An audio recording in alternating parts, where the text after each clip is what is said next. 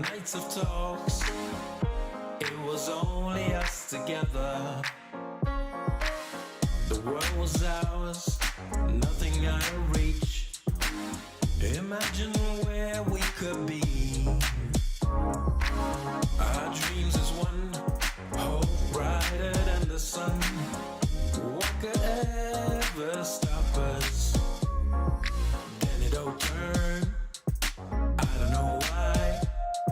Still to this day, I'm wondering why. Will we ever know?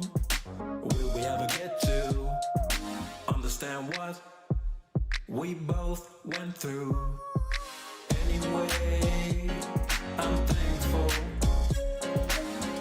for the times I had with you. I just want to thank you.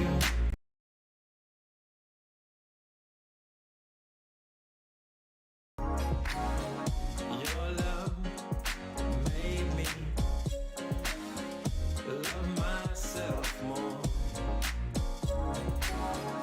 and I could never thank you, never thank you enough.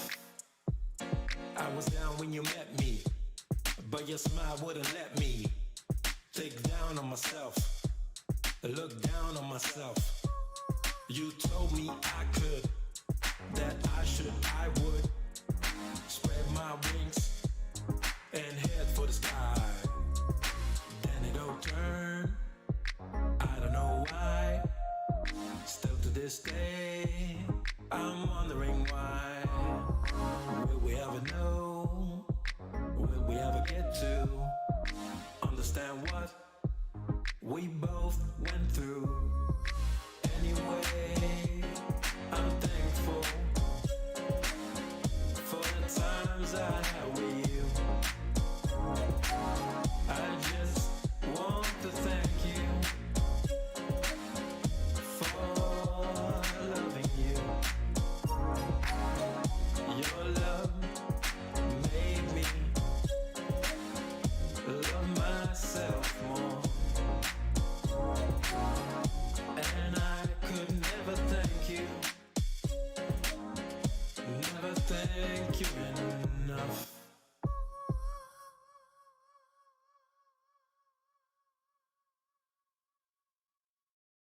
Do not come. Do not come. Okay, this is the most disappointing video I've ever seen. She literally attacked the two things that I like.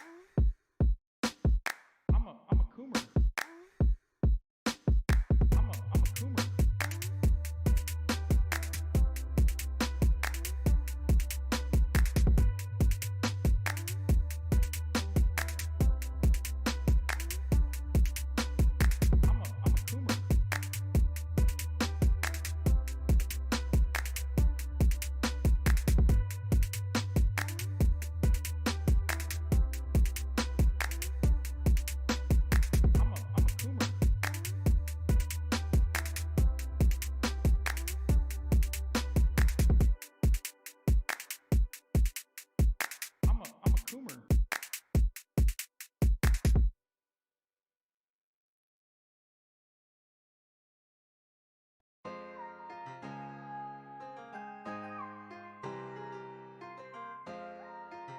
Dojo, not again.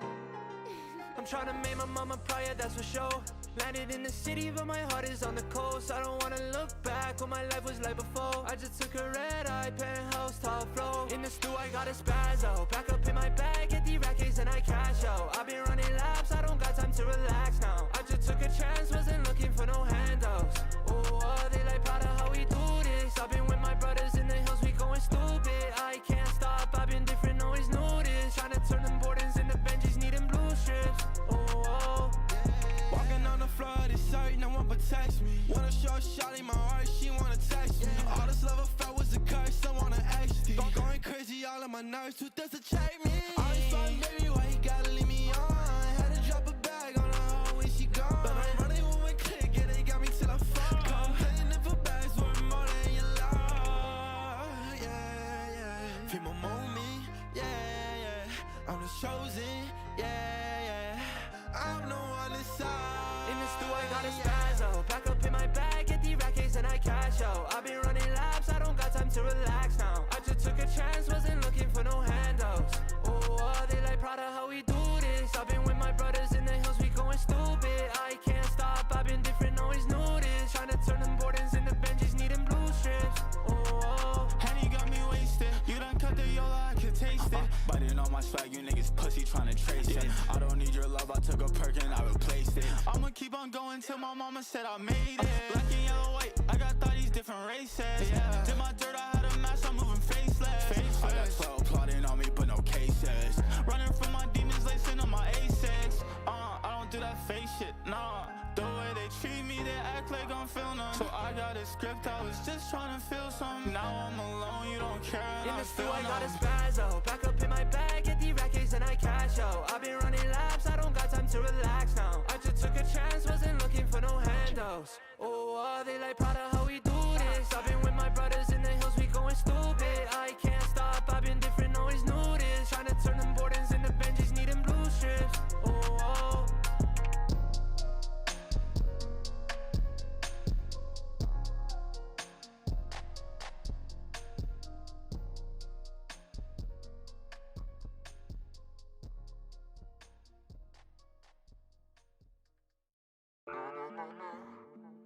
yeah.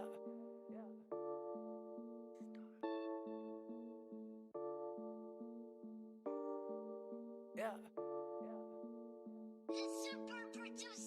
I need a smoke, where the matches. I'm a king, fuck your status. Getting dough, I pay no taxes. I'm a star in all fashions of the word, bro. I'ma flip the bird, bro. Coming through in foreigns and all you hear is skirt, ho. All polo and some white shoes. Funny thing now is I'm a nice dude, but when you cross that line, it ain't the right move. And my tender bitch is what I like news. Oh yeah, can you feel that? I'm giving y'all that real rap. I'ma get the money, make the deal fat. Making hits with a steel bat. The Audi Quattro or that Monte Carlo. Which whip will I whip tomorrow? Got 6 chicks down to sip the bottle. Go coast to coast so you ship the cargo. I don't really know if these people keep it real. I'm just telling all you fuckers how the homie really feel. And I'm looking up to God. Can you tell me what's the deal? I'm just waiting for your answer at the altar where I kneel. I need a smoke, where the matches. I'm a king, fuck your status. Getting dough, I pay no taxes. I'm a star in all fashions of the word, bro. I'ma flip the bird, bro. Coming through in foreigns and all you hear is skirt, ho. Let me get the money, I see you bitches acting funny, can't take nothing from me, nah. Rapping blunts like mummies, yeah. We freed the homie when he caught a bid. I roll around, you can't stop the kid. Truth be told, I'm hot as shit. Just say what up when you spot a kid. Real talk, I'm trying to speak the truth. I stay loyal, bro, it's in my roots. Since 15, I've been in the booth. At 16, I was on the move. Used to ride in that old Chevy. Now we out here show ready. I can see the bull, you're so petty. You can have your shine, my glow heavy. I need a smoke, where the matches. I'm a king, fuck your status. Getting dough, I pay no taxes. I'm a star in all fashions of the word, bro. I'ma flip the bird, bro. Coming through in foreigns and all you hear is skirt, ho.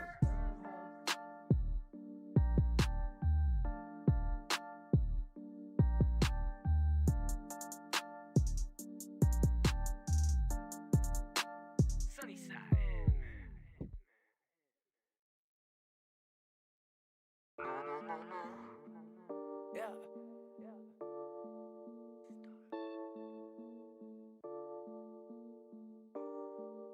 Yeah.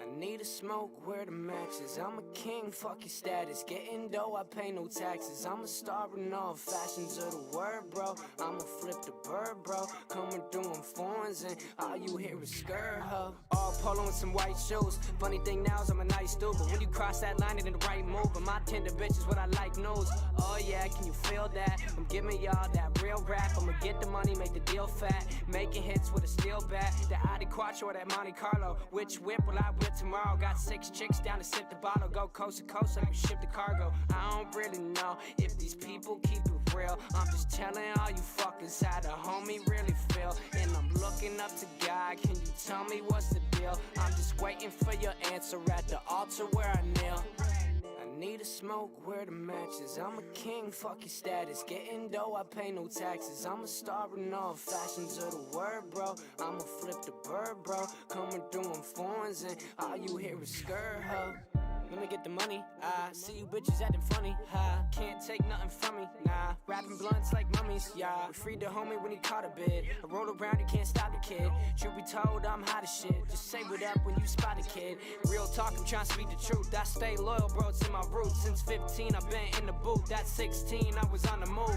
Used to ride in that old Chevy. Now we out here show ready. I can see the bull, you're so petty. You can have your shine, my glow heavy. I need a smoke, where the matches. I'm a king, fuck your status. Getting dough, I pay no taxes. I'm a star in all fashions of the word, bro. I'ma flip the bird, bro. Coming through in foreigns and all you hear is skirt, huh?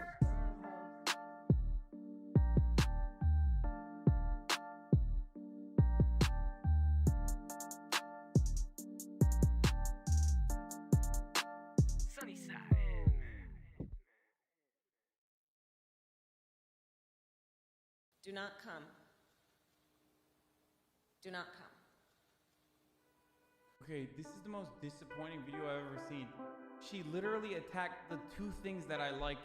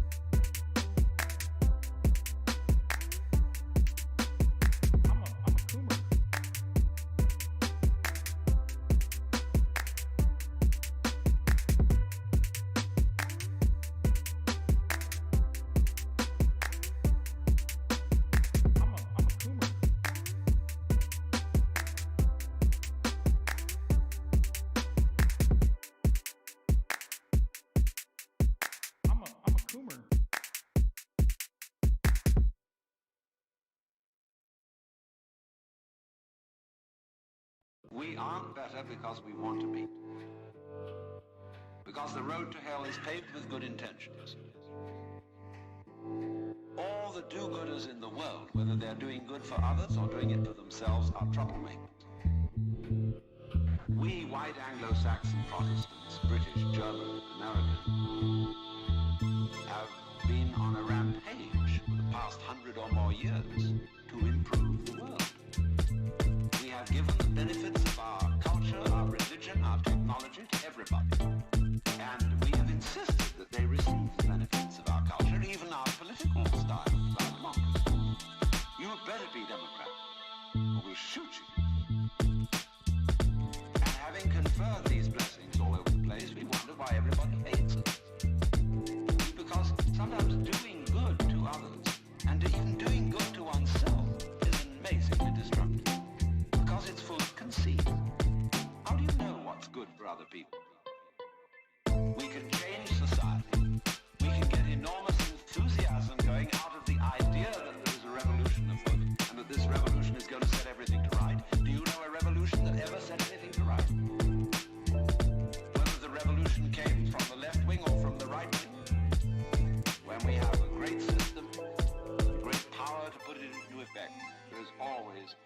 violence, more bloodshed, more trouble. Diabolical things are done in the name of righteousness. We don't change. We're doing the same thing today, but under different names. We can look back at those people and see how evil that was, but we can't see it in ourselves. So therefore, beware of virtue. We aren't better because we want to be.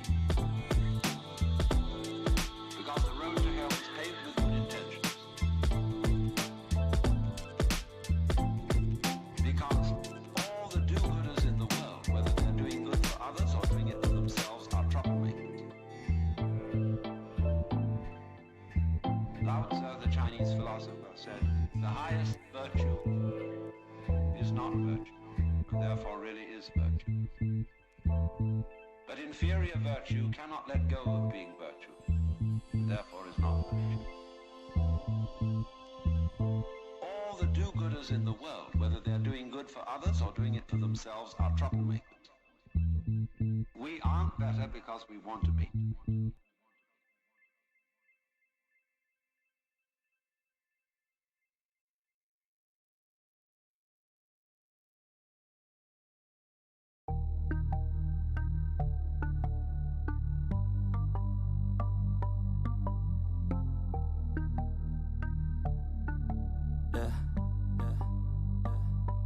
She says that she loves me, she just wants to fuck me. Got me feeling something, got me feeling nothing. Alcoholic junkie, says she thinks I'm funny. Think I might get lucky, spending too much money. She says she wants my necklace, put her on the guest list. Hope I don't regret this, hope I don't regret this. I'm feeling hella reckless, cashing all my checks rich. Hickeys on my neck, shit, she's on the offensive. I do not know my set list, still I'm gonna get lit. Yeah, I have a death wish, live until I'm breathless. I'ma stay progressive, she gon' stay obsessive. Life is so expensive, do everything excessive. I think my brain's defective, yeah.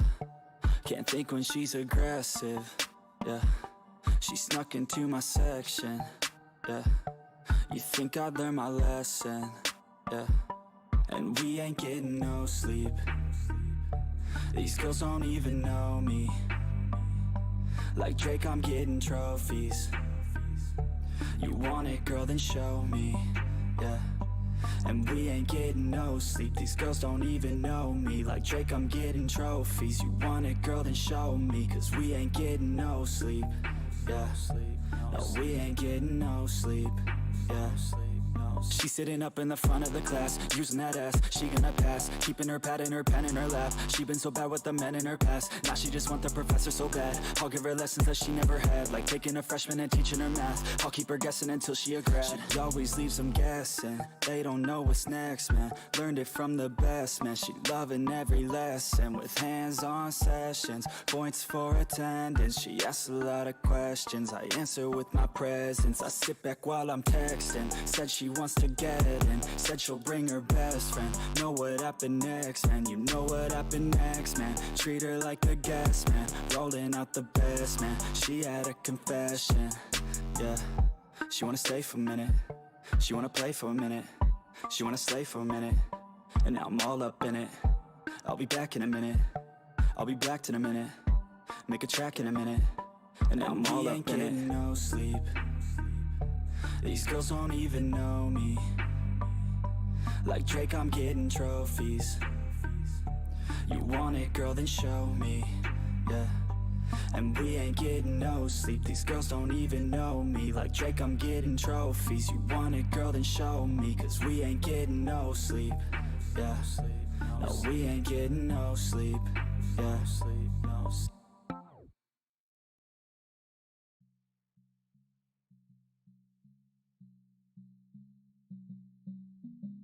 What a fucking liar, dude. What a fucking Weasley little liar, dude. What a fucking Weasley little liar, dude. Holy shit, dude. Holy fucking shit, dude. Literally lying. Still lying to his audience.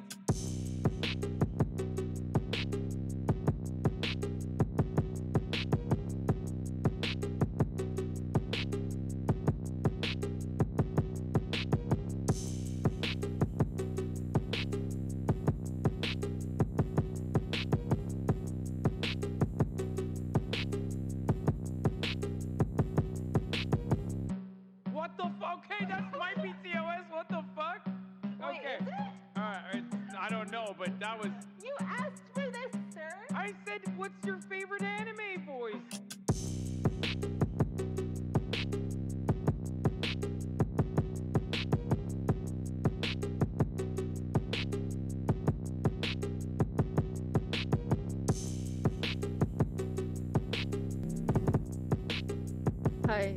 Sorry. I realized last minute that I needed to post for the day, and I had to do that real fast. Hi, hello, what's up, internet? I hope everyone's doing well. I'm pretty good myself.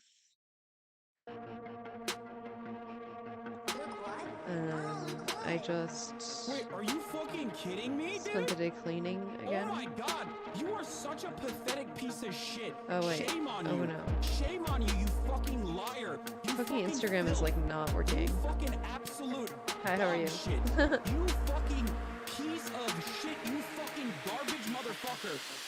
What a fucking liar. What a fucking Weasley little liar, dude. What a fucking Weasley little. Holy shit. What a fucking Weasley little liar. Fuck you, Instagram. Holy fucking shit, dude. Fuck you. You fucking piece of shit. You fucking garbage motherfucker. I cannot believe it. You fucking piece of garbage. You know these motherfuckers are such liars, dude. I fucking... Oh, I despise these people so much. Cool. God, why are you such Nobody's a on. fucking horrible That's what I like to see. monster, dude?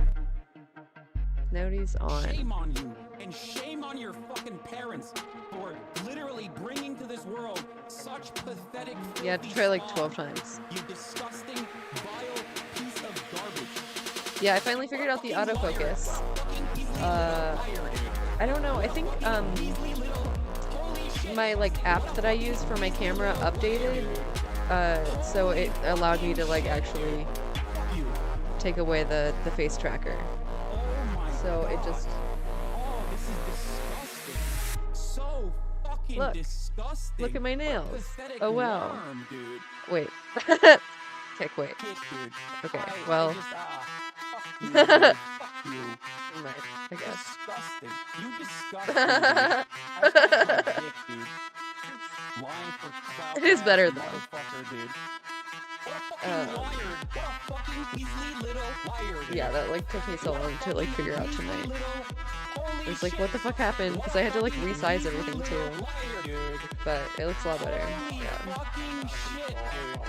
Fuck you.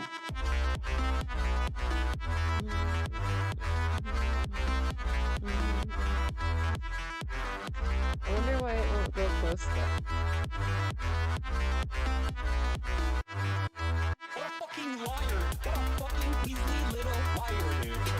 What a fucking Weasley little... Holy shit. What a fucking Weasley little liar, dude.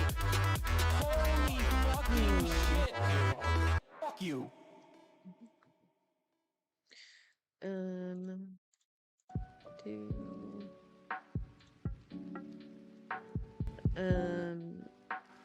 How are you? Are you good?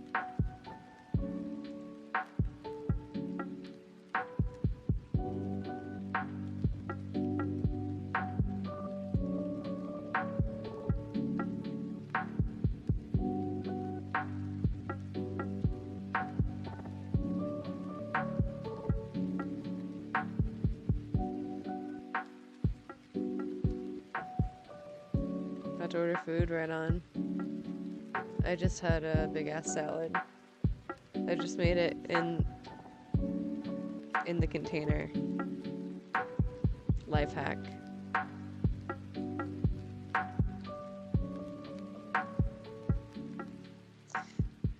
Okay, so we have like so much news that I've been putting off. Things are like so fucked up. But we're gonna get into all of it. Get through as much as we can at least. Holy shit. Shit is crazy. Despair. Yeah, I've just been like, I think I've had like a week straight or more of just like fun only shit. I guess it's time to like peek into the abyss.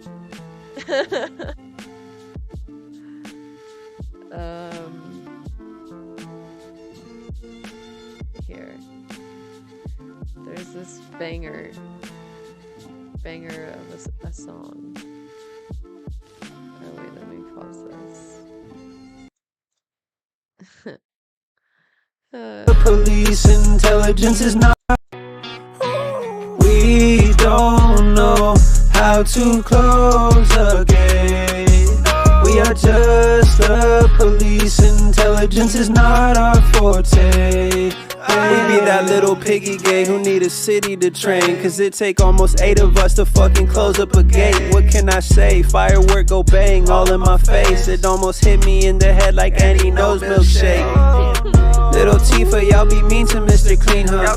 I'm finna back up, call for backup, cause we need them. Maybe if we had like 3 more on the scene, we close the fence. No offense, but I think the fence is resisting arrest. Ay. Someone get my baton, I'm finna beat it for breaking the law. You better comply when I play God, you better comply when I play God. And we finna go crash your music scene, cause y'all ain't playing no Nickelback. Hey, yo, hold up my mans, I'm tryna get the donuts out of your pack. We don't know how to close a gate. We are just the police. Intelligence is not our forte. Not our forte. It's like too short. We don't know how to close a gate. We are just the police. Intelligence is not our forte. We be that little piggy gay who need a city to train. Cause it take almost 8 of us to fucking close up a gate. What can I say? Firework go bang all in my face. It almost hit me in the head like Annie knows milkshake. Little Tifa, y'all be mean to Mr. Clean, huh? I'm finna back up, call for backup, cause we need them. Maybe if we had like 3 more on the scene, we close the fence. No offense, but I think the fence is resisting arrest. Ay. Someone get my baton, I'm finna beat it for breaking the law. You better comply when I play God, you better comply when I play God. And we finna go crash your music scene, cause y'all ain't playing no Nickelback. Hey, yo, hold up my mans, I'm tryna get the donuts out of your pack. We don't know how to close a gate. We are just the police. Intelligence is not our forte.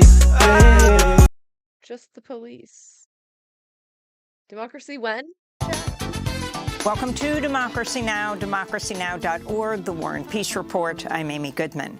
The Biden administration's considering a plan to start detaining asylum-seeking families who were apprehended in the U.S.-Mexico border area after U.S. officials had largely... The sand video lined up perfectly. That's fucking awesome. ended the practice over the past 2 years. The move comes as the U.S. continues to intensify its crackdown on asylum seekers as it prepares to phase out the contested Trump-era Title 42 pandemic policy in May. The rule's been used to expel over 2 million migrants without due process at the southern border. So it's not just a Trump-era policy anymore. Biden upheld that policy.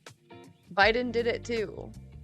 Like, straight up. Shah of the Detention Watch Network said on Twitter, Biden confirming his Obama 2.0 status with this news. I really hope it's a trial balloon that doesn't go anywhere. But if not, they're definitely going to get a fight, she said.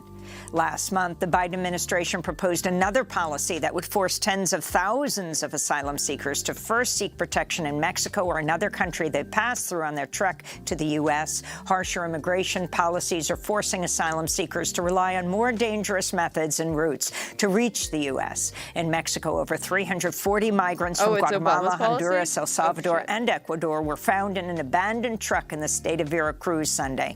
More than 100 unaccompanied migrant children were among the group.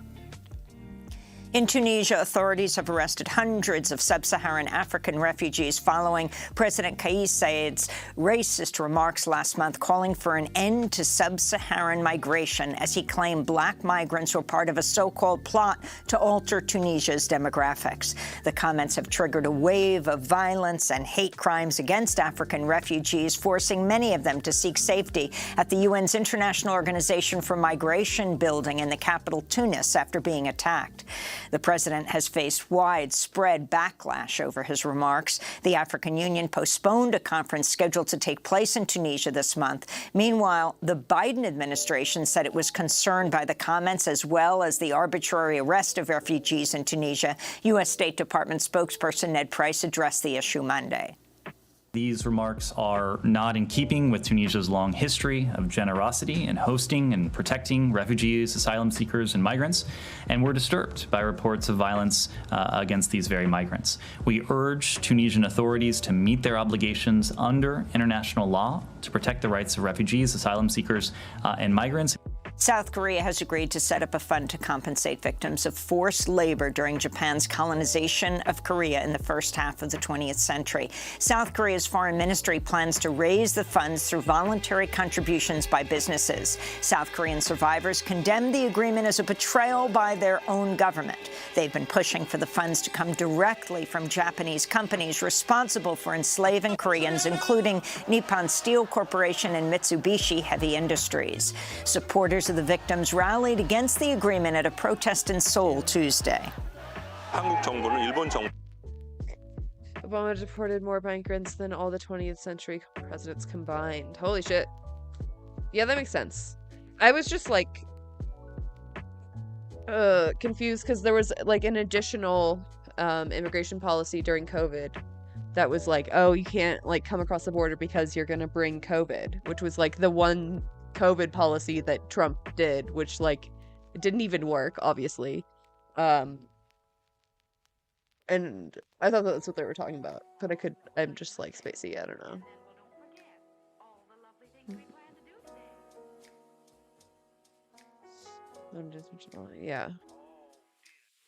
Yeah, he was kind of shitty, it turns out. We condemn the South Korean government for exempting Japan from its responsibility. It should have stood up to the Japanese government and engaged in diplomatic negotiations. Japan should apologize and compensate, but it doesn't make sense that the government proposed compensation in this shameful way without Japan's apology. In Washington, President Biden celebrated the deal Monday as a groundbreaking new chapter of cooperation and partnership between Japan and South Korea. North Korea's government's warned the United States against shooting down any of its missiles. Kim Yo-jong, the sister of North Korean leader Kim Jong-un, said any such interception would be viewed as a declaration of war. Her warning came a day after the U.S. flew a nuclear-capable B-52 bomber over the Korean peninsula in a joint drill with South Korea. What do you mean? Shooting down our missiles would be a declaration of war? Wouldn't it be like the missiles? I mean, I don't want to like do semantics here, but like I don't know. Korean warplanes. Meanwhile, Japan's space agency failed in its debut attempt to launch its new H-3 rocket to orbit on Tuesday after the vehicle's second stage engine failed to ignite. The malfunction destroyed a land observation satellite that was designed to help detect North Korean ballistic missile launches. Great. U.S. House Speaker Kevin McCarthy's Great. What the fuck? Oh, no.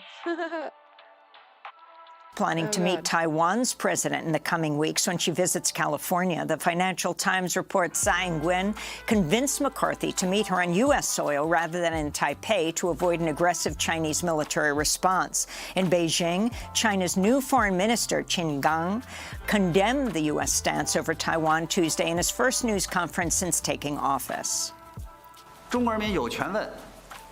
The Chinese people have every right to ask, why does the U.S. talk at length about respecting sovereignty and territorial integrity on Ukraine while disrespecting China's sovereignty and territorial integrity on the Taiwan question? Why does the U.S. ask China not to provide weapons to... What? It's like not the same. It's just not the same. I don't know. I mean, U.S. should just stop intervening in everything, but like, it's a weird comparison. To Russia, while it keeps selling arms to Taiwan. Those remarks came as Chinese President Xi Jinping directly accused the United States of suppressing China's development Monday in what the Wall Street Journal described as a, quote, unusually blunt rebuke of U.S. policy. She said, quote, Western countries led by the U.S. have implemented all-round containment, encirclement, and suppression against us, bringing unprecedentedly severe challenges to our country's development, he said. Ukraine's military leaders have called off plans to retreat from the eastern city of Bakhmut, requesting reinforcements amid some of the heaviest fighting since Russia invaded over 1 year ago. Military analysts say that while both sides are suffering heavy casualties, Russian conscripts and Wagner Group mercenaries are dying at a faster rate. This week, the U.S. think tank, the Center for Strategic and International Studies, estimated Russian deaths in Ukraine have surpassed all its war fatalities since World War II combined, with as many as 250,000 dead and wounded in the first year of the Russian invasion of Ukraine. Damn. A court in Belarus has convicted opposition leader Sviatlana Tikhanovskaya to charges of treason, sentencing her in absentia to 15 years in prison. In 2020, she ran for president against Belarus's longtime leader, Alexander Lukashenko, after her husband, Sergei, was jailed while running for president. She fled Belarus to exile in neighboring Lithuania after the election. In Haiti, the humanitarian aid group Médecins Sans Frontières, Doctors Without Borders, is considering suspending its operations after a series of shootouts at its clinics in Port-au-Prince and other violent incidents as the island nation is increasingly controlled by gangs. Locals are also facing deepening food insecurity and hunger, while medicine and other resources are extremely... Dude, Doctors Without Borders goes to, like, some pretty, like, some pretty risky areas, shall we say. hard to access due to the turmoil. Human rights advocates have documented severe abuses, including sexual violence and hundreds of killings. A new report by the UN says weapons are being smuggled from the United States and ending up in the streets of Haiti. Fighting between gangs has also intensified over the control of territory, forcing families to flee their homes. I was sleeping on the street. I came back this morning and I see that things are still the same. Are you going to leave the house permanently? I have no place to go. I have no place to go. The Biden administration is considering a plan to vaccinate millions of chickens against avian influenza. The plan comes amidst the worst outbreak of the viral disease in U.S. history, which has killed tens of millions of domesticated chickens, turkeys, and ducks, along with countless wild birds. It's been blamed for thousands of sea lion deaths in Peru and has sickened... The chicken looks so silly. It's not funny. It's not a funny story, but that chicken was cute as fuck. And killed dozens of other species, raising fears it could lead to community spread among humans. In Georgia, prosecutors have charged 23 forest defenders with domestic terrorism charges after their arrests late Sunday at a festival near the site of Cop City, a massive police training facility being built in the Weelaunee Forest. The arrests followed clashes between police and protesters Sunday afternoon. On Monday, Atlanta interfaith clergy members joined activists calling on Mayor Andre Dickens and other city officials to cancel the $90 million Cop City project. To ignore the cries of residents, the city of Atlanta moves to destroy the nation's largest urban forest and replace it with the largest militarized police training facility in North America. And may I add that in the face of the violent raid that took place last night, as city residents gathered in solidarity to defend this forest, that is an example of the militarization that we are calling out. In Ohio, yeah, this shit is so fucked up. You know, shout out to everyone doing as much as they can to delay this project. We don't need, like, massive fucking, like, training facilities to further militarize the police, like... The training they're doing isn't, like, de-escalation. It's not that. It's never that. Norfolk Southern has agreed to a limited plan to relocate residents of East Palestine affected by the February 3rd rail disaster, which caused a massive release of vinyl chloride and other toxic chemicals. Local activists with the group River Valley Organizing called the move an important first victory, but said in a statement, quote, "Bottom line, this is not enough. A 1-mile radius for relocation doesn't reflect the facts on the ground that this chemical disaster has had a far-reaching impact. We need to stop letting Norfolk Southern put their profits ahead of the people of our community," they said. And in Minneapolis, environmental justice advocates are appealing to Minnesota's state legislature and Supreme Court for relief after city councilors voted 7-6 to demolish a warehouse on a former Superfund site in South Minneapolis. Residents of the East Phillips neighborhood and surrounding communities fear the demolition of the Roof Depot site would stir up toxic chemicals from a site known as the Arsenic Triangle, and have proposed turning the building as an indoor urban farm and community. The fucking what? The Arsenic Triangle? Jesus Christ. Business hub. Last month, over 100 Minneapolis police swarmed the site and arrested 8 activists who'd occupied the space to prevent its demolition. This is Cassie Holmes, a resident of the nearby Little Earth housing complex, which is home to many Native Americans. The way I found out about this site was that I had lost my oldest son, who was 16, to a heart condition he wasn't born with.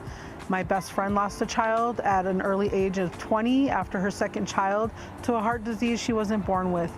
We lost friends to asthma attacks, and we start learning about how toxic the air is in our community, and then so we wanted to create a green space with green living, green jobs, green training, and it was going to be at this site right here, but the city threatened eminent domain. They got the site, and what they want to do is break down, demolish this building, which is encapsulated arsenic, and everything that they want to bring in is just going to create a lot more toxic pollution for our already over-toxic community. And those are some of the headlines. This is Democracy Now!, democracynow.org, The War and Peace Report. I'm Amy Goodman. We are all Amy Goodman. HBCU students, very proud of them, standing up for what they believe in. Let's put it up for a mass. These students do not like how the city of Atlanta engaged in this dynamic called Cop City. I'm going to explain why I stand with them. And for full disclosure, I am an HBCU professor. Morehouse students are joined by Spelman students and faculty to protest Atlanta's Cop City, fearing how it will be utilized to perpetrate the targeting of Black communities. Now, you may be saying, well, Doc, how is that possible? How can a training facility be the catalyst for targeting Black communities? Do you know what is at the training facility, or at least proposed? Well, they're going to build a few things. Shooting range, opportunity to kick in doors, also an apartment complex, a fake one. The irony of it, they're building a fake apartment complex so that police can learn how to better run into apartment. How about they build a fake school? How about a fake school? And arrest you, or perhaps kill you if they need to. This is hella ironic, given the fact that one of the greatest contributors to crimes in Atlanta is affordable housing. So instead of building a real apartment complex, you spend millions to build a fake one. See, this is why students are outraged, because that makes no policy sense whatsoever. If the dynamic of affordability and having a place to stay is a contributing factor to the criminality we are talking about, why would you ever give money to a fake structure and ignore the real structure that could have been built? There's more. The $90 million training facility for fire, police, and emergency first responder has drawn a slew of criticism from police reformists and environmentalists. Two different tracks of protest here since the idea was first proposed in 2015. Up to this final approval by the Atlanta City Council on October 2021. Now, let me say this for the record because some people will conflate if I do not. The current mayor of Atlanta, Andre Dickens, he's not the one who spearheaded the project. He was not mayor at the time. Keisha Lance Bottoms was mayor at the time. She made some right decisions as it relates to the police, and I think she made some wrong ones. City council, however, approved it. Mayor Dickens was on the council at the time of the approval. He is now the mayor. He has said pretty clearly that the city did a bad job going to the community first. He has attempted to reconcile that afterward by announcing the formation of a committee to oversee the process of Cop City and a few other things. Maybe a little late, but we'll see. Morehouse College junior and student activist Calvin Bell III said, and I quote, "This investment will inevitably be increasing policing," which in my opinion is not synonymous with protection for communities such as the West End, especially when policing is infested with racist and classist history. You see, Calvin is correct. He's correct not only in sentiment, he's also correct in statistics. Hiring more cops does not decrease your criminal element. Chicago has more cops than ever before. They are making more arrests than ever before, and their crime is still out of control. Why? Because you cannot arrest yourself out of a socioeconomic dysfunction. Your public safety model and your policing model are different. Policing is a small dynamic within the context of public safety. But we have conflated the two, unfortunately. Morehouse College, poli-sci professor. Yeah, and it's like the number one like sap on resources. Like police receive most of the funding when we also need to fund like libraries and education and stuff like that. Literally affordable housing. I saw a tweet that was like the only affordable housing that the US has invested in the last 5 decades is prison, which is like way too fucking real. Andrew Douglas had this, put it up. One of the more outspoken faculty members took to Twitter to say, struck by how city leaders just can't ever bring themselves to acknowledge that police protect profits and property, not people. That ATL is the most economically unequal major city in America, and Cop City is meant to protect that inequality. He is correct. Per capita, city of Atlanta, or any major city, has the greatest difference between those who have and those who have nothing. He is correct on that assessment. The city of Atlanta is doing something that many cities do. I don't care if you have a progressive brand or not. You know who are true winners here? The developers getting the $90 million. You see, they're the ones not mentioned in these stories of public officials adopting legislation that nobody was pushing for. Nobody was checking for a Cop City. Nobody was pushing for Cop City. Nobody said, we must have a Cop City in Atlanta. There's more. Cop City is bringing a military tactic vibe to Atlanta communities, calling for shooting ranges, large scale shooting ranges, crowd suppression techniques, running up into apartments, etc. According to the city, their first responders will be trained on de-escalation techniques, mental health, community-oriented policing, and crisis intervention training, and receive a civil rights history lesson. You can do all of that without that damn $90 million development. Let's put the picture up. So you mean to tell me in order to give cops a civil rights training, how to de-escalate, how to engage thoughtfully in a mental health paradigm, you must take all of this property, destroy all of this forestry, and enrage all of these citizens for this to happen? Doesn't make sense. Atlanta Police Foundation also disputes the construction's lending to police overreach and aggression, as well as environmentalist claims that vital tree species will be wiped out for construction. This is an overhead rendering of the facility. Atlanta Mayor Andre Dickens also backed Cop City construction and even tried to convince the protesting Black students that it is good This is so fucking ominous, dude. Coming to a city near you. Motherfucking Cop City.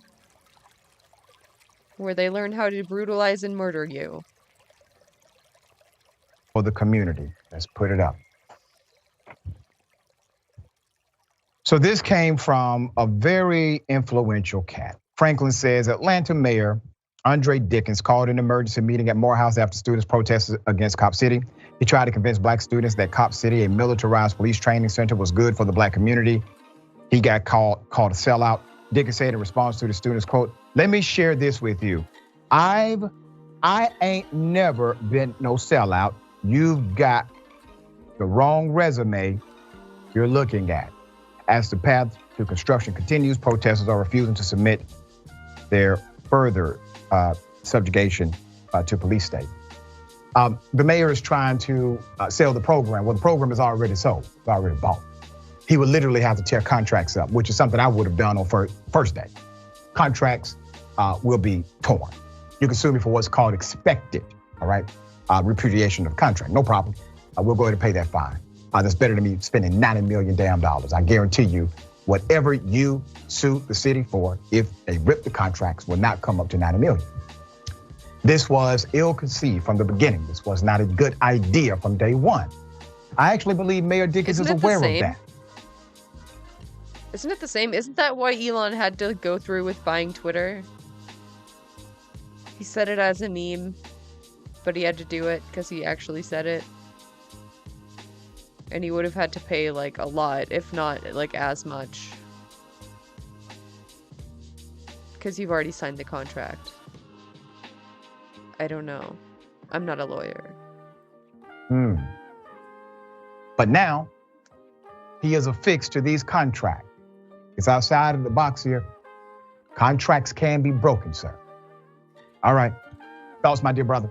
I think this is just gross. I mean, to spend $90 million on this thing on a cop city, what we need is a civil rights city or a community city or a constitutional rights city. And until police can prove that they honor those, there's no reason to build a militarized training facility in the middle of Atlanta. I mean, maybe, look, I'm all in favor of police and fire and rescue having proper training.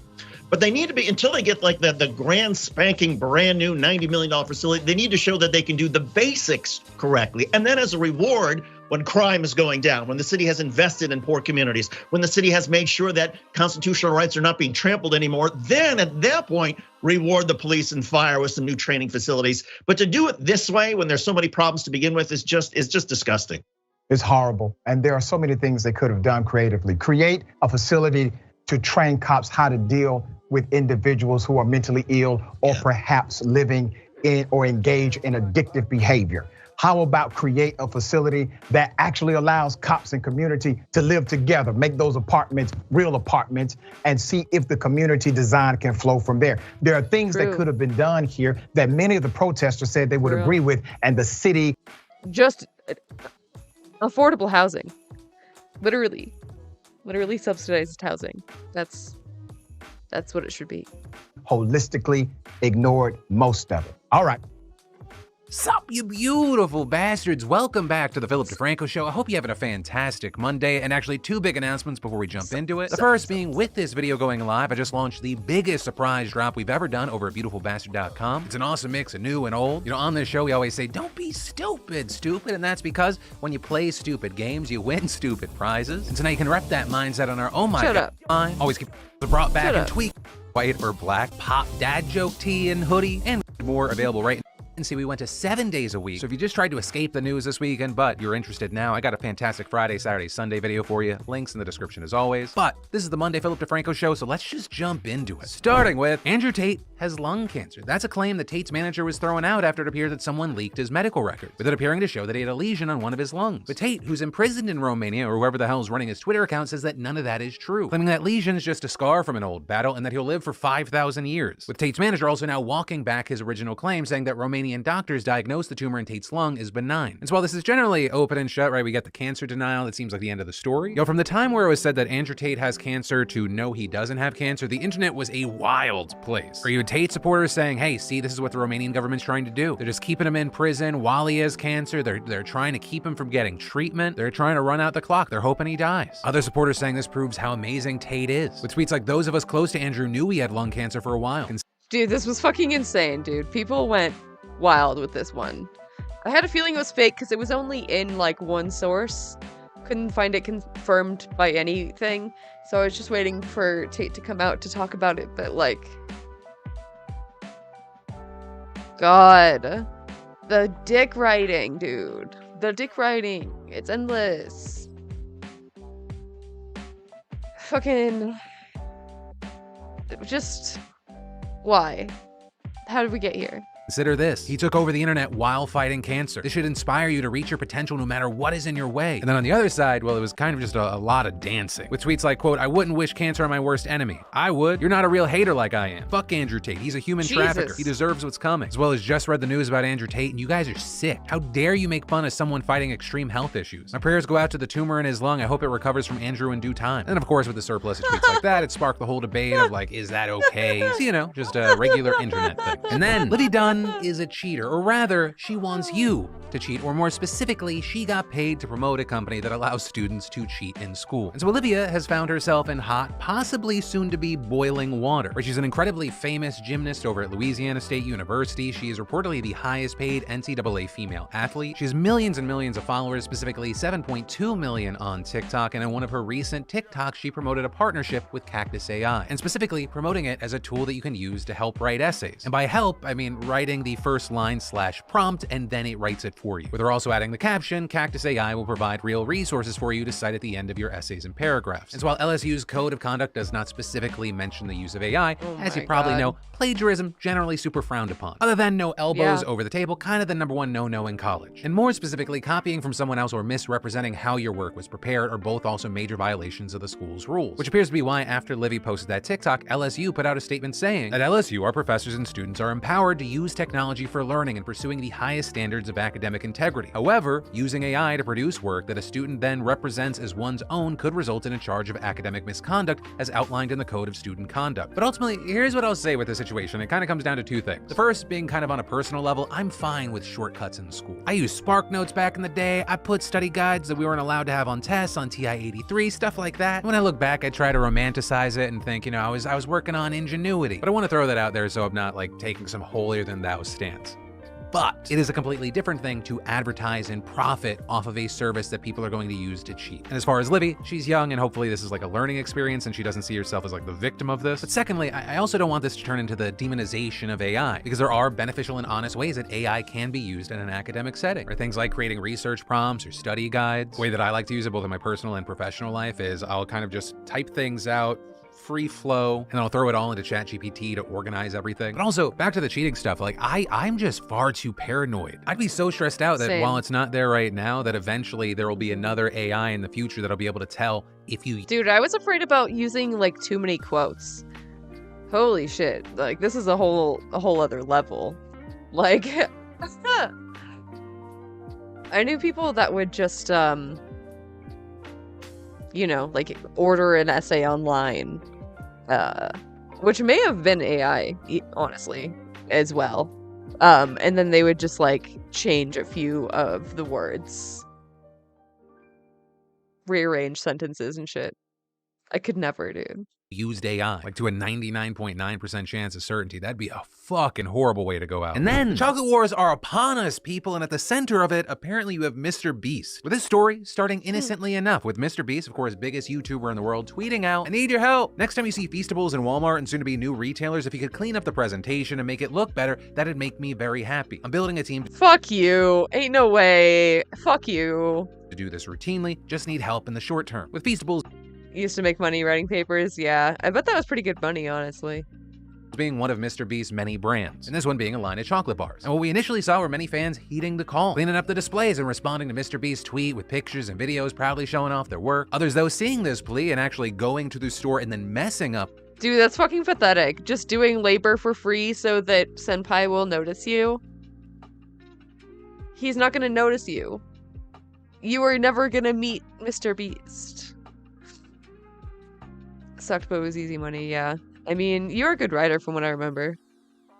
Up the Feastables displays. But then it got to the part where there is now a controversy. It led to Mr. Beast tweeting in a now deleted tweet. And while you're at it, if you want to maybe move some Hershey's bars and make sure Feastables has plenty of space, I wouldn't complain. With that, we saw people taking issue for two reasons. The first is that you have one of the most public figures in the world asking his fans to mess with his competitors. And secondly, you have people questioning the timing of this because right now Hershey's is actually receiving some backlash because they included a trans woman in their advertising. Though, and this could be my bias speaking, I highly doubt that's why Mr. Beast tweeted that. Like, he's out there trying to be as brand friendly as possible. I don't think he would want to touch that controversy with a 10-foot pole. Many fans have pointed out that Mr. Beast has actually been clowning on Hershey's as a competitor for a while now, which is also, I think, why a lot of people were just kind of angry about the general call to action. Or some saying that Chipotle. Nice. Enjoy. Jimmy invented a new brand of capitalism. With tweets like, it's fascinating to get some of that fucking queso. Their queso is so fucking good. It's way too good, dude. Watch the stage of capitalism where people are honored to do free labor for rich people that don't care about them because they feel some kind of connection and loyalty, like a dog wanting a treat, only the treat is an imagined feeling of connection. Which I will say personally, I think that is the most negative way you can look at it. Like for me, I think the only bad part is the now deleted tweet. Even if it was a joke saying mess with the competitors, because there are going to be a lot of people that take that at face value, right? And that's kind of the promotion of destruction. But the other stuff of, hey, could you clean it up? Mr. Beast says that he is currently building a team to do this, and in general, at times it is fun to feel like you're a part of something, even if you're just a fan. You know, yeah, I'm an online creator, have been for like 15 years, but I've also been a fan of certain communities and a part of certain communities where I've just done stuff to feel like I was a part of it. Like Jimmy's not forcing people to do anything. He's not shaming people for not doing it. But hey, this is the Philip DeFranco Show. He's not forcing them, but I mean, he is taking advantage of their goodwill to just like make a cleaner presentation, which like, yeah, he should have already hired people to handle it. There's no excuse for him to have not hired people to handle, like, resetting. Like, that's fucking insane. There's literally no reason. Like, he should at least, like, be giving these people, like, shout-outs or something. Like, I don't know. That's a story, some of my opinion, and I'll pass the question off to you. Whether you agree or you disagree with me, let me know what your thoughts are in those comments down below, and I'll extend this, of course, to the rest of the show. Because this isn't supposed to be just a news show, it's also a conversation. And then, Alec Murdaugh is a cold-blooded killer. That's what the jury unanimously decided with their guilty verdict in his double murder trial. And actually today, we're now seeing jurors speaking out and giving insight into— It's always the husband! It's always the husband, dude. To their verdict. But also first, to give context to those who weren't like following every step of this, you have a guy, Murdaugh, who's the head of a century-old legal dynasty in South Carolina who's been accused and now convicted of murdering his wife Maggie and his son Paul, with the prosecution saying that his motive was to gain public sympathy and distract people away from his financial crimes. And since we last talked about this, Alec himself actually took the stand and testified, appearing to break down in tears as he described finding his dead family. Saw what y'all have seen pictures of. Can I have some water? But despite this emotional testimony, one damning piece of evidence hung over his head, and that was the Snapchat video. It's a video taken by Paul, and it puts Alec at the crime scene just minutes before the murders, contradicting his original story that he never went there, instead saying that he slept and then drove straight.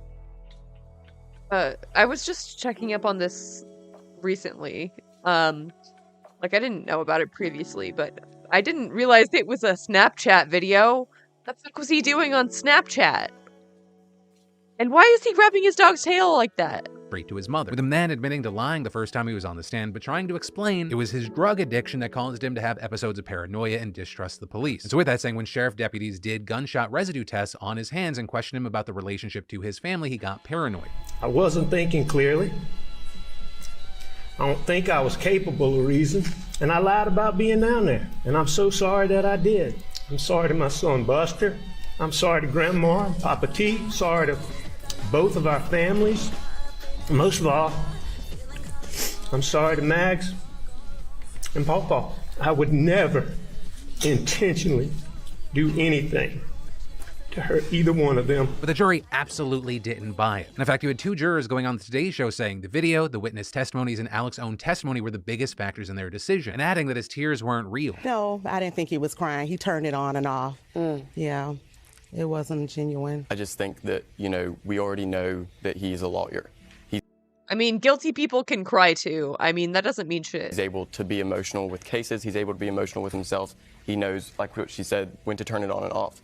So I think that we were kind of able to read right through that. But also, keep in mind, those are just jurors. They don't really know how to get inside the mind of a murderer, which I guess is why we're lucky to hear from an actual expert on the matter, O.J. Simpson. I am not qualified to really say if the guy did it or he didn't do it. But from what I've seen, do I think it's more likely that he did it? Yes. But more likely equals reasonable doubt. But for now, that's where we are because, this situation's not technically over. Alec has now been sentenced to life without parole, but his defense... What was that, OJ? What was that? Pepe La.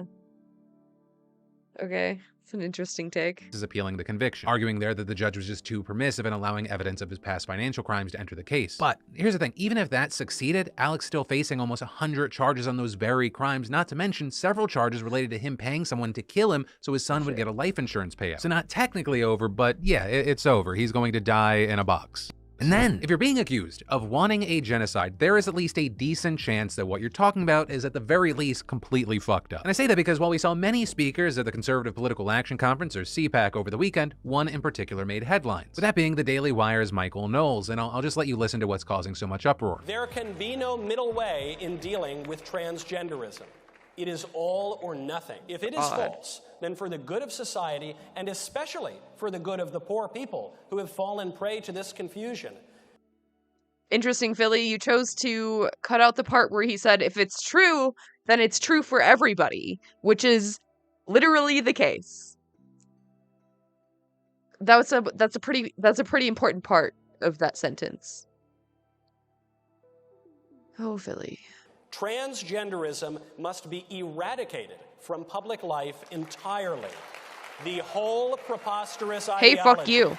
At every hey, get level. fucked. So you get a lot of people seeing that and going, damn, that sounds downright genocidal. With trans activist Erin Reed writing, they are dehumanizing us, a necessary step to bringing about that elimination. Though with this, Knowles argues that he can't possibly be genocidal because in his view, transgender people don't even exist. Or the argument is that it's just a delusion, so there are no transgender people to commit genocide against. This despite every credible medical organization agreeing that transgender people are real and gender-affirming care is effective. But the thing is, conservatives are going to keep pounding on this drum because it's a winning issue for them. Right, I mean that, yes, with talking points, but also legislation. You may not know this, but this year we've seen the biggest onslaught against LGBTQ people yet, with over 350 anti-trans bills being introduced in at least 36 states as of last month. That's double what we saw last year, and we're only a couple of months in. And then, violent protests are continuing in the battle over Atlanta's so-called Cop City. So we last talked about this on the show back in January. But for some quick key background here, there have been ongoing demonstrations against the construction of a $90 million, 85-acre police training facility, aka Cop City, with many of the activists fighting against this project being environmentalists who want the woods where the campus is being built, which is one of the most significant green spaces in the region, to be preserved, with also others protesting against the site over concerns that it will encourage militarizing policing and police forces. According to reports, groups who oppose the complex began organizing after it was authorized by the Atlanta City Council back in 2021, but the protests and tensions between demonstrators and police have really escalated in recent months, especially after a 26-year-old activist was killed by the authorities. Now there, police say that the activist actually opened fire first and injured a state trooper, but some protesters have called for an independent investigation. But all of that brings us to yesterday, where we saw the latest standoff, which was the second day of a planned week-long protest against the complex. But in a press release, the Atlanta Police Department claimed that things escalated when, quote, a group of violent agitators used the cover of a peaceful protest to conduct a coordinated attack on construction equipment and police officers. According to the police, the agitators changed into black clothing and entered the construction area and began to throw large rocks, bricks, Molotov cocktails, and fireworks at police officers, and adding that the agitators destroyed multiple pieces of construction equipment by fire and vandalism. Right now, it's unclear if anyone was injured, though the department implied that no officers were hurt, saying in a statement that the illegal actions of the agitators could have resulted in bodily harm. And all in all, 35 agitators have been detained so far. And a very key thing here is that the police also said that 23 people were arrested and all were charged with domestic terrorism, with Georgia's Republican Governor Brian Kemp issuing a statement this morning condemning the violent activists who, quote, chose destruction and vandalism over a legitimate protest, yet again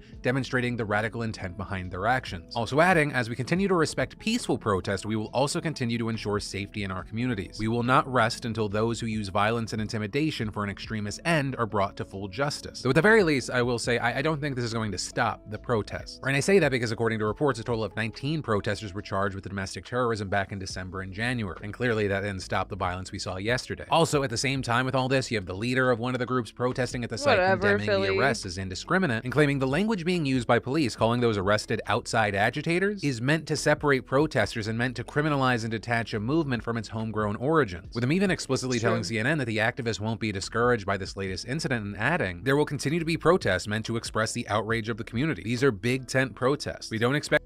I mean, the peaceful protests have literally kept this delayed for about a year now, so it is working.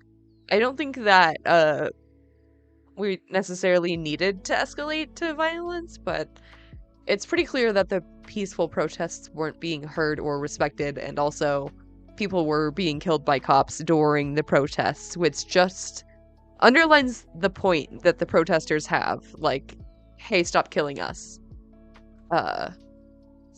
It's literally the most basic thing. Expect incidents beyond standard civil disobedience. And then things in Israel are absolutely crazy right now. Because there's the whole, normal state of affairs we've seen there over the past few years, but right now it's extra crazy because of an impending judicial overhaul. And we've touched on part of this recently. It's where you got Netanyahu and his pals pushing through a bill that would, among other things, fundamentally change how the court system and the Supreme Court work in Israel. With the key thing being it puts the ultimate power to appoint judges into the hands of the legislature instead of the courts and gives them the power to overrule the Supreme Court. And ever since it was proposed, there have been absolutely massive protests, and this weekend was no different, with at least tens of thousands of Israelis taking to the streets across the country for the 9th straight week. With these proposals unpopular across all segments of society, ranging from students to all 10 living former Air Force chiefs. And they actually just published an open letter to Hello, Cultivice. Welcome in. How are you? Netanyahu saying that the law and the protests that it sparked are impacting the readiness of Air Force officers. It's also not theoretical or kind of like forward thinking. Dozens of pilots from the military reserves already announced that they're joining the protests rather than going to training. And even before that, reservists from an elite intelligence unit announced that they were also not going to do parts of their reserve duty in protest to the law. And the reason I mention them specifically while you also have That's base as fuck. Oh my god. Rare. Incredibly rare. Maybe the first IDFW. Tens of thousands of people in the streets, because this is a nearly unprecedented move in a country that largely takes its military and reservist service seriously. And even prompting Netanyahu to tweet out this photo from when he was conscripted with the caption, "When we're called for reserve duty, we always turn up. We are one nation." That's unlikely to sway the reservists and the Babysitting a cute dog. Oh my god. Aww. Give it a pets for me. public at large, as the stakes are just seen as way too high here. So what we're seeing is that now there might be a sliver of hope, with President Isaac Herzog, remember he's kind of just the figurehead, saying that Netanyahu's right-wing ruling coalition and opposition parties are nearing an agreement that would tone down the reforms, and adding, there are behind-the-scenes agreements on most things. They make sense and they are reasonable. But as far as what those changes are, right now, we have no idea because they're playing it very close to the chest. And keep in mind, this is at the same time as opposition leaders are putting out a less I did see a headline about this, but I didn't get a chance to look into it at all.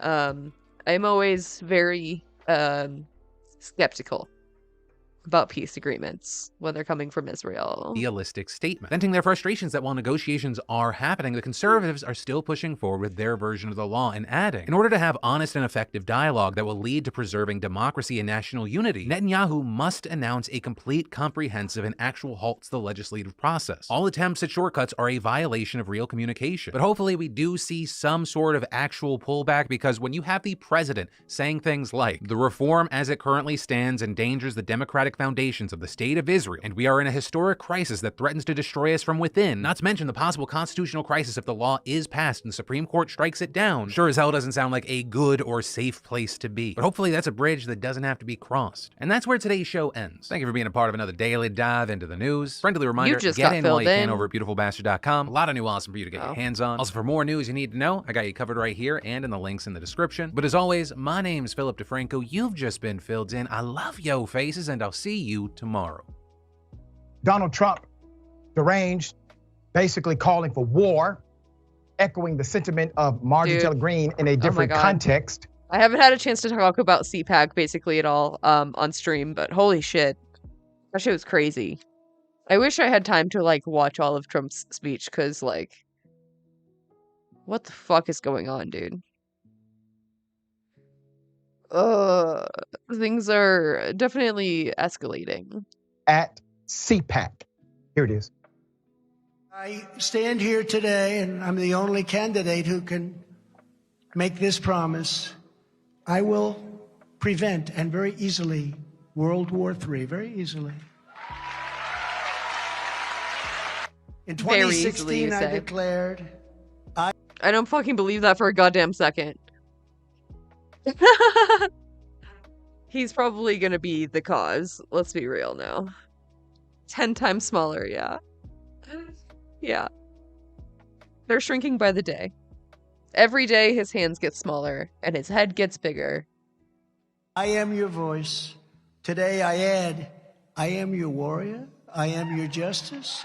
And for those who have been wronged and betrayed, I am your retribution. I am your retribution. Not going to let this happen. Not going to let it happen.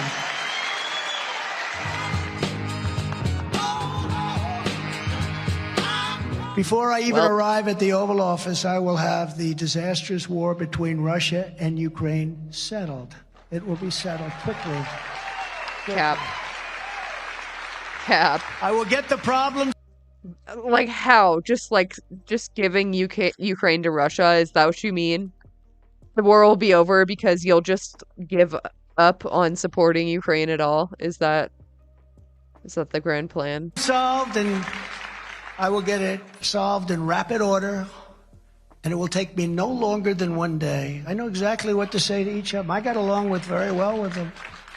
This is the most dangerous time in the history of our country, and Joe Biden is leading us into oblivion.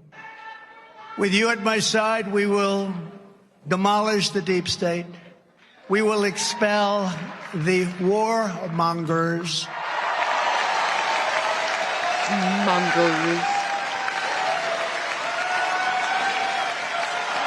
Yeah, Trump famously never mongered a war in his life. Definitely didn't increase tensions with basically every nation. Definitely not. Definitely didn't bow down and suck on the boot of every dictator in the world.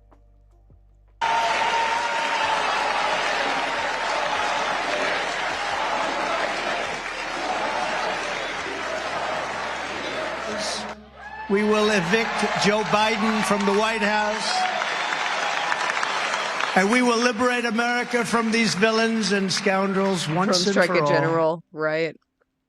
I have more video, but let me highlight a couple of dynamics here. Number one, when he said the way he would do it is very easily, and the crowd goes wild. That's not a strategy. That is not a methodology. That is not a political policy. That is not a political directive. That is not a governance directive. But the crowd went. Trump is basically like a chatter right now. He's like, I would have won that game easily. Oh, God. Wild. Also, he said, if you've been wronged or betrayed, I want you to know who he's talking to. You've been wronged or betrayed. I am your retribution.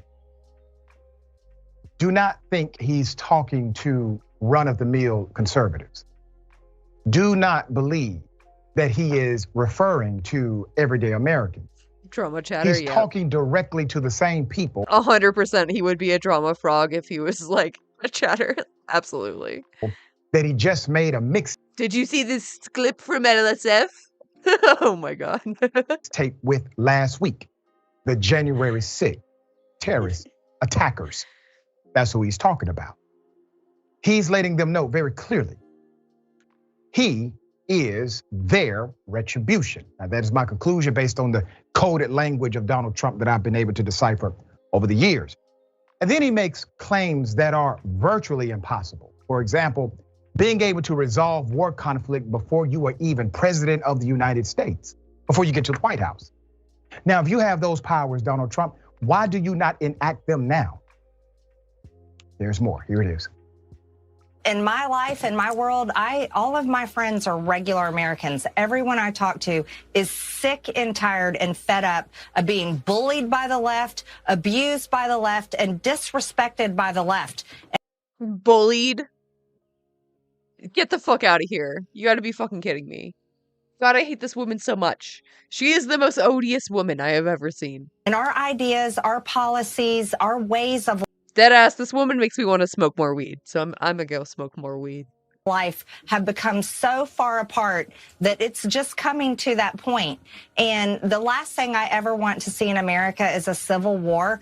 No one wants that. At least everyone I know would never want that. Yeah. But it's going that direction, and we have to do something about it. We're also a nation, a crumbling nation. We're a nation in distress. Our government is in complete failure. Over $34 trillion. We are on the verge of default, and we have to do something about that. Yeah, not elect Donald Trump. He's the reason why we have a record debt. Here's the thing. When Marjorie Taylor Greene first said those words, I was right here and I said to you, do not believe that Marjorie Taylor Greene is saying something that will be a one-off. This will be part of a strategy moving forward. And Marjorie Taylor Greene did not come up with this sentiment herself. She is now part of the extremist machine. Try to shield yourself from the brain rot. Honestly, no. Like, do you remember, Cabin in the Woods? Where it was the stoner who was immune to all the, like, mind control techniques? I feel like that. It also, like, dumbs me down to a level where I can understand, like, their thought process. Like, yeah, I feel it. The Trump machine is a messaging dynasty. Now, all of a sudden, Donald Trump, number one, by a long shot in the Republican primary. As I've explained before, if mainstream Republicans continue to jump on this primary bandwagon, it will create an atmosphere similar to 2016. Donald Trump is damn near guaranteed. Brain must be smoothed out temporarily so the rot slides off. Exactly, dude. Fucking exactly. A Republican victory in the primary. Why? Because he doesn't need the majority of the Republican voters. If you look at the numbers, first time he ran, he never received the majority of the Republican vote in the Republican primary. Most primary voters voted against Donald Trump. His success was rooted in one dynamic. He was able to consolidate a significant number of individuals per state, making him the winner overall, because the other Republicans could not consolidate a base and they split it. Donald Trump consolidated a base, continued with that methodology, and because there were so many Republicans running, the other side was split. It's called a plurality. And that's how you win in a plurality election. They are setting the stage again for this to happen. Let me give you the background. Trump made an unlikely boast, saying that he would be able to do this before he arrived in the Oval Office. He will have the disastrous war between Russia and Ukraine ended. I know what to say. Trump threw red meat to the base, additional border wall construction, and a massive increase in border patrols to stop the flow of illegal drugs. One day, voting with paper ballots, a crackdown on trans rights and gender affirmation surgeries. He replaced his false claim that he won the 2020 election by a lot, when in fact Biden beat him by 7 million votes. So he repeated those false claims. But this was before a cult-like crowd. I'm going to explain to you why it was cultic, okay? Saturday's event was a warning against Democratic complacency and indicated that Trump is down, but not out. And that just as in 2016, history could take a perilous turn. We have no choice, he said, in a startling contrast to Biden's pleas for unity. Warning, this is the final battle. He concluded, we don't do this, our country will be lost forever.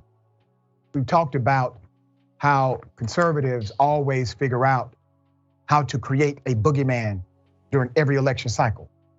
This is a very effective strategy, obviously. Once again, he's presenting an element of fear. Fear is a great motivational tool in the arena of elected politics. But he also said something else that's quite telling. He warned against Democratic complacency. democratic complacency. You see, he has created a framework that is a contrast between the two variables, Democrats and Republicans. When have you heard Democrats talk about do not give in? Do not give in to Republican complacency. You don't. We're still talking about let's be bipartisan. Let's come together. Let's create unity. This is a different era. 1992 perhaps, but we are no longer in 1992. Yeah, I mean, it's no news to me that Trump is living in a post-truth world. There is no, like, truth. There are no real facts in Trump's brain. He's not operating on the same plane, if you will. Donald Trump is well aware of the stage. I don't think President Biden is. And the desperation is here. People need good policy. You would never get that from bad people. All right, my dear brother, thoughts here. Well, Dr. Rich, I'm so glad you started that you mentioned the math in there because you're right. Between 25 and 30% of the vote, that's all Donald Trump needs, just like in 2016, in order to win a string of primaries and essentially make the nomination his. There is a couple differences, though, and that is, and I don't want to talk so much first about substance because Donald Trump was all about charisma in 2016. And in my view, regardless of whether you agreed or disagreed with him, he was one of the most charismatic politicians we have had perhaps in 100 years. I think he's lost something on his fastball and his curveball and his changeup. I think it's a little bit, 2016, he made a lot of people across the spectrum laugh. Now it doesn't feel so funny. There's a sort of a seriousness, there's a dourness to Donald Trump. It doesn't seem like he's having as much fun. So I think that's a big strike against him in a general election, but in a Republican primary, you're right, he doesn't need that much in order to win. And the idea of using fear, of creating a boogeyman, that's how Fox News is able to get a lot of viewers. That's how the far right media is able to get a lot of viewers, is they make people so afraid. And then along comes Fox News or Donald Trump and says, I'm gonna help you. I'm gonna guide you through this. We're gonna be okay. And you feel like you're sort of addicted to that. It's a very dangerous approach, but I think that is the era that we're in now, where there are significant political dangers, both with the Donald Trump resurgence and also whether you're talking about Marjorie Taylor Greene and the sort of the mainstreaming of this idea that somehow we should have a national divorce. Yeah, the national divorce is scary. I don't like that. Don't let them fool you. It is a civil war. There's no way around that. They're using the same rhetoric, like states' rights. So it doesn't look great. And it also isn't better that Fox News is trying to mainstream Ron DeSantis. Like, he is, I think, equally as much of a threat. Don't understand the national divorce thing. Yeah, that was a Marjorie Taylor Greene thing. I forget where or when she said it. I think it was a couple weeks ago.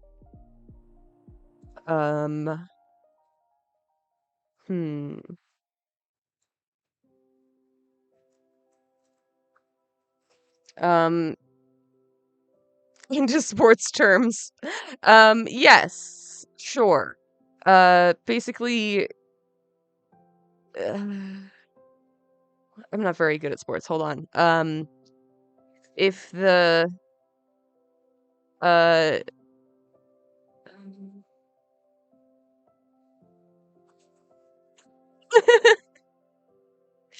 let's say the Cardinals never wanted to play insert another what's California's fuck? I don't know sports at all. I don't think I can. I may have lied.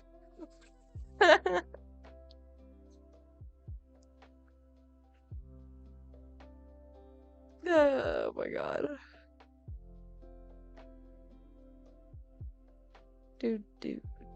Was it in a tweet? Where did she say this?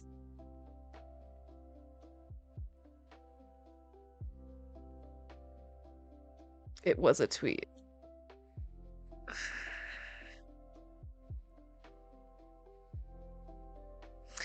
Why the left and right should consider a national divorce. Not a civil war, but a legal agreement to separate our ideologies and political disagreements by states while maintaining our legal union.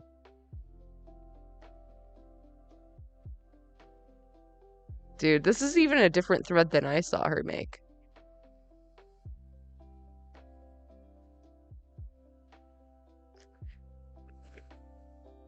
Definition of irreconcilable differences. Inability to agree on most things or on important things. Wow, that's compelling. We don't agree on things. Democracy is when we make different nation states because we don't agree.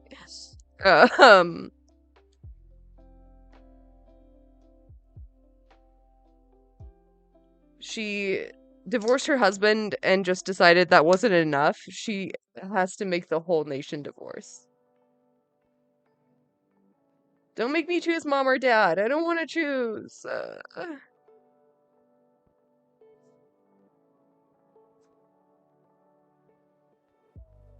She's literally like writing this like a divorce lawsuit. She's so deranged, dude. Dude, she fucking went off on this. Holy shit. Holy shit. This is so long. What the fuck? She's so crazy. God damn it.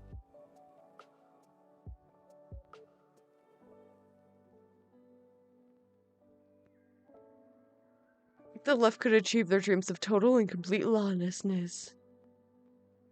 Cap, dude. Anarchy? Now?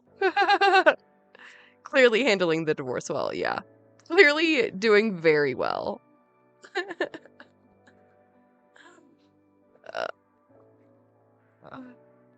These are crazy ideas that once upon a time would cause people to say, you know what, Marjorie Taylor Greene should be accused of treason. But now, a lot of Republicans, they agree with her. Yeah, they call her a patriot. It's insane. We look now at the growing conservative attacks on transgender people and the LGBTQ+ community. At this weekend's CPAC meeting, that's the Conservative Political Action Conference, a number of speakers drew alarm with their transphobic comments, including former Trump advisor Sebastian Gorka, who warned Democrats who support trans rights are, quote, mutilating boys and girls. Right-wing Republican Congressmember Marjorie Taylor Greene vowed to reintroduce a bill called the Protect Children's Innocence Act that would make it a felony to provide gender-affirming health care for transgender youth. Another speaker was Daily Wire host Michael Knowles. If transgenderism is false, as it is, if men really can't become women, as they cannot, then it's false for everybody, too. And if it's false, then we should not indulge it, especially since that indulgence requires taking away the rights and customs of so many people. If it is false, then for the good of society, and especially for the good of— Hey, get absolutely fucked.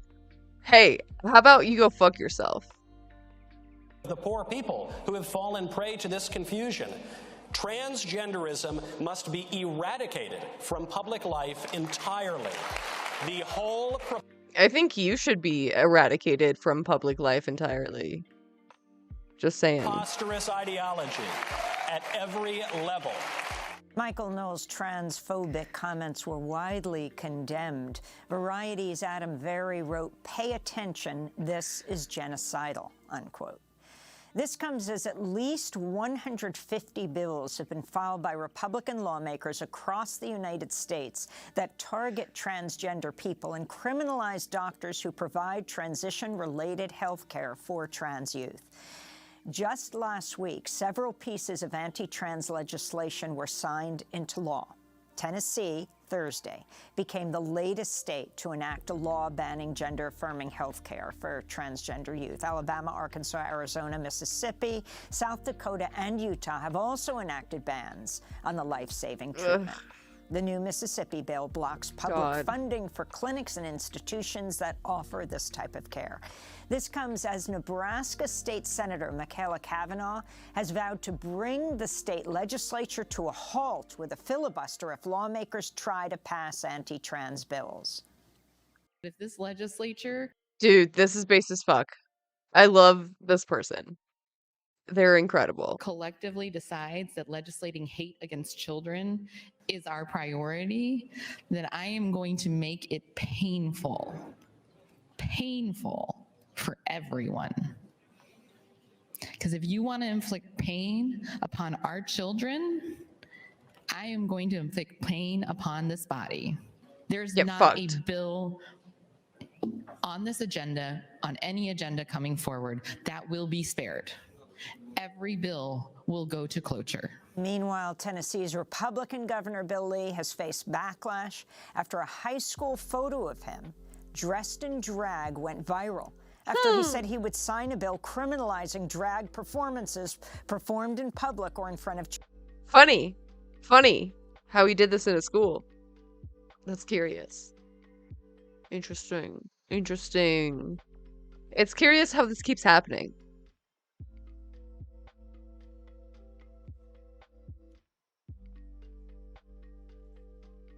Just a little bit of projection, maybe? Maybe a little bit of religious trauma. Children. Nationwide, at least 14 bills have been introduced targeting drag shows. In Montana, the House endorsed a bill that, barring anyone under age 18 from attending drag shows, even after emotional testimony from one of the legislature's first openly transgender members, Representative Zooey Zephyr. The bill purports to be about drag, and let me start by saying what drag is. Drag is art. Drag is beautiful. Drag is important to my community. My community and the rest of the LGBTQ community. There were comments about people who had gone 30 years ago to drag shows and saw adult-focused experiences. There's questions as to why are children coming to them now? Well, I'll tell you what happened. We lived through the AIDS epidemic. We lived through people trying to disallow our marriage. We adopted children. We grew up.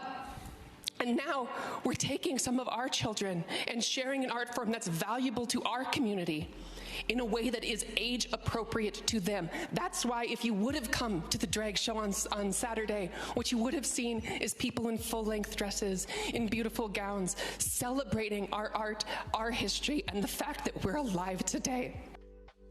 For more on all of this, we're joined in New York by Chase Stranger, Deputy Director for Trans Justice with the ACLU LGBTQ and HIV Project. Chase, welcome back to Democracy Now! Talk about what happened in Tennessee and talk about what's happening across this country after that very powerful testimony.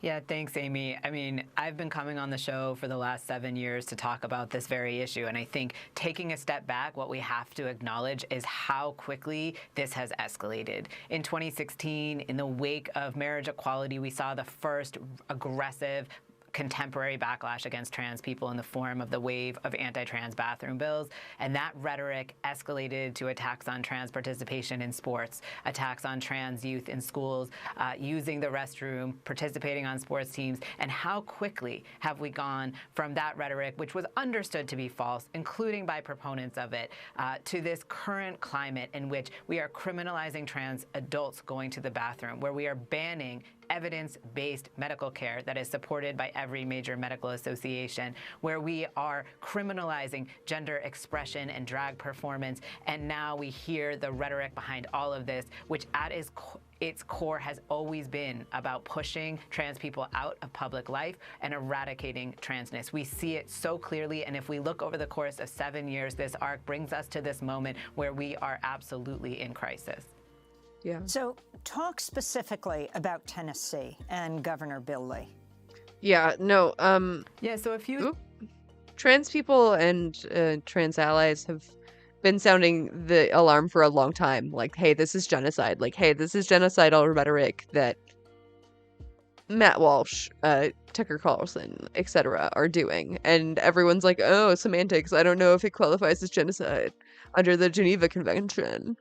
But no, it does, and it has been. So here we are. If you could have just like listened to people who are having these experiences, maybe you wouldn't be so shocked. I don't know. Things have happened in Tennessee, and I will say Tennessee has often been...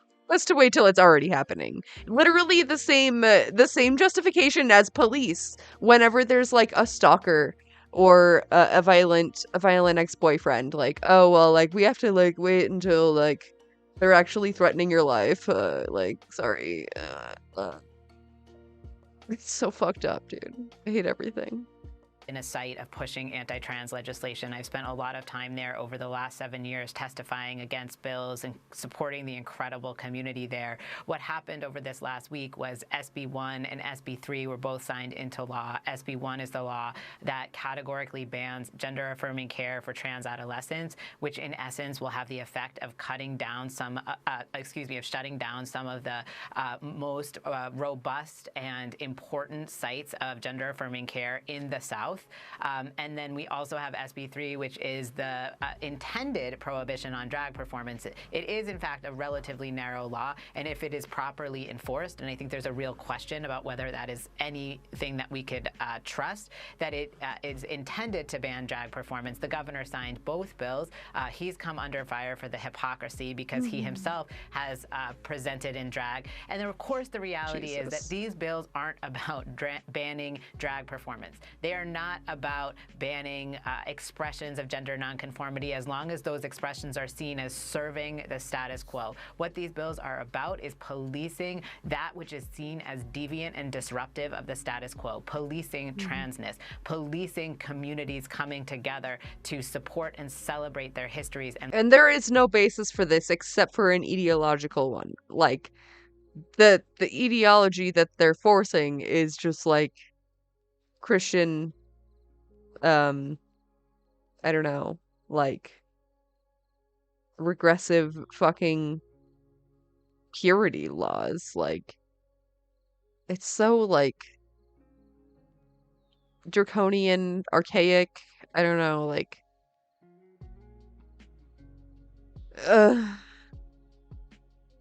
like there is no ideology behind like transness. Like, there is no transgenderism. Like, there are just trans people who exist. Like, and legacies. They cannot be understood as separate from the many attempts to ban curriculum connections to historically accurate movements of resistance. This is a part of a national effort to cut off communities from their histories, whether those histories are histories of drag, whether those histories are histories of other resistance. We have to understand the bans on drag performance as central and connected to the bans on what we're seeing in the curriculum, what was categorized as so-called critical race theory. And in fact, these two movements, to ban drag and to ban so-called critical race theory, which is really just the banning of accurate history, came from the same sources. These are dynamic processes coming from the right. They're designed to control and regulate our bodies and our understanding of our lineages. And the fact that Bill Lee himself is shown in drag? I mean, I think the fact that there's so, I mean, look at Rudy Giuliani, look at President Trump. Drag is something that is wide-reaching in its experience in the world. Some of it is done in a way that's based in mockery. Some of it's done in a way that's based in celebration. There is no such thing as an easy and simple way to police gender nonconformity, except in a way that targets communities that are already under assault. I think it's very clear that in every instance of what we're seeing in state legislatures, we can identify the hypocrisy. We have lawmakers who consider themselves pro-life who are introducing bills that would punish abortion with the death penalty. We have individuals who are claiming that they are concerned about protecting children when the leading cause of death among children is death by firearms, and that they are focusing their energy on cutting off health care, removing children from loving homes, banning drag performance, and doing nothing to prevent the actual harms that are coming to our children at a time when, by the way, there is substantial evidence that our young people are facing significant mental health crisis across the country. And that crisis is not born of the fact of their transness. It is not born by the fact that they are connecting to their histories or they have more diverse experiences. We know that that's not the reality. The reality is that young people have more anxiety. They've been living in a pandemic. They have witnessed gun violence for the entirety of their lives. And we have real problems when it comes to what our young people need. And we are legislating in areas that are designed to eradicate populations, to harm young people. And the hypocrisy is staggering.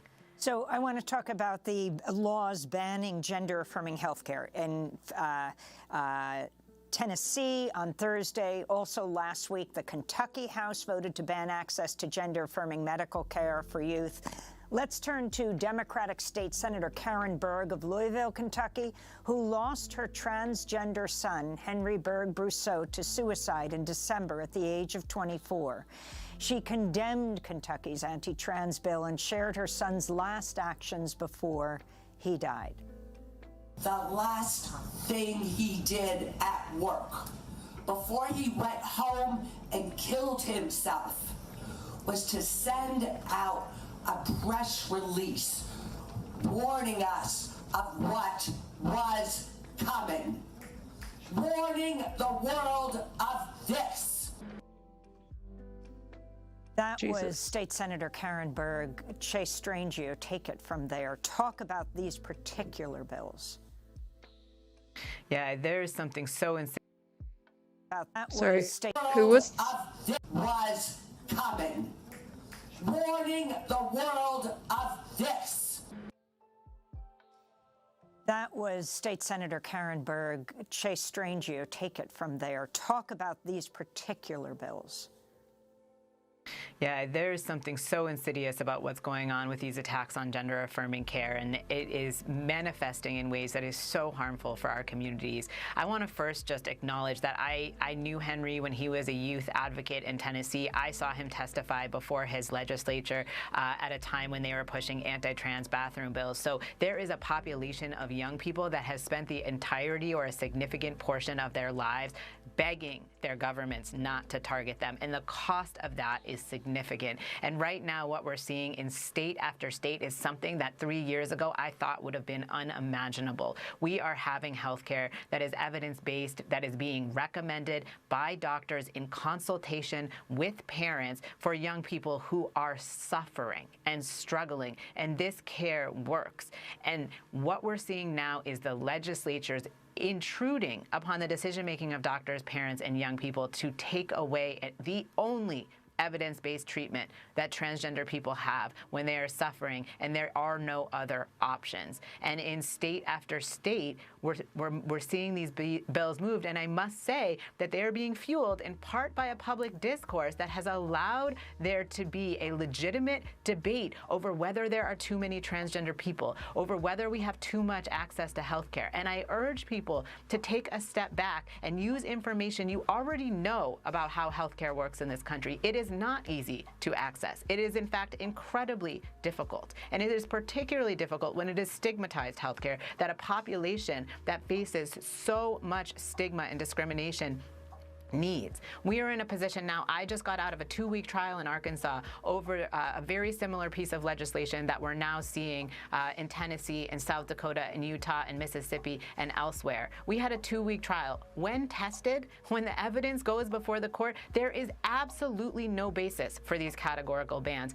And we should be concerned for everyone if every time a group of lawmakers believes that it is a conspiracy for a group of people to thrive, that they start taking away our health care with nothing more than ideological opposition and unverified accounts of things that are simply not happening. We've seen it with abortion, and we're seeing it now with trans-affirming healthcare, and this is a crisis for our communities. Families are fleeing their states, but they don't know where to go. And I just want to say, too, oh, sorry, go ahead. Go ahead. That we've heard a lot about, this is about children. This is about protecting children. First and foremost, these bills harm children.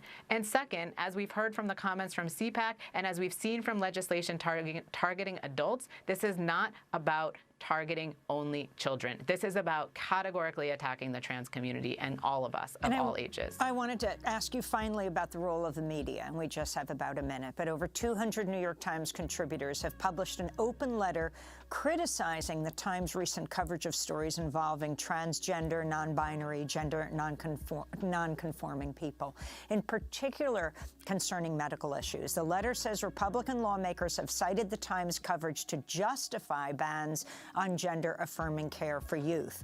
In response, the top editor of the New York Times has defended the paper's coverage of trans issues warning journalists that such public criticism will, quote, not be tolerated, unquote. GLAAD has accused the New York Times of, quote, irresponsible biased coverage of transgender people going back more than a year. Chase, can you just summarize this debate? Yeah, and it is not going back more than a year. This is going back more than 7 years by my count. And we have in the last 8 months, I think, 15,000 front page words over just the question of whether trans people are getting too much health care. There is an effort to identify a conspiracy of health care rather than understand the very powerful forces that are at play to try to attack and destabilize the material conditions of trans life. They are asking the wrong questions. They are asking questions that are infused with bias, that are informed by a global set of imperatives to attack not only trans people, but bodily autonomy and gender nonconformity more generally. And I think this coverage is abhorrent. And I think the idea that they will not tolerate criticism is quite a statement coming from the paper of record, when absolutely we need robust discussions. But there is a lot to look at in their coverage that shows that their entry point is one of bias, not one. What's up, Keevers? Hi, how are you? I've been looking for, like, the last thing that Henry Berg wrote, but I can't find it.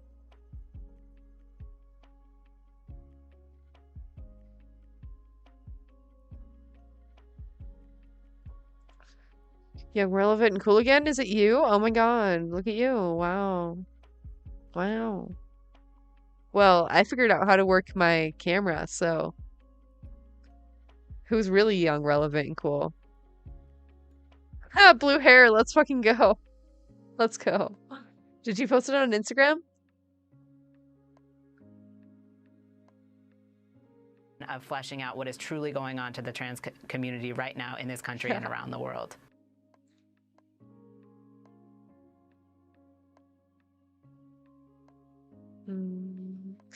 Dicing my hair right now. Fuck yeah. Hell yeah. I was thinking about doing my hair like a blue-green too. You know, why not? I don't really want to bleach it, so it won't look that good, but I still want to. I can't decide if I want to do just like a little bit or all of it.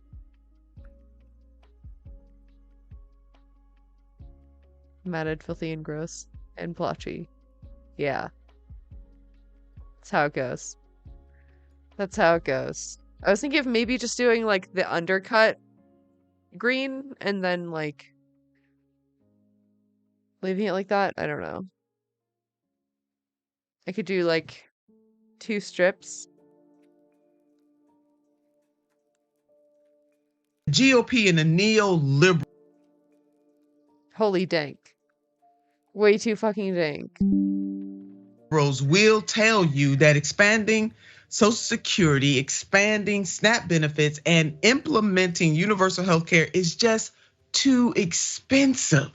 But when it comes to their first love, and it's not the people, it is the military-industrial complex. They will do anything for that lover. Let's put up this headline. Congress approves $858 billion with a B. Military budget, $45 billion more than requested by Biden. Now, do y'all see why this is messed up America? Are you with me on this? Can I get an amen on this? $45 billion more than what was requested was given. Congress approves $858 billion military budget. And most of this budget is not benefiting our enlisted men and women. It is going to these contractors. Do you hear me, America? There is something wrong with the soul of this country to allow people to go hungry, to deliberately allow. Again, because they cannot be consulting with their constituents, because if they were, they would know that all is not well. And this next headline, US aid commitment to Ukraine, largest since US war in Iraq. To quote the urban poet Tupac, we got money for wars, but we can't feed the poor. Timeless words from the urban poet. Got money for wars. We seeing this in real time right now, not yesterday, not 2 years from now. Money for wars, but cannot feed the poor. In total, Congress has approved more than $112 billion with a B in aid to Ukraine. And Biden has promised more. He let them know. I mean, he was over there, flew over there, but didn't come to East Palestine. And he let them know, hey, we got more money for you. You see what the problem is, America, is that you cannot take care of everybody else and neglect the people at home. Now, in the Bible that I read, it says charity starts at home and then spreads abroad. And you ain't got to be religious or spiritual to understand that concept. For those of us who've ever flown on an airplane, you know what the stewardesses, they tell us right when they giving us that visual, they checking us out, they making sure you seat belted and everything, and they say the following to you: should the mask come down? Now, we hoping that it don't come down. It probably will not come down. We gonna make it from point A to point B, most likely. But should it come down, put the mask on yourself first before aiding somebody else. Can I get a hello somebody or an amen on that? For every dollar that is sent over to our Ukrainian sisters and brothers and family and friends, we ought to be spending $2 over here. Is that too much to ask? But these geniuses are gonna let these programs that were giving people a lift, they're gonna let them expire. Because see, the people that are hurting the most right now, they were hurting before the pandemic. But these folks don't give a damn, America. They just don't. I mean, I hate to be the bearer of this kind of news. Yeah. But you gotta know by their actions and how they're spending our money that they don't give a damn. We need to make some new decisions, America. As Jackson said, 2024 is fast approaching. We need to make some new decisions, all right? All right, we're gonna keep up on this. We need to be raising hell. We should be out in the streets right now, like France. Jesus, we too complicit in our own demise. Sup, you beautiful bastards. Welcome back to the Philip DeFranco Show. Damn, so fucking true. God, I love Nina Turner. Oh my God, she's a waste. We're too damn complicit in our own demise. Shit.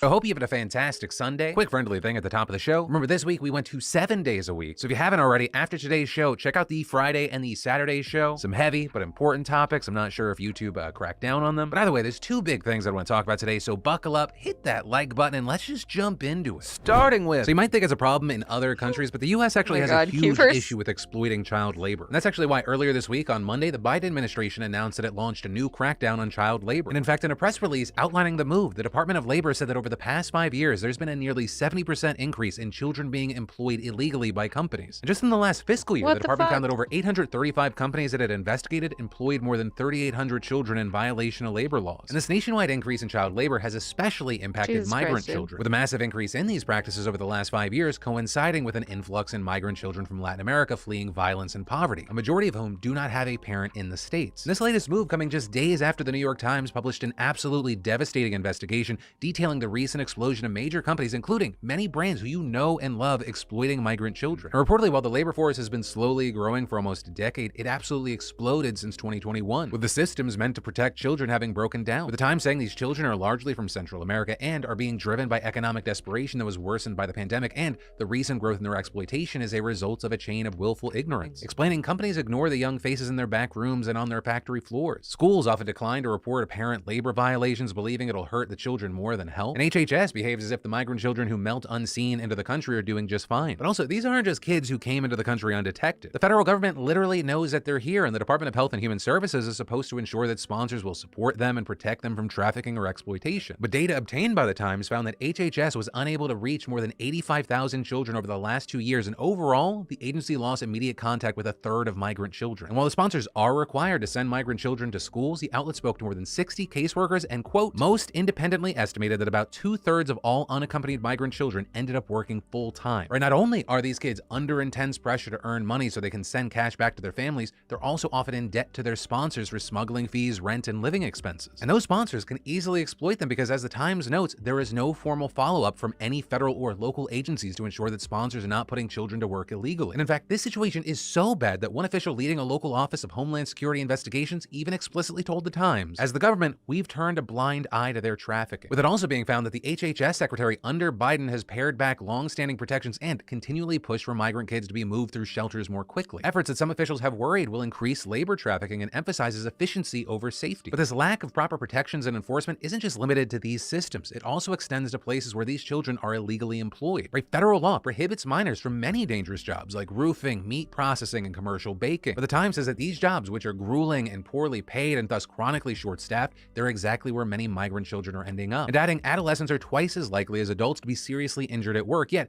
recently arrived preteens and teenagers are running industrial dough mixers, driving massive earth movers, and burning their hands on hot tar as they lay down roofing shingles. And adding, unaccompanied minors have had their legs torn off in factories and their spines shattered on construction sites, but most of these injuries go uncounted. And if you go through the report, I'm going to link to it down below. Holy it includes fucking so shit. many horrifying and What the fuck, Philly? You can't just drop that. Holy shit.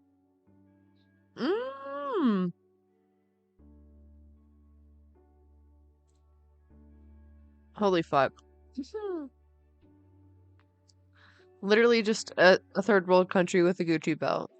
powerful anecdotes from these kids. But to talk about it in broad strokes, the interviews with underage migrant workers, they found child labor in the American supply chains of many major brands and retailers, including J. Crew, Walmart, Target, Ben & Jerry's, Whole Foods, Fruit of the Loom, Ford, and General Motors. And in one especially wild example, kids who worked for the processing giant Hearthside Food Solutions in Grand Rapids, Michigan, they said they've been tending giant ovens to make Chewy and Nature Valley granola bars and packing bags of Lucky Charms and Cheetos, with some even saying the spicy dust from immense batches of Flamin' Hot Cheetos made their lungs sting, and expressing concerns about their hands getting caught in conveyor belts that are classified as so hazardous under federal law that most minors can't work with them. Now, notably here, some of those companies told the Times that they took the allegations very seriously and they would investigate. While Hearthside denied the allegations, the DOL has since said it's investigating the company. And actually, to that point, in the press release outlining the new crackdown on child labor violations, the department did specifically note that they currently have over 600 child labor investigations underway, with the agency also pointing out that just a few weeks ago it announced the resolution of one of the largest child labor cases in its history. This is like damn near medieval shit.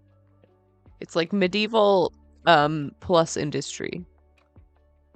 So fucked. History against Packer Sanitation Services Inc. Limited. Right, that making a lot of headlines when the news broke, the company being fined $1.5 million after the DOL found it had employed at least 102 children ranging from 13 to 17 years of age, and finding that they were in hazardous occupations and that they were working overnight shifts at 13 meat processing facilities in 8 states. But of course, with all this, there's clearly a lot more that has to be done. And to address this, the DOL and HHS have outlined a number of changes that aim to cover a lot of the issues flagged in the New York Times report. For example, HHS will conduct an audit of the process for vetting sponsors, expand services for minors that have been released from federal custody and shelters.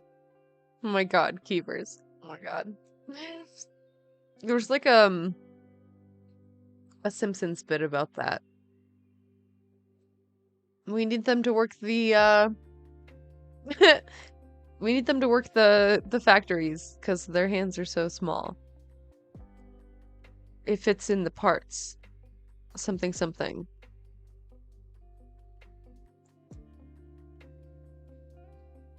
AI robots future power. It's true. But if we eliminate labor, then we have to do socialism. So, I don't know.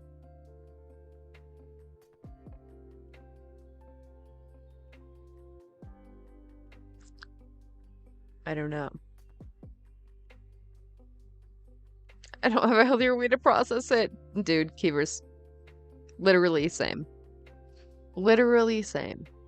I don't blame you. And sent to sponsors, and require that a follow-up call be made to any child who calls the Office of Refugee Resettlement with a safety concern. And notably, not only will the DOL continue to target factories and suppliers that illegally employ children, but they say they'll also expand their focus to bigger companies that contract those and thus support child labor in their supply chains. And that specifically is incredibly important because, as the Times explains, companies have escaped fines in the past by just blaming those other agencies or other subcontractors when violations are discovered. Also, beyond all that, the DOL has called on Congress to boost funding for its law enforcement arm and increase penalties for companies that exploit child labor, arguing that the current maximum penalty for a child labor violation is just over $15,000 per child, which is not high enough to be a deterrent for major profitable companies. And all this in addition to other steps the agencies are taking as well, like launching an intra-agency task force and a new strategic initiative. But also, I will say, time will tell if anything is actually done, if things get better, because it's a lot easier for agencies and the government to speak out about like, oh, this is what we're going to do, versus what does that actually look like in action? Or like when I hear intra-agency task force, course, a new strategic initiative. I'm like, okay, be specific. You just said a bunch of buzzwords that almost turned my brain off. Simply put, will you make the situation better, or is this lip service and kind of like a, whoops, sorry about the child labor? But yeah, we'll have to wait and see. And then, as the war in Ukraine drags on, one Russian group has managed to grab headline after headline, and that is Wagner. It's a little more than a private army with neo-Nazi ties that served as mercenaries in Syria and other conflict zones, including in Ukraine's breakaway regions. And since the February 2022 invasion, it's ballooned to having nearly 50,000 troops there at any given time. However, what's really been grabbing headlines are their unique recruiting practices: prisoners. Now, that method is not unheard of in history, but it does reek of desperation. But it's also not like Wagner has a lot of other options, as the normal Russian military gobbles up all the free recruits with mass mobilization. So, with this, you might be wondering who would actually take up this offer. Well, something you need to consider is that Russian prisons are so shitty that people would actually rather. Oh my God, Keevers, you're always chatting away. Well, here you go. Custom indenture factory worker. Germany.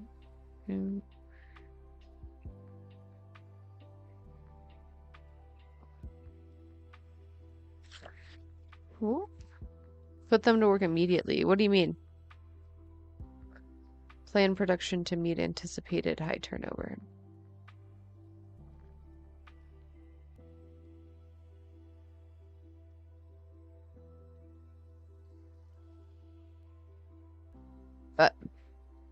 They're fighting Ukraine for 6 months in order to get a pardon and a clean slate. Hell, I mean, you could probably find inmates in any country who would take a similar deal rather than just sit in prison for years and years and years. But the big issue is the question of whether it's really a free choice considering the offer on the table. But either way, it's such a popular incentive that when the Washington Post got the rare opportunity to interview some of Wagner's prisoners about it, one said, I didn't even have to think about it. And it's at a point where it's believed that 80% of Wagner's soldiers are from prisons. But that statistic alone isn't what's grabbing headlines. Wagner has increasingly been placed in the toughest fighting zones, such as Bakhmut, which also means their casualties have been insanely high. British intelligence even believing that nearly 50% of the force became casualties in the months-long fighting. We're talking about hundreds of dead on single missions and thousands overall. But being in a dangerous war zone isn't the only reason these numbers are so high. It's the fact that these prisoners have essentially no training and are being treated as meat shields. Right? And this was widely speculated since news broke that Russia was recruiting them, but after interrogations and interviews with captured Wagner members, it's pretty clear that it's true. With one man talking about how last October, while serving in a Siberian penal colony, the leader of the Wagner group came to the prison to get recruits, and saying within 10 days, he was on his way to Western Russia, and by November, he was in Ukraine. And that time frame is about the most prisoner soldiers can expect, which is extremely short when compared to the months of basic training most soldiers around the world get. They're also incentivized to take serious risks, with bonuses of up to $1,200 for taking out enemy positions or vehicles, which, to add context here, is just a bit less than an average monthly Russian salary in Moscow, which is notably by far the highest average, and that's on top of the $1,300 a month they get as infantrymen. Though they also get screwed on this too. As one fighter named Ilya told reporters, he's never been paid and warned others against signing up. Now, I want to make it clear that as I talk about this, saying, conditions for these prisoner soldiers, they're so shitty, it doesn't mean I want them to do great in Ukraine. I don't want that. I very much support Ukraine over Russia in this war. However, there is some sympathy there. Like, I don't want some random Russian dude that got just thrown away in a penal colony having really no choice other than to get blasted as a meat shield. Right? All these prisoners aren't there for the same reasons. So, like, the best thing a number of them can hope for is probably surrendering or getting captured by the Ukrainians. And that's if they can survive long enough, because they're not trained. But also doing nothing is incredibly risky, because Wagner doesn't fuck around with punishing these prisoners. Right? When they are recruited, they are warned that betrayal means going to zero, a Wagner term for killing their own men. And those who try to riot over the shitty conditions that they're in are often hanged or shot. And that's the nice punishment. Right? Because other times, as has been seen in multiple videos published by Wagner, people who try to go AWOL or surrender, they end up confessing to their crimes on camera before having a sledgehammer bash their head in. But that fighter Ilya also warning the written contract could not be violated, right? Because it's not just them. Adding that any thoughts of defecting were thrown out as he feared that the company would go after his family back in Russia. But also apparently things are going so bad for Wagner, it's being reported that in recent battles, zeroing has been canceled, as Wagner just can't sustain their numbers otherwise. And Wagner's performance has been so poor, alongside possible fears of its leaders' growing influence, that it's not even allowed to recruit from prisons anymore. And understand, this is just the tip of the iceberg for how dysfunctional the Russian war effort is. Because as I'm filming this, there's an open feud between Wagner's owner, a powerful oligarch in his own right, and the Russian armed forces. Apparently, Wagner troops aren't getting the ammo and supplies that they need, and they're pissed about it. So much so that the owner has openly posting piles of dead soldiers to telegrams with captions like, "This is one of the Jesus. gathering places of the dead. Those are the guys who died yesterday due to the so-called shell starvation by the Russian MOD. There should have been 5 times fewer of them. So mothers, wives, and children will get their bodies." At first, there was speculation that the shell starvation could be a sign that he was losing popularity with the Kremlin, but it also might just be a grudge between him and the armed forces, as they've seemingly been pressured to actually send Wagner ammo and other supplies based on recent posts. And I mean, if we're seeing this much infighting on a public scale, that's probably a bad sign, right? Under the surface, probably far worse. And honestly, good, because fuck Putin and fuck the...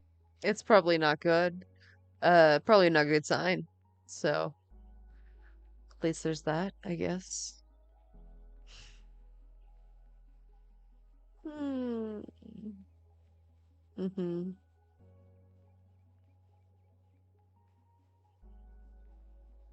Right. The Russian government. Definitely let me know your thoughts on either of those Fucking two Betsy stories. Like I DeVos. said, heavy stuff this week. But hey, as we all get ready to jump into next week, I think it's important to take one final look back at the week we just lived through with a little help from our buddy Zed Tabani. Zed?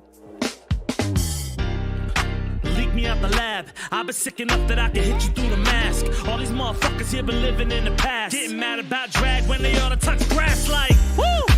Fucking up the bag. Trying to take your money so they keep you in your class. I be everywhere at once like I'm cleaning up a sag. I don't want to tie son, throw a W on my jab like that. Put them on blast. All I see is drama from who famous on apps. Filling in the gaps, everybody wanna chat. I don't really think another Twitter's gonna save us from Twitter Jack. Blackwater? Pack, so Scotty gotta relax. Murder getting murdered as soon as they got the facts. While we still I don't know. on Jesse, Blackwater's even doing a bunch of fucking shit. slap. Blackwater owns fucking everything, so I don't know. Aiden getting banned like Steve did for Smash. Your spot might get snatched like Ron DeSantis has. No Reedy Creek for Disney or Florida Democrats. If this bill gon' get passed in another train crash while you trying to ban a history class, that shit's whack like, woo! And I'm just trying to make it out alive. Running out of time like I know now. I ain't trying to slow down. I don't wanna go out. Wishing life was just the way it used to be, way it used to be. Woo! So why y'all lying like it's the Iraq war when you got no bias? Trying to push a few conspiracies to keep y'all hired. Don't want the stock to get stuck in the crossfire, right, Tucker? So maybe I'll get a robot in like 5 summers, or maybe we'll go from T1 to 800. We want the future, but too fast. We might run it and fuck up the people we want to help. That's why Thunberg was out and protesting a wind farm. That's why TikTok making your government think hard. It's trying to spawn Keith Lee and Swiss chart or getting all the data from officials it might want. That shit's dark. Putting innocent people behind bars when coercing in the case was a big part. Yeah, and after years of appeals and the evidence concealed, the highest court won't even hear it because they're trying to keep your death smart. And I'm just trying to make it out alive. Running out of time like I know now. I ain't trying to slow down. I don't wanna go out. Wishing life was just the way it used to be, way it used to be. Fucked up education, all the trains here keep derailing. Hope that backlash made you famous. I look corny to my haters, 'cause I made it. I feel anxious, information's entertainment. Shots in public, I feel dangerous. It's the same, but times are changing, oh no. Overprotective like I'm Pedro Pascal. Unexpected climate like a blizzard in SoCal. Another round of layoffs while their profits can roll out. Selena versus Haley, every time that I scroll down, I'm so out. Morals amorphous, fake a famous conversation just to go and extort you. Skip Bayless every clip so they can feed the distortion. Take away your voice while you surrounded by poison. Fuck all the noise, it's menacing. Drama narratives getting messy like Sam Levinson directed them. Questioning merit while you defending insurrectionists. And while the internet's scared of Ice Spice dating Pete Davidson. I need some medicine to cut the price of insulin. Some people tend to wonder if it really made a difference. Activism seems to always trend behind the influence. Like Volkswagen won't save your kid without a subscription. It's funny. I'm just trying to live what I'm repping like Aaron Brockovich whenever all the water is messy. The world wanna test me, you get me, baby. I just need the right push. I ain't running off like life or live my hype cook. Woo! Yeah. And I'm just trying to make it out alive. Running out of time like I know now. I ain't trying to slow down. I don't wanna go out. Wishing life was just the way it used to be, way it used to be. Woo! For real. This goes hard if you don't listen to the lyrics.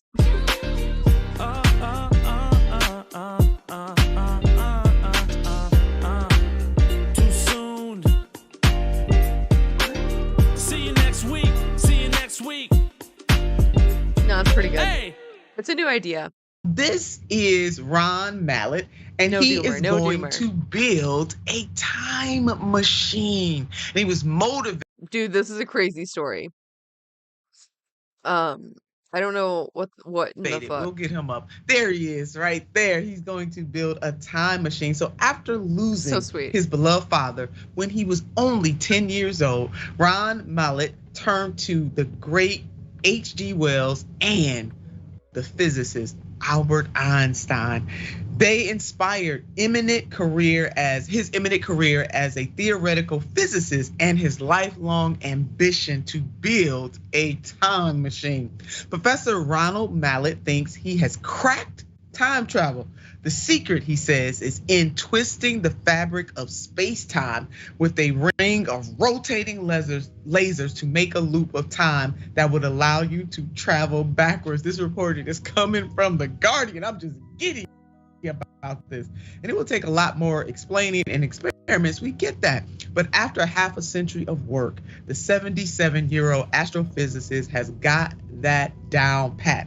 His claim is not as ridiculous as it might seem. Entire academic departments, such as the Center for Time at the University of Sydney, are dedicated to studying the possibility of time travel. Massachusetts Institute of Technology, better known as MIT, is working on a time reversal machine Holy to shit. detect Is it happening? dark matter. And Professor Mallett still idolizes his dad. I don't know if we need to time travel. I feel like that's probably like not great. Who passed away of a heart attack and thinks about him every single day. And those of us who have ever lost a loved one, I'm sure that you can absolutely relate to what Professor Mallett is feeling. I adore Be able to do it in 30 to 40 years? Ain't no way, dude. That's crazy. Deadass, that's crazy. For what I want, yeah. True. Yeah, but like, some people would go back to kill Hitler, but like, some people would go back to meet Hitler. Some people would try to bring Hitler back to like now. Like, she would be wild. Adored him. This is Professor Mallett on his father. I adored him. One of the great pleasures for me was meeting him when he got off the subway and carrying his toolbox home with him. He just literally lit up the room when he came in. I mean, man, there's such love for his dad to make this the study of his career. I'm excited. Listen, this is a beautiful thing. One, to hear about, an African American astrophysicist is one thing, but to hear that this came out of love for a black man, his father, which we don't hear a lot, and this is not normal news for us. So it is wonderful, but it's also a wonderful story for kids. How you could take fiction and belief and hard work and make it something amazing like this. So yeah, I'm super dope. I love science fiction, but to see science fiction become science nonfiction because of the work of a black man is powerful to me. And as laughable that we think about time travel or trying to wrap our head around space-time bending, it is wonderful to see that it is on the cusp. The problem, though, some of the problems of America is still in the story, right? This brother had these ideas since the 80s, but was afraid to talk about them because he knew white scientists would have clowned him, white America would have clowned him, and he would have been, suicide for his work. So it's absolutely wonderful to see him stick with this work and persevere. And then, like he said, crack the code of time travel, which is mind blowing to me.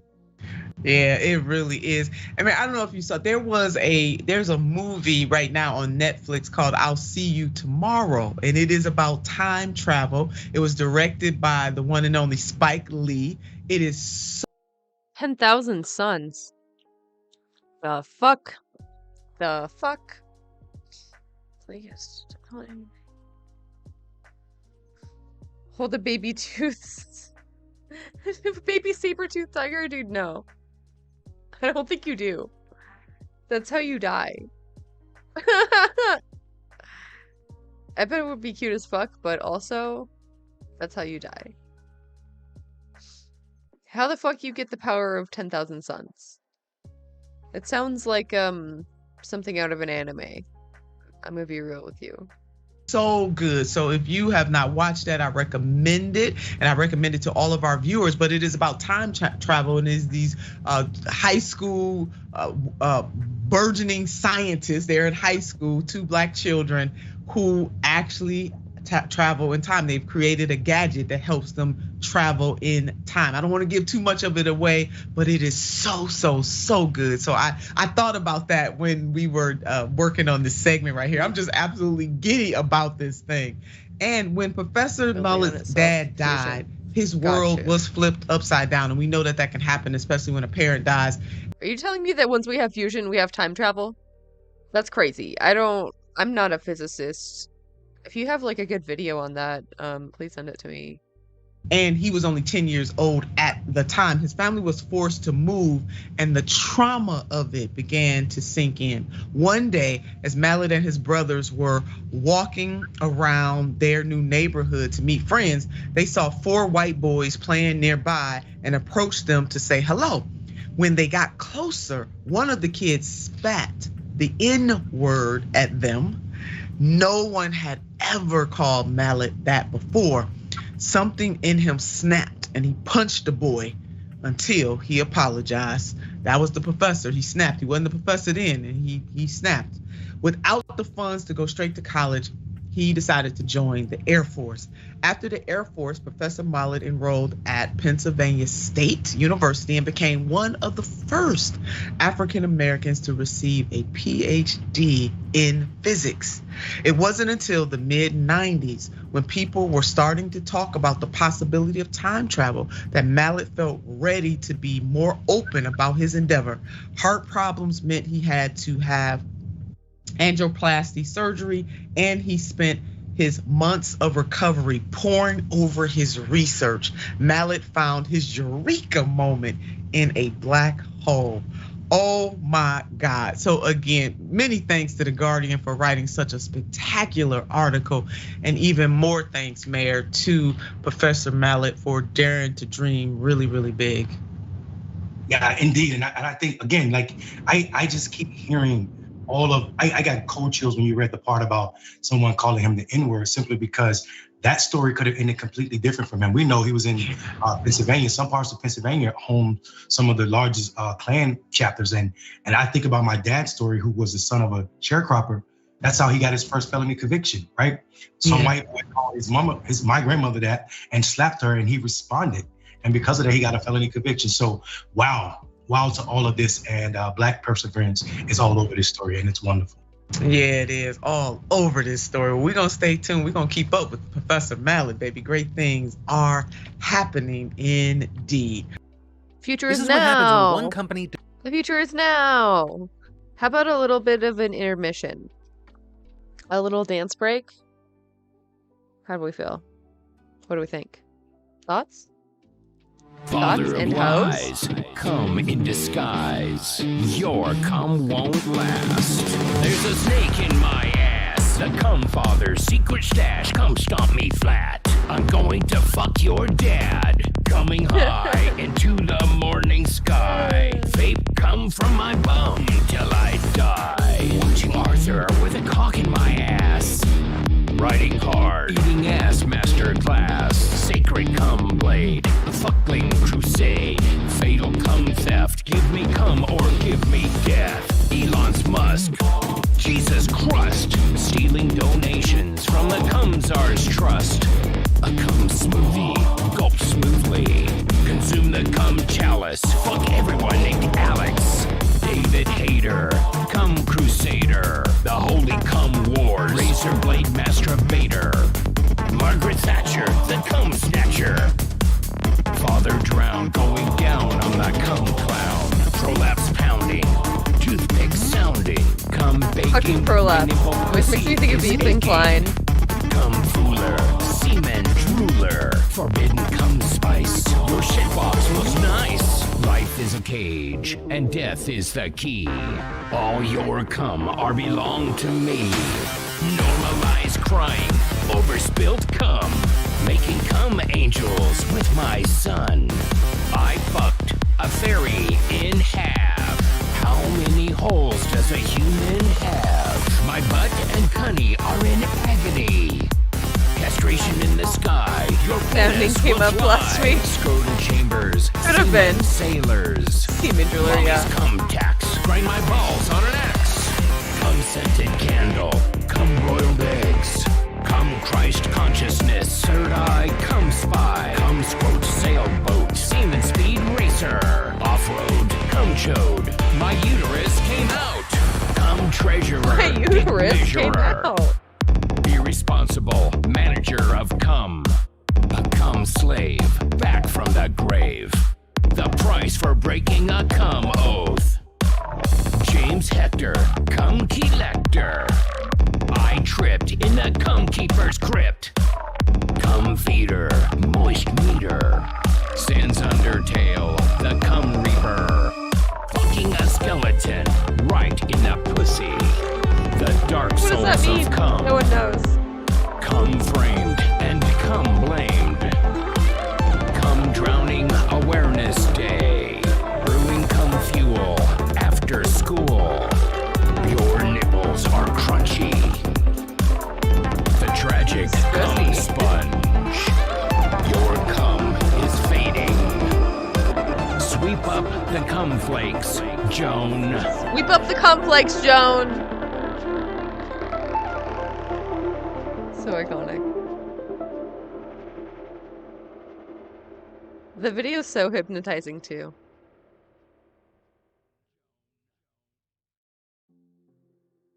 Titties. Oh man, people think that just because we can't talk yet, that we babies don't got something to say. I'm in a much better mood too. We ain't the same, cause I got no shame. All that I own is my little name. Bone When I pussy. be Pussy. keeping it hurt, so I'm screaming, Hey. I wake up your daddy, True. I'm having bad dreams. I'm holding my blanket, you're holding your bills. I'm sipping my bottle and having no spills. Ain't scared of your boss, I'm scared of the dark. Head baby in charge, take me to the park. Yeah, I got little arms, who cares? I'll put my toes in my mouth, who cares? The only thing that it seems I can do is go down the stairs. I'm playing with the blocks while you're checking your stocks. My life is just starting while you're just departing. The doctor said, oh, what a sweet little baby. Girl, you don't know me. Maybe. It's too early to tell. One day I'll be grown and I'll be on my own. But for now I'm a baby. For now I'm a baby. I still need to replace this with the actual music video. 1, 2, 3, 4. Wait, am I a weeb now? I don't even watch anime. No quick head in my bed, I can't have that. Want that long neck, not talking giraffe neck. Ain't no laying down, man, we about to have late fun. I'm about to make your balls tick up like space fun. Want your dick soaked? Place it down my throat. Tongue tickle your dick, but not telling a joke. Paddle in this pussy, that's how you rock a boat. Get live in this pussy, I'm not talking Periscope. In the sheets, I am a bully. Get more head than a hoodie. Every time you make me come, it looks just like vanilla pudding. Sit on your face all day, please say they hurt me. Then I turn around and give the dick more kisses than Hershey's. Yo, dick brick hard like a metal.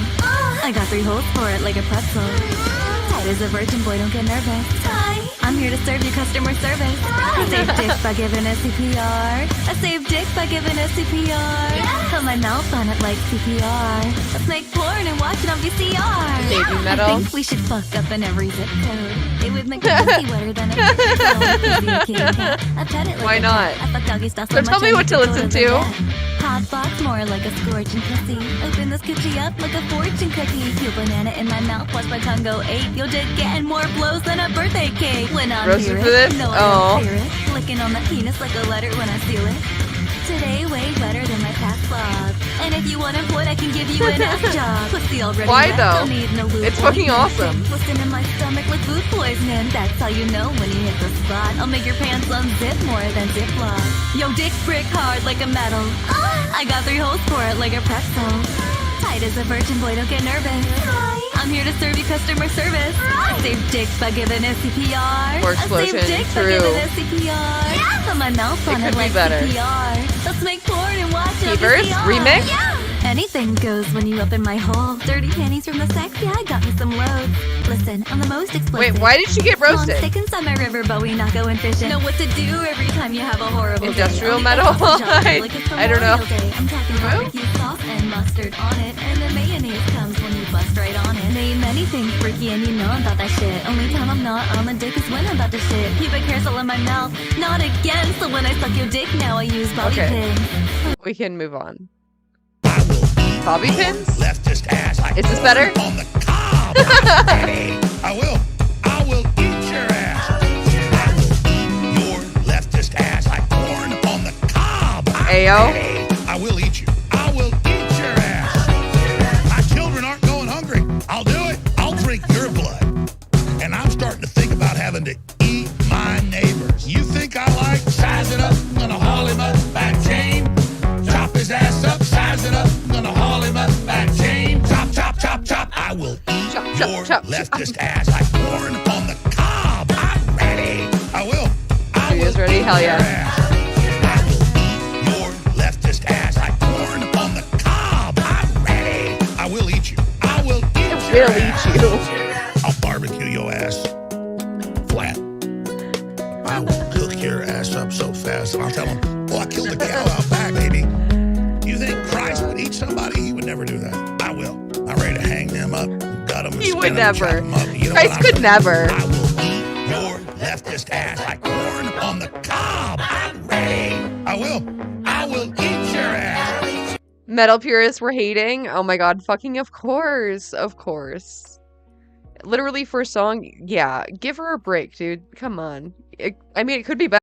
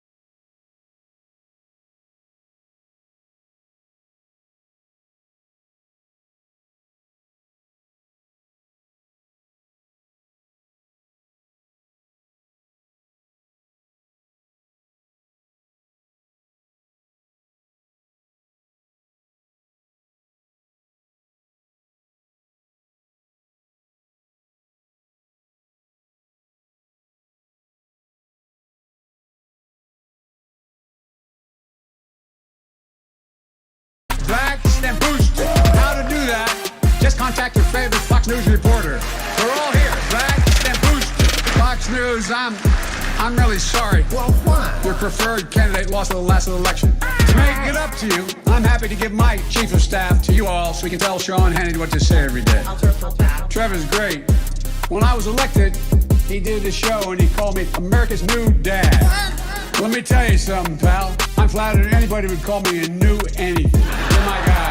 You've heard me say many times that here in America, good journalism, good satire about our leaders is quintessentially an American thing. There's not a damn thing this country can do when we stand united and do it together.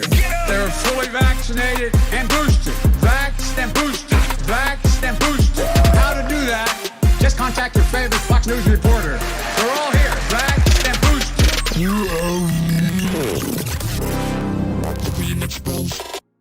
Now listen, if you have not subscribed to a YouTube channel, do it right now. Do it today.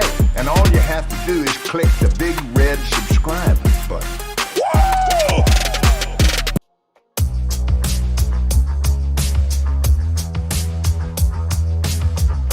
As needed. Very good. Wonderful. Excellent. Oh, I left my Spotify playing. Whoops.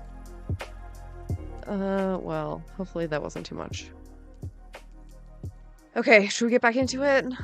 How late is it? Yeah, we can do a little bit more. Destroys a country and people demand justice. With the company, in this case being the Anglo-Dutch oil giant Shell, and the country being one of Africa's largest oil producers, Nigeria. And at the center of it all is the Niger Delta, this vast area where the Niger River flows into the Gulf of Guinea and then the Atlantic Ocean, with Amnesty International calling it one of the most polluted places on Earth, and for good reason. Right, reportedly, hundreds of oil spills happen there every single year, most of which never get cleaned up. With countless Olympic-sized swimming pools worth of thick black petroleum oozing into farmlands, rivers, creeks, and lagoons. So of course, not much grows on the farms, and the little that does is often too toxic to eat, with most, if not all, the fish in the area having died, wiping out what used to be a staple food source for locals, as this woman explains. The oil that is spilling is what is disturbing us.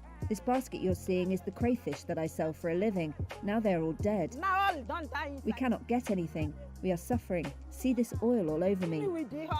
And as you'd expect, the water is also heavily contaminated. Or just turn on the faucet in some places and it comes out brown and stinking with sulfur, which is why it's not surprising that children there get sick just trying to bathe or stay hydrated. In fact, a 2017 study finding that infants born near an oil spill are twice as likely to die in their first month of life, and even suggesting there were 11,000 premature deaths per year in the Delta. And this also leading to crippling health conditions. In the first month, that sucks. I think the first trimester is the most dangerous. I mean, no. The first 3 months. But yeah, that's awful. The adult population. When I saw the woman, she's having anasaka. That means that generalized body swelling. If you look at the woman, she could really breathe. She couldn't walk because her heart is failing. Are we doing that? Oh my god, I cannot record vocals. I am not a singer.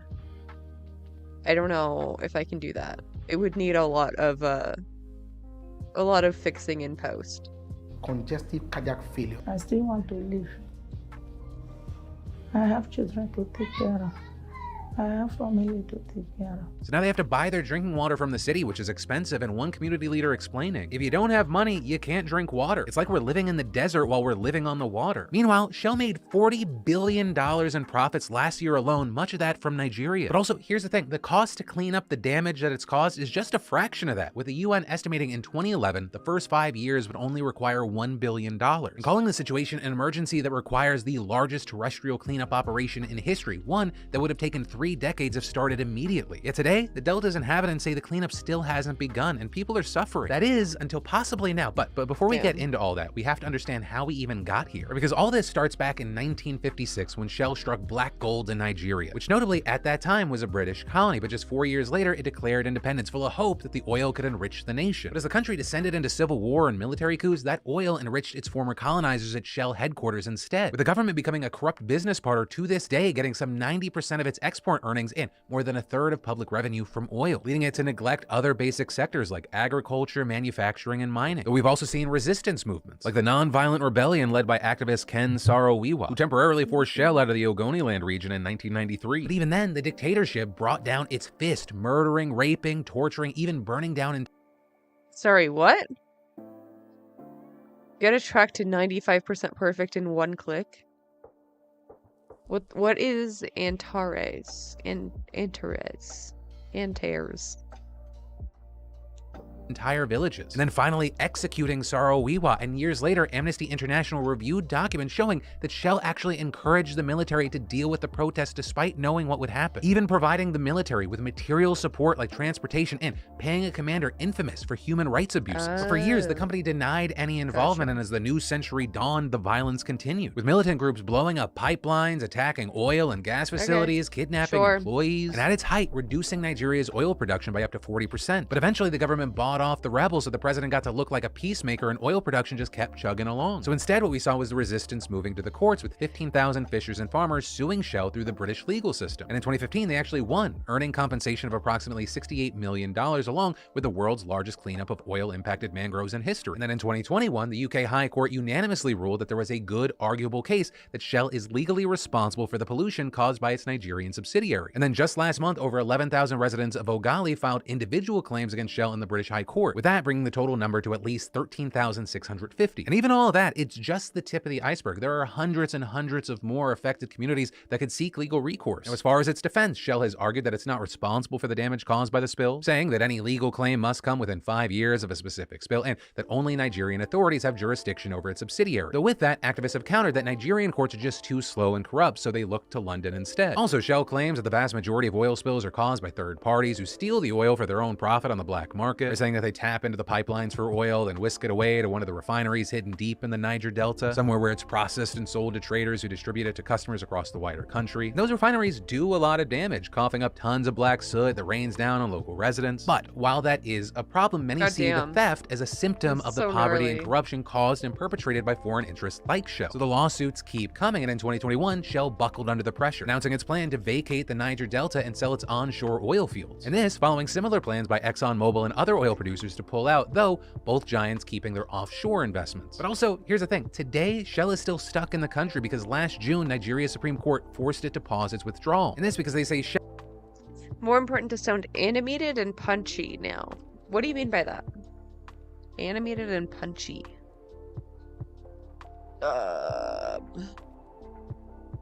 Interesting. Interesting. Like cadence, kind of? Shell needs to await the outcome on an appeal over a court ruling that it must pay $2 billion for a 2019 oil spill. And so ultimately, that's where we are. We're waiting to see that and the other case involving 13,000 plaintiffs to unfold, the latter of which is expected to happen next year. But in the meantime, there's still a conflict brewing. Right? In recent years, there's this new militant group that's emerged called the Delta Avengers. Right? Basically, instead of Chris Evans, you have Captain Nigeria taking on big oil companies. They formed in 2016, cut oil production in half that same year, kept attacking oil installations through 2017, but have only made threats since then. But yeah, that's where we are, and you know, this is a corporate crime on a scale rarely ever seen with such little media coverage. I mean, for 6 decades, multinational oil companies have pillaged... Cap.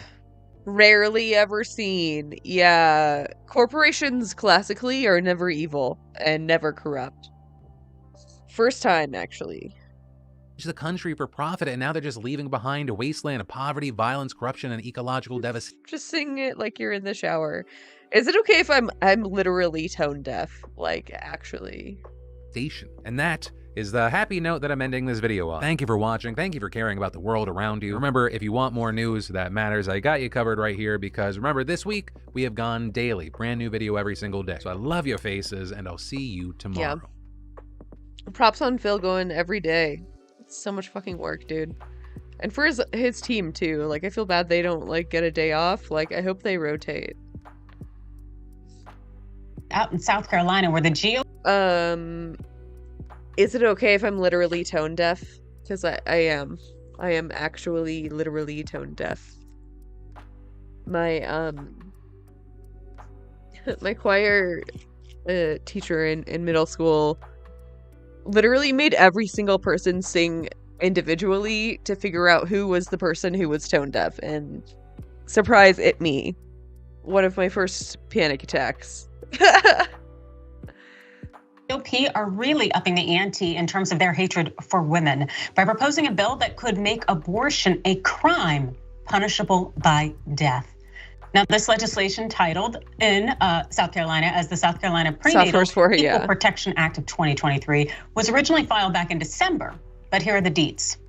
The bill seeks to amend the state constitution to recognize life as an individual person from the moment of fertilization and to define person to include an unborn child at any stage of development. Now, in altering the definition of person in the Palmetto State, the bill says that an unborn child who is assaulted or a victim of homicide would receive equal protection under the assault laws of the state, according to South Carolina's Code of Laws. The person who is convicted of or pleads guilty to murder. What was it? I wasn't listening. I'm gonna be real. We can run it back. Born child at any stage of development.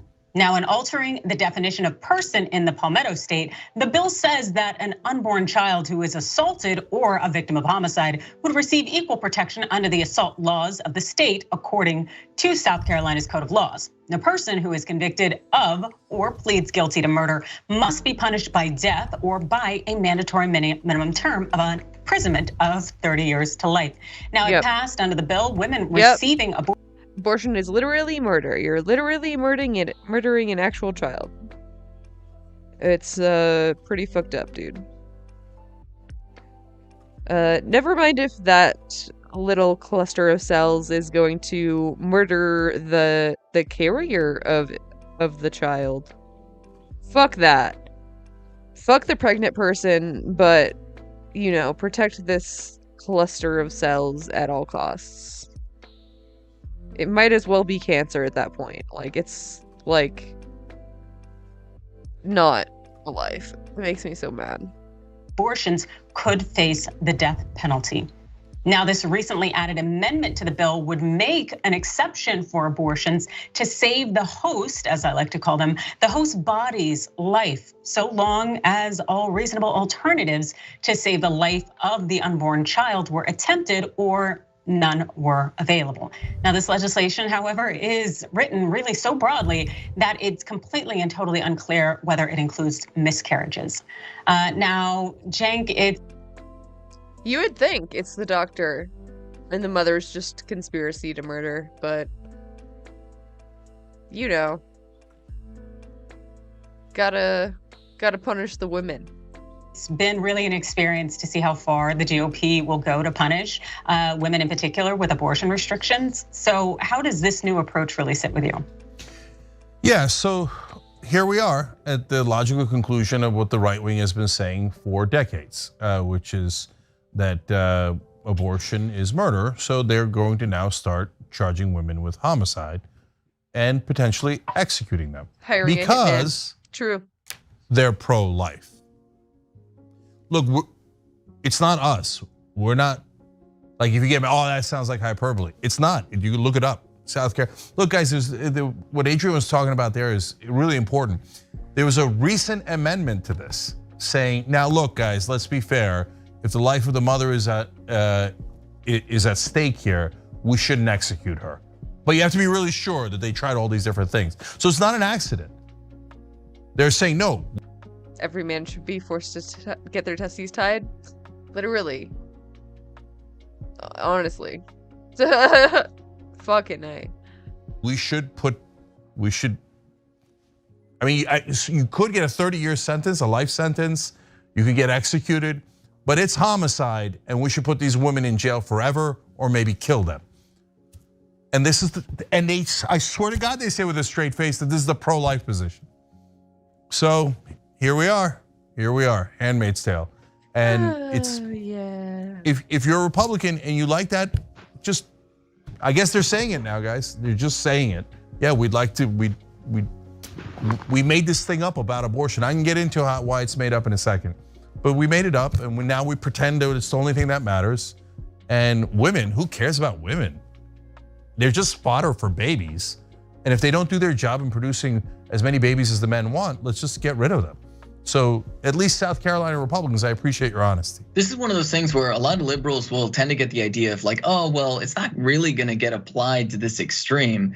And we need to understand that if the law can be interpreted in a certain way to punish people, it will be. Now, will it be interpreted in the most broad or extreme way for like rich white folks? No, of course not. But what if this happens to a trans man? What if a trans man has a miscarriage? What if a poor black woman has a miscarriage? Now all of a sudden, what you have is you have their coworkers, you have their peers, you have maybe even friends or family that are super eager. Maybe they got a bug in their mind and they're super religious in a particular way that they're really upset about this person. Maybe it's just because they think somebody like cheated on somebody. Maybe there's a personal relationship. For any one of these reasons, you could have somebody's neighbor reporting on somebody, getting somebody thrown in jail just because they don't like you. And so like fucked. Fundamentally, this is something that is going to happen if this law passes, and also it's something that's already happening in states where they have like put in place abortion bans and stuff like this. We need to understand that we are in the process of this happening. And it's just like all of these other laws. We're such a police surveillance state that we are now police surveilling each other.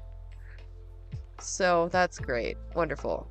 That these Republicans are trying to push. The broadest interpretations of them are going to be used. Will it be used against super privileged people? Probably not. And I think one pro-life, by the way. Breaking reality about this as well is that a lot of different like civil rights organizations and like other like legal defense organizations, like sometimes they'll hesitate to come in and defend somebody if they're not like the perfect victim, right? There's a lot of nonprofit money for like these perfect victims. But typically those perfect victims end up being very, very privileged in and of themselves already. Fence camera froze. To start off with. So the unfortunate reality is fascism is just here, right? That is the current state of the United States of America. The only question is how much you see it. And that entirely depends on how privileged you currently are. Absolutely, Ben. You are spot on correct. And when we think about South Carolina, we do want to bear in mind that abortion is currently legal, but that is only up until 20 weeks of pregnancy. And that's only because the state Supreme Court overruled any legislation that would ban abortion in toto. But the state still bans self-managed abortions. And that's why an unidentified black woman in South Carolina was arrested and charged this week. Now, the woman's lone crime was allegedly using pills to end her pregnancy. And it happened more than a year ago. This per Jezebel. According to a police report obtained by Jezebel, the woman sought medical care for labor pains at St. Francis Hospital in October 2021 when she was 33. The woman told healthcare workers that she had taken pills to end. Is there a cat purring? Am I crazy? Her pregnancy. The county coroner's office reported the incident to Greenville police a few days later, though it's not clear if the hospital reported it to the coroner's office first. The report said the fetus was stillborn at about 25 weeks and 4 days gestation. Greenville police got a warrant for her arrest in September 2022. Now, it's still unclear why this anonymous woman was charged just this week when her alleged abortion occurred in October 21, which was 9 months before the US Supreme Court gutted Roe v. Wade. Now, this woman has been released from custody after posting a $2,500 bond. And while patients really shouldn't have to lie about their health care in terms of what they've done for their medical choices, abortion advocates really do recommend that those who fear facing charges tell doctors that they suffered a miscarriage rather than had a medicated abortion. Also, South Carolina isn't alone really in attacking medicated abortions. Right now, we are awaiting a ruling from a Trump-appointed federal judge in Texas named Matthew Kacsmaryk. It is an argument, yeah. True. But it doesn't really happen in the care of physicians. Like, they give you the pill and then you go home and take it.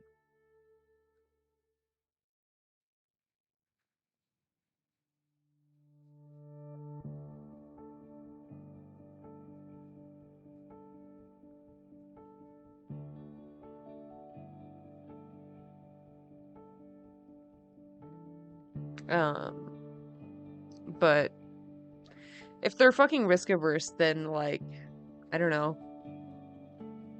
Regulate fentanyl better. Who may issue a nationwide ban on mifepristone.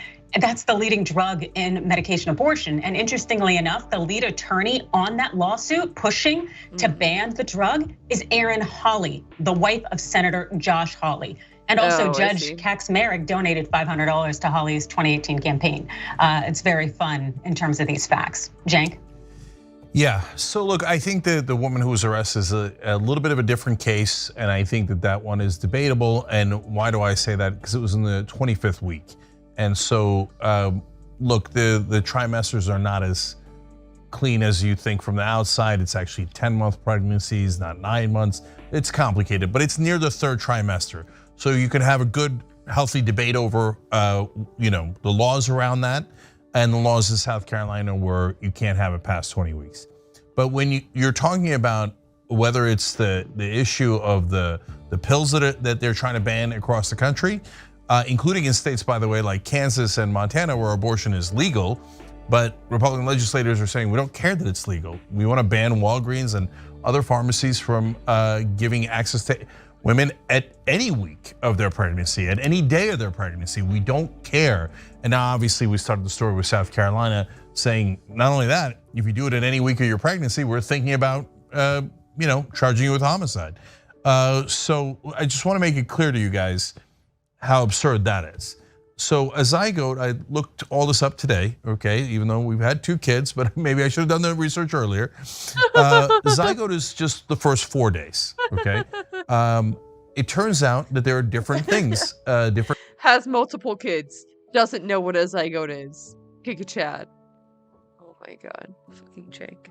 Names, we've used them in the past, but I wanted to tell you their technical definitions, okay? So a fetus doesn't come in until the 9th week, right? Coming in is kind of a funny way of putting it. You call it after the 9th week a fetus. Before that, I always thought it was an embryo, but it turns out in the first 2 weeks, it's actually called a blastocyst. Now I'm telling you that because you could get executed in the state of South Carolina for getting rid of a cyst, a blastocyst, which is far more similar to semen than it is to a full-grown human being. True.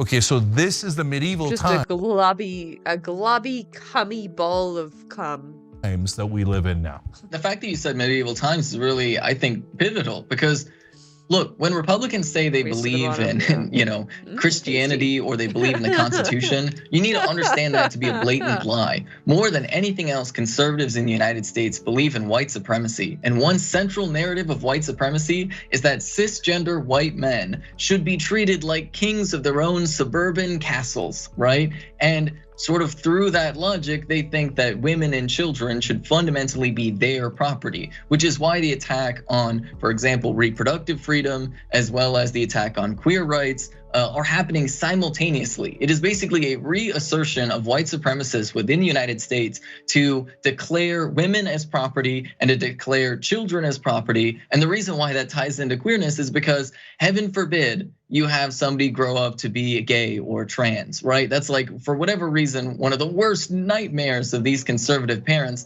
They want children to be property that grow up to be clones of them. And so like, fundamentally, this all ties into like larger narratives about how these people think the world should work. And so that's just one of those things that I want to harp down on, that this isn't about the Constitution to them. This isn't about religion to them. They Oh God, Keevers, where are you going with this? view religion as just a convenient, like, okay, yeah, I'll say I'm religious, right? I mean, literally, the whole argument for religious freedom in the United States started specifically because the government made segregation illegal. When the government made segregation illegal, that's when all of these right-wingers were like, wait, if we say that discriminating against black people is our religious belief, then we'll bring that to the Supreme Court. Now that argument lost in the Supreme Court when they brought it, but right-wingers still held on to that argument, and they have fully rallied around that. That's actually why the number of Christians in the United States actually rapidly increased between the 40s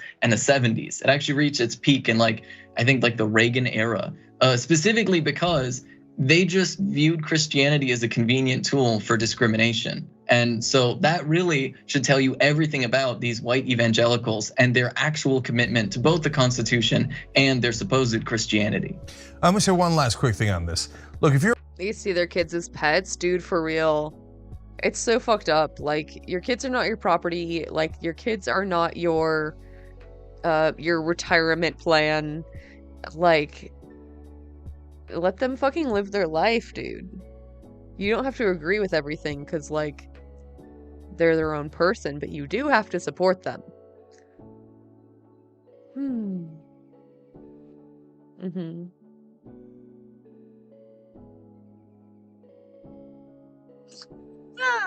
So true, Keevers.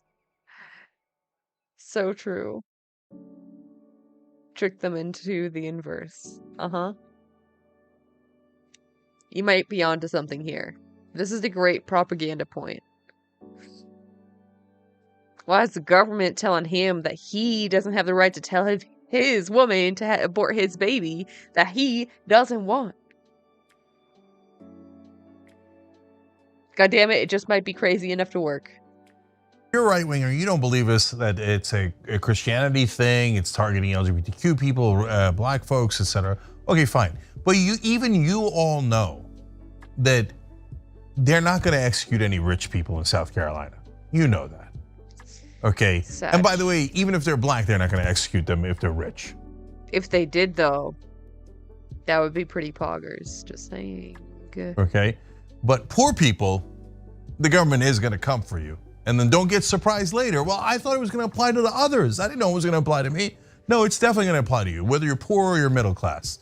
So you got no power in this country. The rich will be able to get all the abortions they want. They can get it when it's a blastocyst, when it's nearly human. It doesn't matter. Yeah. They'll go outside of the state. They'll go to Paris. You know they're going to get away with everything. You know that the rules don't apply to them. They only apply to the poor and the middle class. So understand that. And even if you're the most rabid right winger in the world, you know that's true.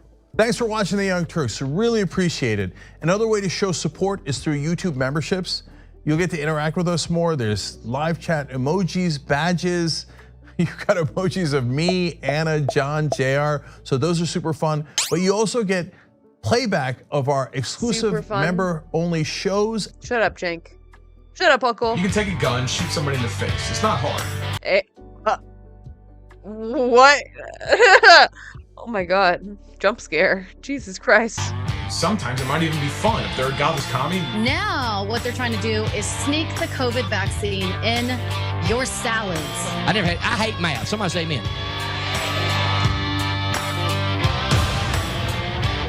That's right, ladies and gentlemen. The former president of the United States just dropped a mixtape with individuals who are currently incarcerated for terrorism. Oh my God. Let's put up the Justice for All. I forgot about this shit. Album cover. Listen. This is so bad. Saturday Night Live. They are not creative enough to come up. They could never. They could never. Does someone have a link to this song offhand? Yeah.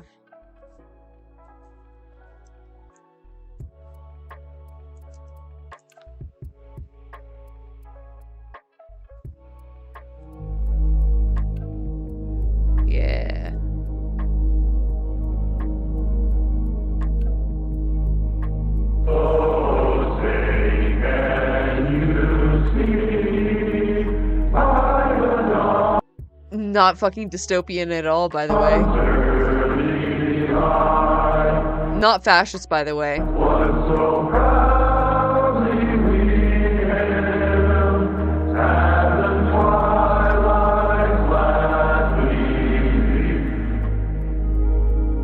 I feel like pledge I'm being allegiance to the brainwashed flag right now. of the United States of America.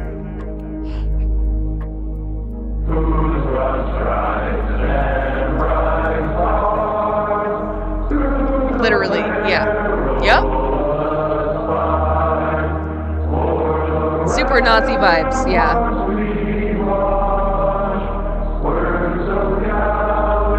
Yeah, whoever mastered this track was like, how can I make this sound as Nazi as possible? And to the republic for which it stands.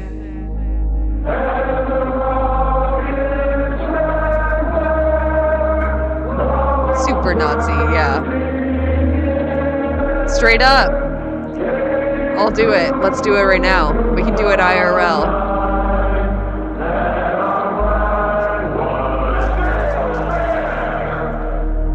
One nation, under God.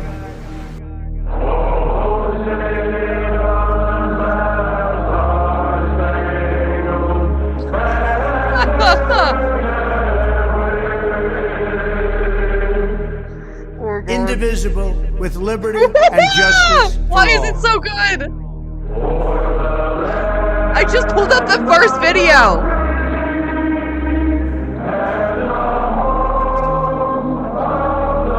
It's the same picture.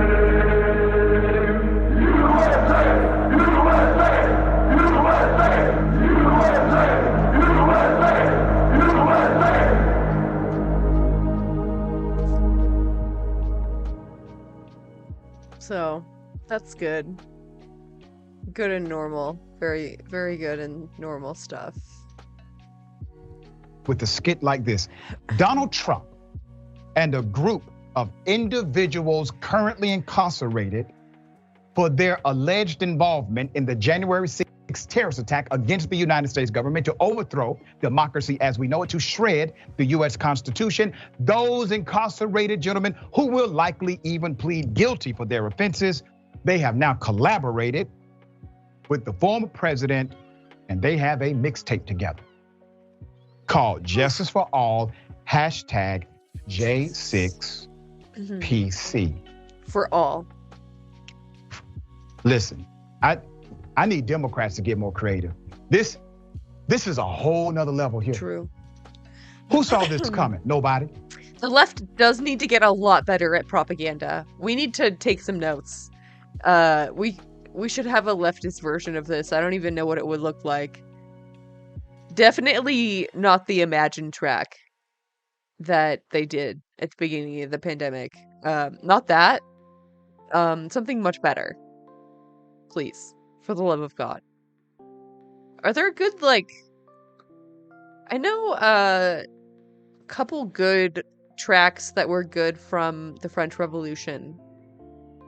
Who am I thinking of?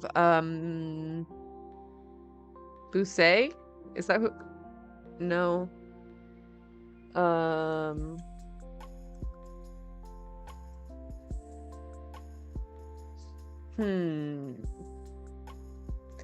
Who am I thinking of? Victor Hugo. I don't know. Fed posting. True. Real and true. Okay, there are a lot of crazy things that Trump has done. Much of it has been predictable, okay? Much of it has been. When he does it, we don't say, oh my God, I can't believe he did it. That's Donald Trump. But this, who would have said, you know, Trump about to drop a mixtape with the Jan 6 people? Content of the song, let me give it to you. The track, all right, the track has Donald Trump reciting the Pledge of Allegiance like he's a featured rapper. What? Literally goose stepping? Oh my God. Oh my God, what the fuck? Muted by YouTube. I've never heard like a video be muted by YouTube. That's fucking wild. Oh my God. The Star Spangled Banner, which is performed by a group of about 20 inmates, called the J6 Prison Choir. Bitch, sleep well, bye. Housed at the Washington, D.C. jail.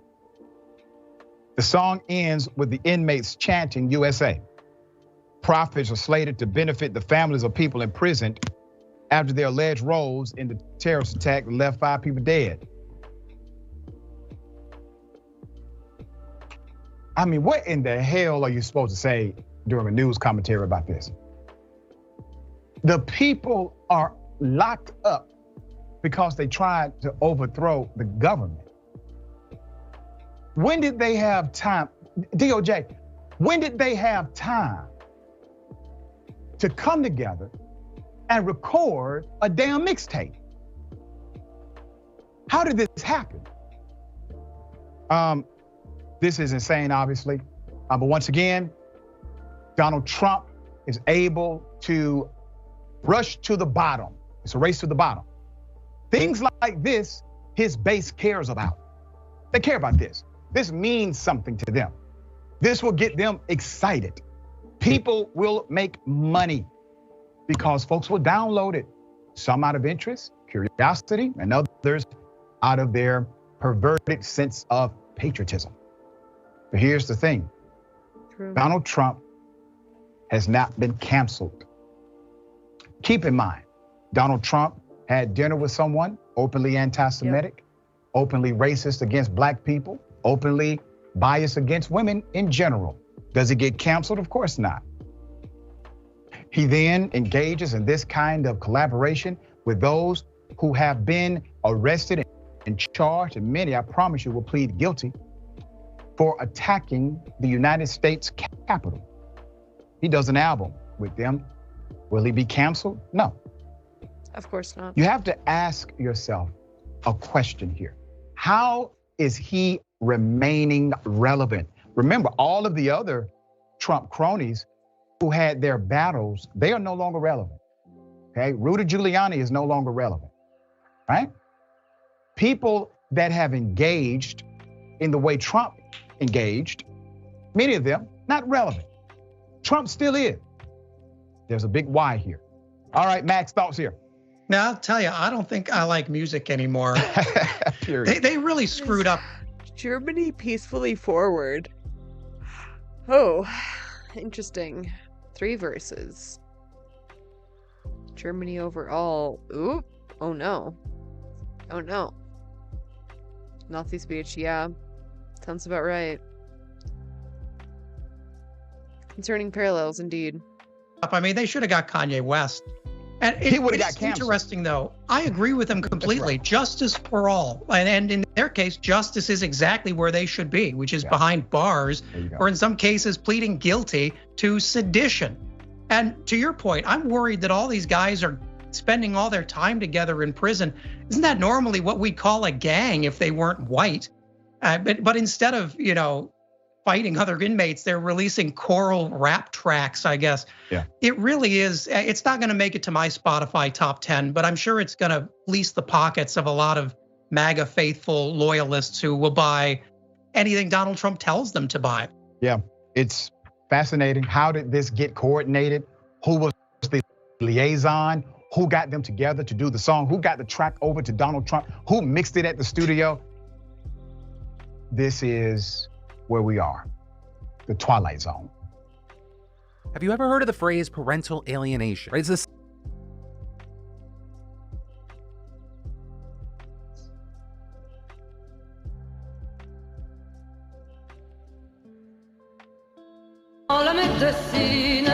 This is a song of the French Revolution.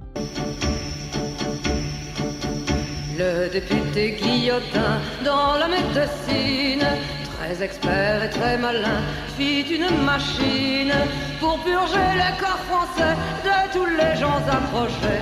C'est la guillotine au guet, c'est la guillotine.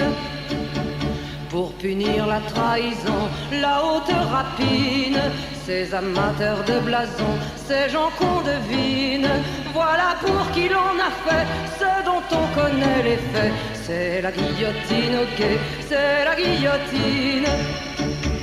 À force de comploter, l'ordre de mutine a gagné sans y penser, migraine maline. Pour guérir ces messieurs-là, un jour on les mènera à la guillotine au guet, à la guillotine. Such a happy song about a De la guillotine. France on a chassé la noble that shit. vermine. On a tout rasé, cassé et mis tout en ligne. Mais de nobles on a gardé de mourir le cou tranché. Par la guillotine au guet, par la guillotine. Par la guillotine au guet, par la guillotine. I love breath slicers. Breath slicers are so convenient and cool. It's a great song. Oh my god. Ooh. Speaking of guillotines, oh my god, another song about guillotines. So sick of the bullshit. We've been down this freaking road so many times. Oh, exquisite monotony. Tell me, is this the definition of insanity? I expected different results. Now I'm trapped because I'm broke, forever in debt.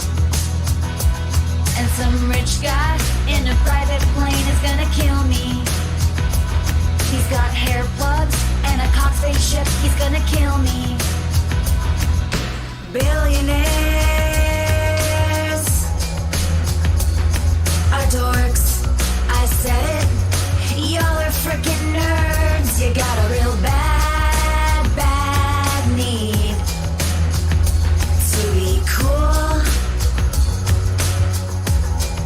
They're draining every well, only care about themselves. As far as I can tell, yeah. Justice overruled. You faked your way in school. You moonwalk like a fool. Yeah.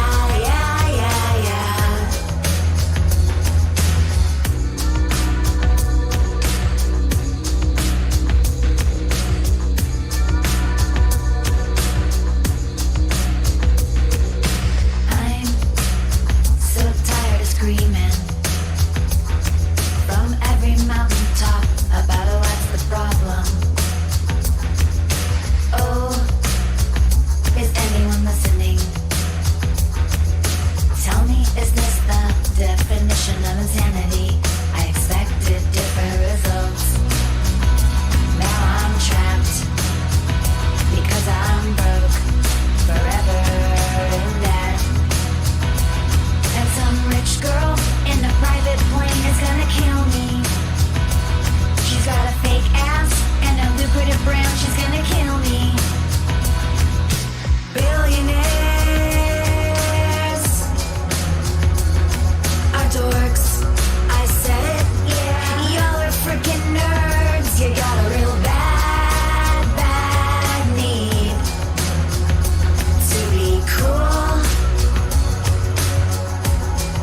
They're draining every well, only care about themselves. As far as I can tell, yeah. Justice overruled. You faked your way in school. You move up like a fool. Yeah.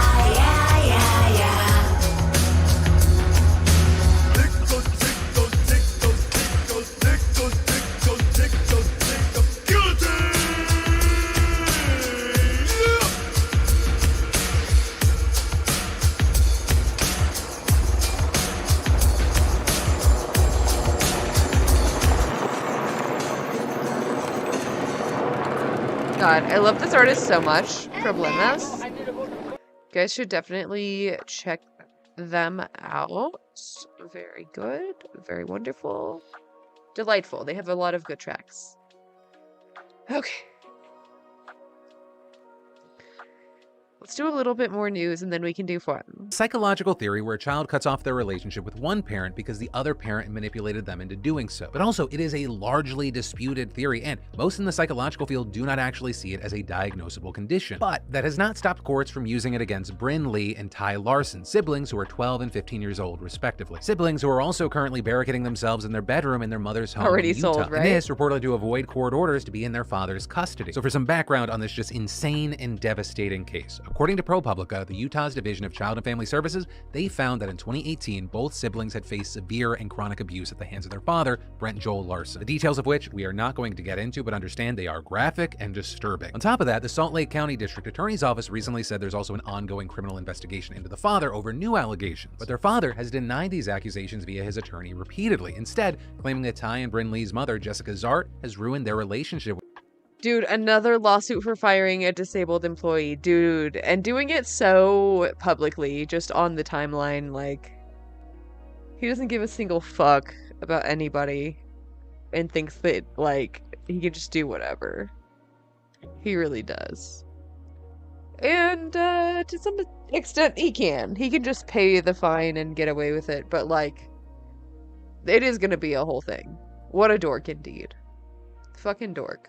With him via parental alienation. Right, so he's saying their mother has manipulated the children into making these claims. Something the siblings say is 100% fake, but the court still recognized parental alienation as the reason behind the abuse claims, so they ordered Ty and Bryn Lee to attend reunification therapy out of state. With the judge there even saying the only way to recover the children from this psychological battlefield is to remove the children from Jessica's care and place them in the custody of Brent. And according to ProPublica, the reunification therapy center is called Turning Points for Families, with the outlet explaining that it involves taking the children to an undisclosed location for a 4-day sequestration period and saying during the treatment, the children meet with what they refer to as the unjustifiably rejected parent, and afterward, they will remain in the alienated parent's custody for 90 days and are prohibited from having contact with the other parent or related family members. So here, it is worth noting that even though the judge placed the kids under their father's custody, he would not have unsupervised parenting time with them or have them overnight. Instead, they'd be sent to a different family member's house for that. But with all this, you also have their mother denying that she manipulated the children and telling ProPublica she had to look up what parental alienation even was just so she could wrap her head around what she was being accused of. And adding, "I've watched them create this story about me and it doesn't matter what the truth really is." And this is the kids maintain they haven't been manipulated and that their claims are real. But what we've seen is the judge even going as far as to authorize police to use reasonable force to get them out of their barricaded room. With the kids also apparently so afraid of being taken and placed in their father's custody that they stopped attending school. And Bryn Lee telling ProPublica that the court is controlling her life, that she could be with her friends right now. And Ty has also been documenting much of this on TikTok, saying in one January video, "The court system isn't trying to save us. Nobody's trying to keep us safe. I am the one that's going to have to choose my own safety, and this is only to stall the police. Nothing's going to stop them. This is just a stall. We are horrified to go to school. We are horrified to leave the house. We are horrified to even leave this room.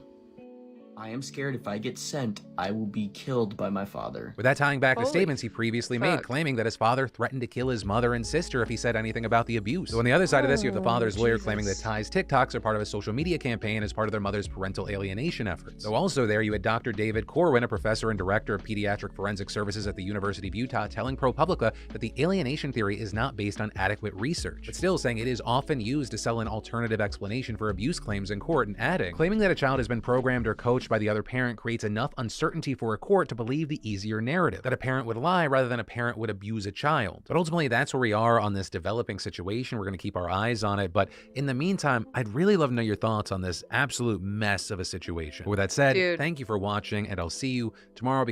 We really should just believe children when they say things.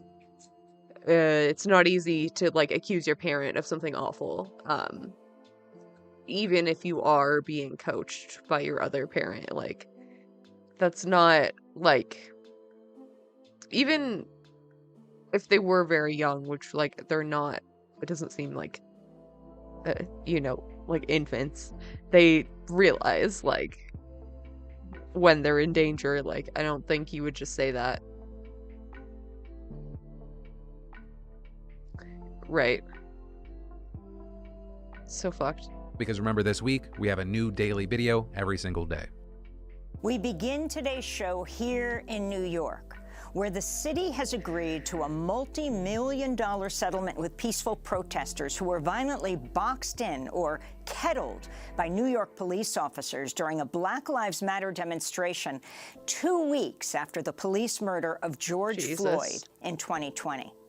As part of the settlement, over 300 people who were trapped by police and assaulted with batons and pepper spray, then detained or arrested at a June 4th, 2020 protest, will each receive $21,500, believed to be the largest class action. This is fucking amazing, dude. I don't know how the fuck this happened, but this is incredible. This is great news. Settlement in a case of mass arrest. The arrest took place in the South Bronx. A Human Rights Watch investigation said the NYPD's conduct that day amounted to serious violations of international human rights law.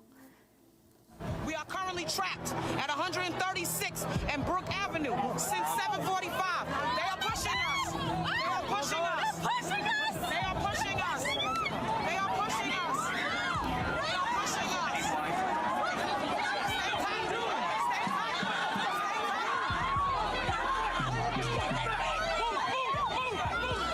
That's part of a video report produced by Human Rights Watch that raised awareness about the kettling that took place that day. This is another clip.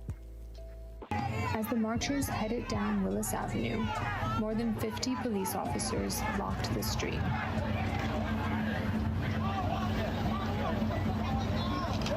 Yo, we gonna go around. We want to go around. The march redirected down 136th Street. And in the final minutes just before the 8 o'clock curfew. Instead of allowing or even directing the marchers to disperse, the NYPD diverted its bicycle officers to block the marchers just as they reached the intersection of 136th and Brook Avenue.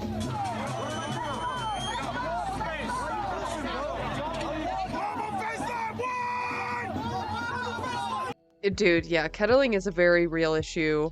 Try to avoid it as much as you can. Obviously, like, they kind of have the advantage in many ways. Blocking dispersal, right?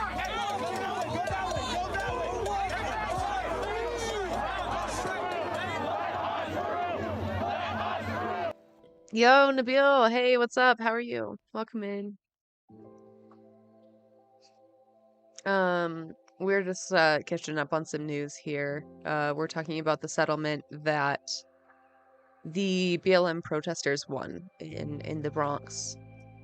Very good news. And from behind the march, a line of officers blocked the protesters from turning back. It's a tactic called kettling. That's from a Human Rights Watch investigation of the NYPD kettling in the South Bronx, June 4th, 2020. That was the focus of the historic settlement announced this week.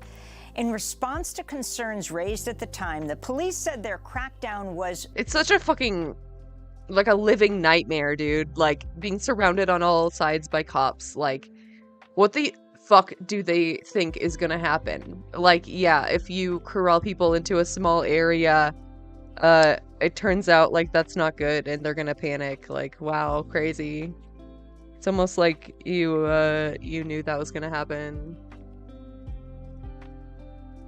Was it to lawsuits? They're underfunded. They get even more funding. Yeah, every fucking time they get more funding.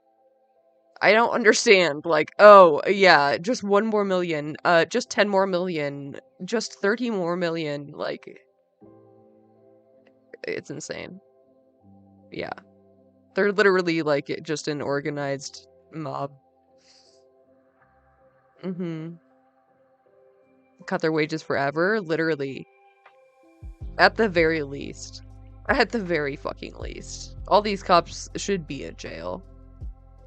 Pre-planned.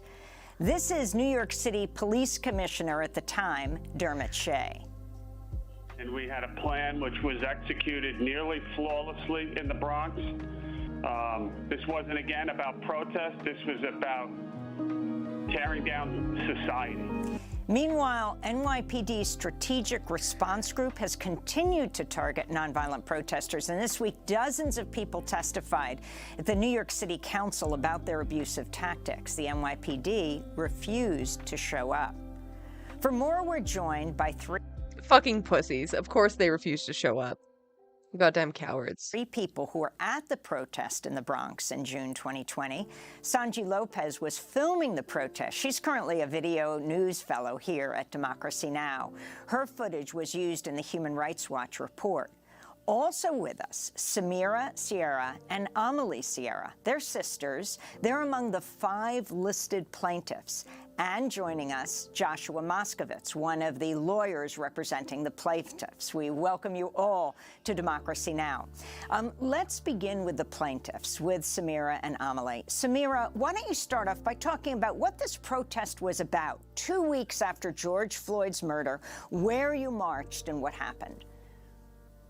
Good morning. The protest was during the uprisings right after George Floyd's murder. And simply, we were exercising our human rights, our civil rights, and we were demonstrating and standing up against all of the racial injustice that happens day in and day out in this country. And Amelie, that's your older sister, Samira. Talk about your decision. I mean, it was brave to go out. We're talking about June of 2020. This is at the height of the COVID pandemic. At the time of the killing, the police killing of George Floyd. Did you expect what happened to happen? And then explain what happened in just one block of the South Bronx when you were stopped by police. Yes, so to your point, this was in the midst of a global health crisis. We had been in the pandemic for a few months at this point. This was not the first of the protests that we attended that summer. It was the first that we had attended in our home in the South Bronx. And the energy that day from the beginning of the protests was very tense. And so the very short protest that we partook in on June 4th reflected just that. It was very tense. It was met very violently. However, we were very peaceful in our demeanor, while also making sure to exercise our right that we are entitled to and express the anger and the frustration that we felt because of the violence that Black and brown people are constantly met with in the United States of America.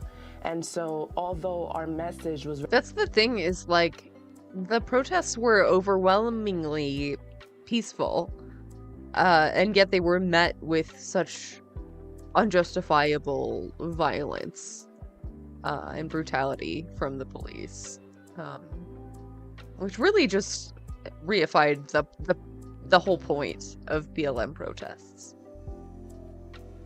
Very clear, and we were very intentional in expressing our frustration and our anger. We were at any time, we were not violent. We were very peaceful. And so it was met very violently, and we were not expecting at any point to be met with all the aggression that we were by the NYPD and by the SRG specifically. I mean, the terrifying image, Samira, of the police blocking you in, kettling you, and telling you to move where there's no place to go, and then explain what the police did. Sure, so we were... Dude, I'm looking on YouTube for a video on like how to avoid police kettling, and there's just a bunch of horror videos. A whole lot, like hundreds of videos of it happening. Very strategically guided down 136th Street, and as we were walking down towards Brook Avenue, we were blocked off by a line of officers on both ends of the street, so off of Willis Avenue and on Brook Avenue. And there was a commander in a white shirt who continued to direct the officers to move in at the same time. We were boxed in, we were kettled, and we were also like squished. Our bodies were squished up against each other. There were people that, I mean, you just passed that footage where, you know, it was terror. We were terrified for our lives. People couldn't breathe. People were fainting. I have never in my life felt the amount of fear that I felt that day. Sanji Lopez, it's great to have you on screen, as you're usually behind the scenes and filming, and that's what you were doing that day. Democracy Now! Video News Fellow now, but at the time you were filming this protest. Explain what you saw. And I mean, when you see the police, the first arrests are of the legal and the medics, and they're very clear about what they're doing. Move ahead and arrest them, they said. Right, Amy, I was there. I'm actually a South Bronx resident. I live in Mont Haven, and this was the second peaceful protest that I participated in my neighborhood. And it was absolutely peaceful. What I saw when the police came down this hill on 137th Street and kettled folks, I saw police coming down the hill on bikes. at rapid speed. And as soon as that happened, literally like a second later, they started blocking people off with their bikes and pushing people with these bikes, attacking medics, like you said, Amy, attacking lawyers, people that were there, legal aides, to help community members and protesters alike in case things like this happen, right? But we were not expecting that. Luckily, I managed to run away, but before I could run away, I was able to document and film, as you said, HRW and SITU, Human Rights Watch, were able to use the video that I recorded that day. But it was frightening. I had never been so scared and fearful in my own neighborhood. And I'll never forget that. I wasn't able to leave my home for months after that, like other protesters, and felt unsafe. And it was just so traumatizing that day. I want to bring the lawyer into this conversation, Joshua Moskowitz, the lawyer for the plaintiffs. Joshua, talk about the unit of police. I mean, we just played Dermot Shea, the police chief at the time in New York, saying this was all pre-planned by the police. And in this Human Rights Watch reporting, which uses a lot of Sanji's footage, you see they deliberately go after the legal and the medical teams first. And they're very clear. One of the police officers said, it's fine. It said something, I think he had police legal on his shirt. And he said it's fine to arrest the legal observers, who are considered essential workers at the time, right? They were allowed to be out. Explain who this team of police are. Right, so the NYPD's Strategic Response Group, or SRG, are a paramilitary organization within the NYPD that are used to police protest events, nonviolent protest events like we saw in Mott Haven. They've come under appropriate. Okay, so I could not find a video going over this at all. Surprise, surprise.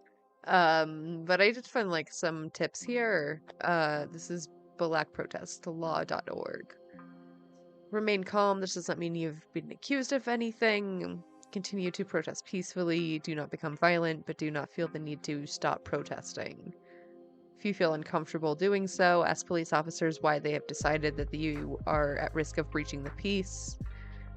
Right, because they can only kettle you as long as they think you are breaching the peace. If there's no breach of the peace happening, they can't continue legally to kettle. If you need facilities such as toilets, make the police aware. If they refuse, ask to speak to the containment officer. If you are becoming vulnerable, ask to leave the kettle. If they refuse, take note of the police officer's name and number. Unless they accuse you of a specific crime, you do not need to tell them your name or details. Let them take your photo or let them search you. True.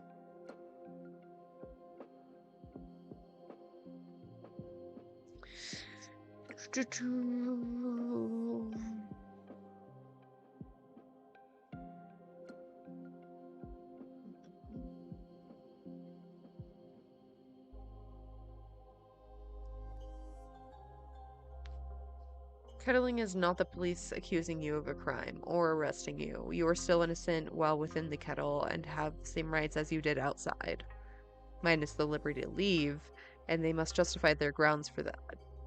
The police, therefore, cannot require you to give them your details, require you to give them your phone, stop you taking photos or filming, require you to stand still or show your face for a photo for them, stop and search you for any more than they can outside the kettle. Yeah, so it's the same, like, laws as if you were just walking down the street. It's not illegal to protest.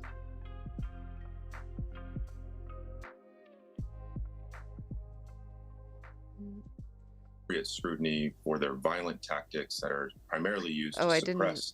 I forgot to share that. Sorry. If you're curious. Nonviolent free speech activity like we saw in Mott Haven. This was no accident. This was a planned operation.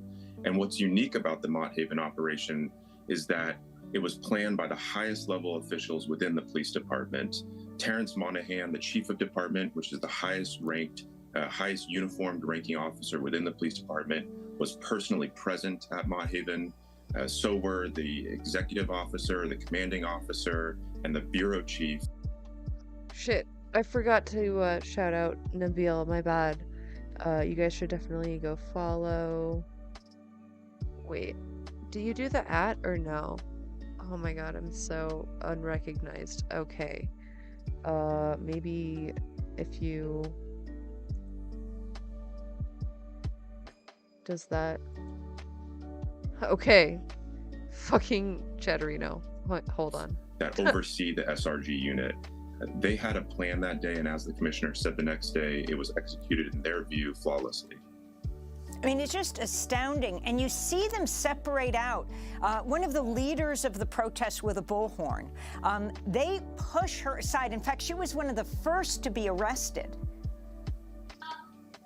That's right. I mean, there's no question in the world that the plan that day was to instill fear in people so that they would stop protesting. This was not a violent uprising. This was a peaceful protest. In fact, there were people attending the protest who lived in the South Bronx who were members of the mayor's cabinet. The commissioner of the community affairs for Mayor de Blasio was there personally because he lived in the South Bronx, Marco Carrion. He talked about what happened that day and described the sentiment at the protest as closer to a candlelight vigil. The purpose of this operation was to instill fear in people. You know, it's very interesting that on Wednesday, the city council held a long-planned, repeatedly delayed oversight hearing on the strategic response group that was involved with this. No one from the NYPD showed up, citing ongoing litigation. Your response to this, and talk about this historic settlement in the country for what took place in the South Bronx. Well, as you said, this is a historic settlement. As far as we can tell, this is the largest per-person class action mass arrest settlement in the country. And we think that that is appropriate given the extreme violence that we saw carried out. Yeah, I would like to see more of this happening across the country. I know in many places, people were just basically arrested as political prisoners without cause, held for an unspecified amount of time, again, without cause, literally without any charges against them. So I hope that this is like a precedent. By the NYPD during that operation, and the size of the award that the city agreed to, we think reflects an acknowledgement or understanding that what happened that day was unconstitutional, it was immoral, and it should never happen again. We hope that the NYPD has taken this to heart and will reform the operations and frankly never use the SRG for policing protest events in the future. But the other aspect of this case that I think often gets overlooked is that this happened in the South Bronx. This happened in New York Congressional District 15, which is 97% people of color. It's also one of the poorest congressional districts in the entire country. This operation wasn't carried out in Manhattan, where there were protests. It wasn't carried out in Brooklyn, where there were protests that summer. There was a choice made at the highest levels of the NYPD to carry out this operation in the South Bronx. And that fact is part of what has... It would happen again. Oh yeah, absolutely. You know, and like, it still is happening, you know, in Georgia. Led to the Human Rights Watch finding this to be a human rights violation. And we're proud of our clients in pursuing this litigation and pursuing the result that they achieved here for people who weren't able to get lawyers, but who were there that day and who were injured. Amelie and Samira. Amelie, you're 25, Samira's 30 now. This was 3 years ago. What does this settlement mean for each of you? Amelie, let's begin with you. This settlement is larger than myself. I believe that this settlement allows for individuals who were there that day, the hundreds of individuals that were there that day, the opportunity to come forward, the opportunity to be recognized and acknowledged based off of the abuse that they endured that day. And hopefully an opportunity to also heal. It was very traumatic, and trauma looks very different for every individual. And so I hope that this encourages all of the individuals that were unable to represent themselves to come forward. And that is why it is extremely crucial and very important to be a representative of class action of this magnitude, not just for myself, but for the greater good and for all of the people that were unable to represent themselves. And Samira, your response, and also the fact that no police officer was charged that day, and also there wasn't an official apology, but you did have this financial settlement.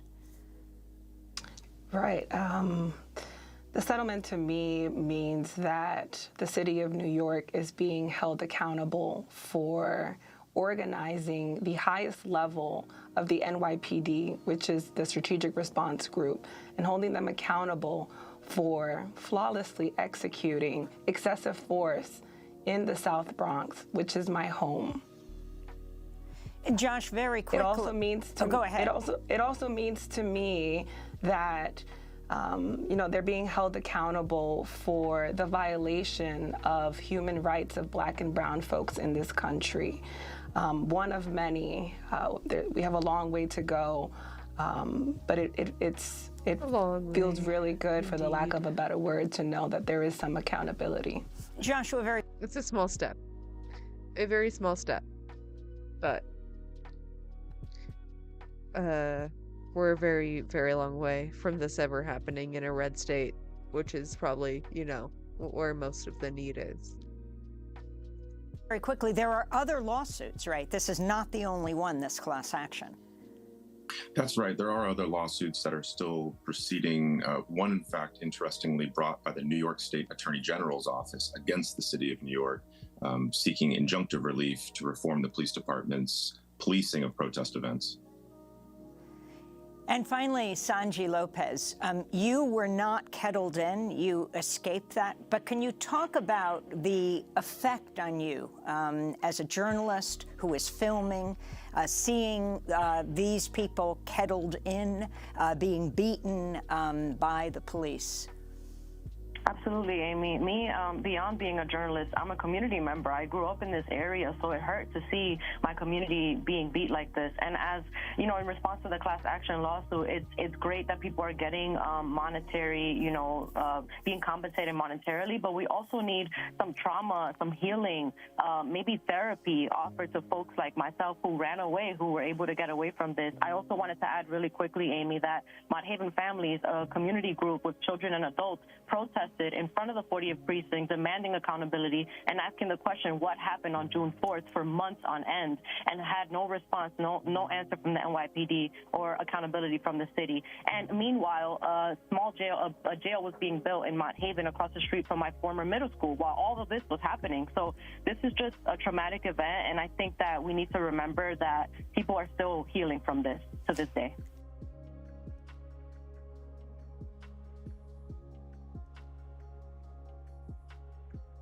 A journalist in Dallas was fired this month after she referred to the city's mayor. Oh God. Fucking Anna. I don't even know if I want to watch this. I unsubscribed from TYT the other day, but this was like an old one on the playlist. God, if we treated the police the way they treat us, holy shit. Holy shit. Yeah, they would be pissed. God, I wish. I wish we had the power to do that, dude. Police apologia every time. Yeah, like, if we could have gun control and demilitarize the police, like, we could literally, like, give the police what for.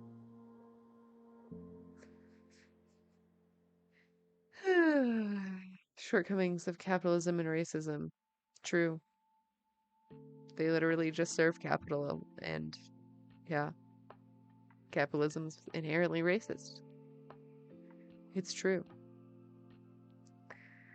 Should we watch this? I don't know. As bruh in a tweet. At least that is the reason she was given for why she was let go from the local news outlet. But as it turns out, there might be a different reason because she was involved in a labor effort that probably did not bode well for the corporate offices for this company. So this is the Dallas Morning News. Again, it's in Dallas, it's in the name. And the reporter is Megan Mangrum. And unfortunately, she's looking for a job today because she was let go. So let's get to the beginning of the story and explain what happened. It all started on February 11th when Dallas Mayor Eric Johnson decided to go after local media and criticize them for the way they were covering crime. He argued that they were focusing too much on crime when in reality, crime had gone down in Dallas. So let's go to his tweet. He writes, "Our local media have no interest in reporting on this data, which is why you haven't heard about it.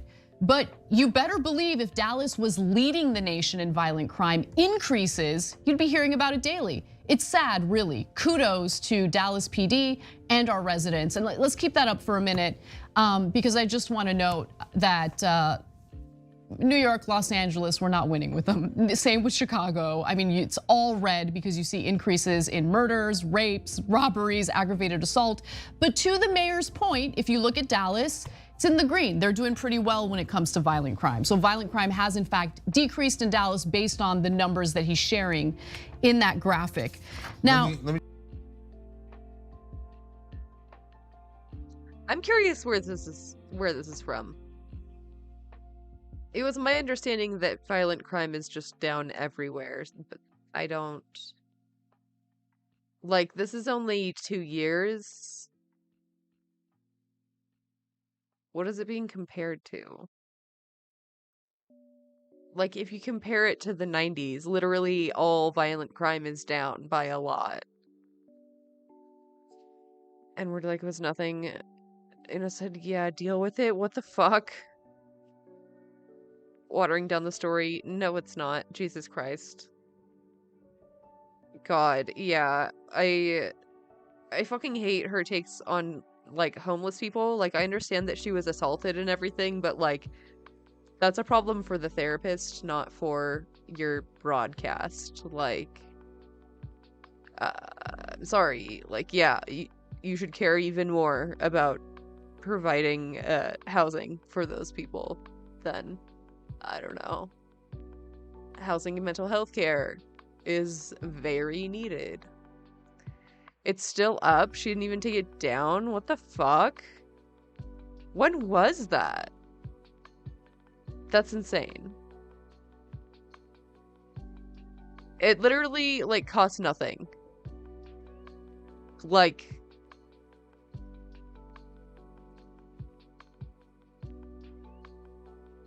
there's no need.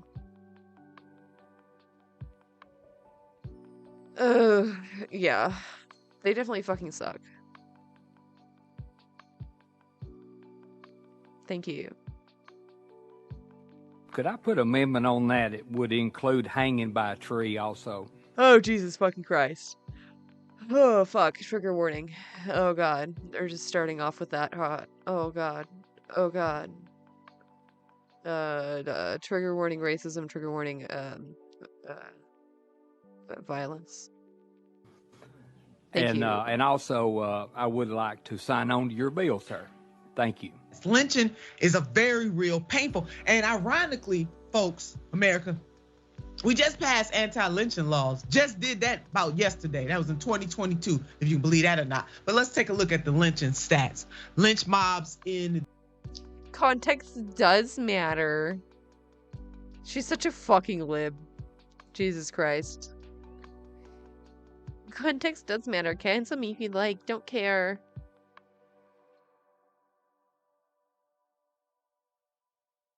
You don't need to read it verbatim to understand what they were saying and how bad it is. Like, it's not sanitizing. Like, Jesus Christ. Rogan fanboys compiled a video of us saying the word out of context to defend their daddy. I didn't even comment on the Rogan thing. I don't care if it was out of context. Like, there's no context for you. Jesus Christ. Oh god. Oh, those replies are scary. Okay. Ha ha ha. Fuck TYT. Jesus Christ. The old Confederate states, including Tennessee, killed 2,800 people. Tennessee had 214 confirmed lynch victims during this period. 37 victims were white, 177 were African American. Tennessee ranks 6th in the nation in the number of lynchings, behind Mississippi, Georgia, Texas, Louisiana, and Alabama. And you would think that this mofo, thank you, Kathy Bennett, Tennessee Encyclopedia, he knows this history, but he don't care. And obviously the community that elected him, they don't care either. Because sometimes, you know, we got to look in all types of mirrors on how a fool like this got elected. And in her seminal book, The Red Record, Ida B. Wells Barnett, an activist, a businesswoman, a freedom fighter, and an investigative journalist who took on the lies of lynching when it came particularly to black men. Black women were lynched. We know that white people were lynched too, but most of that venom went towards black people. It was domestic terrorism to keep them in line because they was getting a little too uppity, feeling like they need to be treated equally in the land of their damn birth. They was just going too far, dreaming too big, reaching too high. That is what this lynching was about. And Ida B. Wells took on the system and exposed it for what it was. A bunch of weak-willed white men. That's right. If you never said it, then there wouldn't be material for the compilation. Like, yeah. I guess, like, context can matter sometimes, but, like, not here. Like, you could have just not said it pretty easy, like. And yeah, like, if even Rogan is dunking on you, like, well, you know, that's probably, you probably need to look inward. That's what it was all about. So let's look at what she had to say in her seminal book about the horrors of lynching, the lynching states. And there they go, enumerated in the same way that we just enumerated those by Kathy Bennett in the Tennessee Encyclopedia, but in her book, The Red Record. And I really encourage people to read it. Now, this is what she had captured at the time, right? Serious stuff. And let's take a look at something else that Ida B. Wells had to say that she discovered in her investigative journalism about lynching. Not only is it true that many of the alleged cases of rape against the Negro, because that was the first charge that these white men who thought that way, that's the first thing they would say, are like the foregoing, but the same crime committed by white men, come on, let's rest right here, by white men against Negro women and girls is never punished by the mob or by the law. You better go ahead on and say that, Ida B. Wells Barnett. She did say it. She told the truth on this, and she didn't mince words. True. See, because black women and black girls, our bodies are— It's true still, unfortunately. Holy fuck. Our hearts, our minds, our souls didn't matter. And white men could take us at will and did take us at will. Didn't matter. And Ida B. Wells Barnett laid it out when she said, hey, against the Negro woman and girls is never punished by mob or by law. A leading journal in South Carolina openly said some months ago that it is not the same thing for a white man to assault a colored woman as for a colored man to assault a white woman, because the colored woman had no finer feelings, nor virtue to be outraged. In other words, America, black women and black girls don't no finer feelings? The fuck does that even mean? Have any feelings that the white America ought to care about. She can be taken at any time and was taken at any time. You want to talk about domestic terrorism But nobody cared about the black bodies and black minds and black souls of black women and the black men who had to sit up there and deal with it or be lynched or killed. They could take black women and black girls at will at any age and did so on a regular basis in this country. Ida B. Wells set it off straight. Her other point, yet colored women have always had far more reason to complain of white men in this respect than ever white women had of Negroes. Hello, somebody on that. Now this Paul Sherrill is a bigot and he needs to go. In Tennessee, you should be ashamed of yourself for letting a man like that even go to the legislature. This is happening in real time in 2023. This ain't 1823. It wasn't all right then. What is he? He's in the House of Representatives? Is it like the state or? This ain't 1723. It wasn't all right then. This is not 1623. It wasn't all right. What's this fucking name? This motherfucker, Sherrill. 2023. This ain't 1823. It wasn't all right then. This ain't 1723. It wasn't all right then. This is not 1623. It wasn't all right then. All these microaggressions and stuff that black people got to continue to endure, and y'all give power like this to this man? Lynching by a tree? Y'all go ahead and read Ida B. Wells. Y'all read it. This man is also participating in introducing legislation. He's in the Tennessee General Assembly. What is that? What is that? To change the name of a street from John Lewis Way to Donald Trump Boulevard. I mean, we can't make this stuff up. JB, I know we got to go to the next story, but I'm telling you, I'm fit to be tied, and I am not going to pretend like this is all right, that the transgressions of this nation don't have real impact to this very day. And if people are too shallow or too fragile to understand it, I'm sorry. That's absolutely right. I think the only thing I would add. Most of those accusations were bullshit lies to provoke hate mobs. 100%. Yeah. And a lot of them were like proven to be lies. Like the accusers said it was false. We haven't already said yet on this story is that black folks in the United States are incarcerated 5 times the rate of white folks. So when you think about the laws within our criminal justice system and what's going on in states like Tennessee, in Mississippi, there are prison contracts where prisoners who are disproportionately black are doing labor, and they have occupancy promises where the state says, we'll keep the prison at this occupancy. So at that point, you're incarcerating people for the purpose of maintaining this contract so that they do labor for $2 an hour. For people to look at the United States prison system and not see it as the continuation of slavery in a slightly different form is ridiculous to me. And then okay. So yeah, he is like a House of Representatives for the state. What the fuck? Oh no. Lawmakers are just getting more and more bold and fucking out and about with their goddamn Nazism and extremism. Like, holy shit. And to add lynchings as a formal part of that system is additionally disgusting. Insane. Absolutely disgusting. I am disgusted. Tennessee, we looking at you.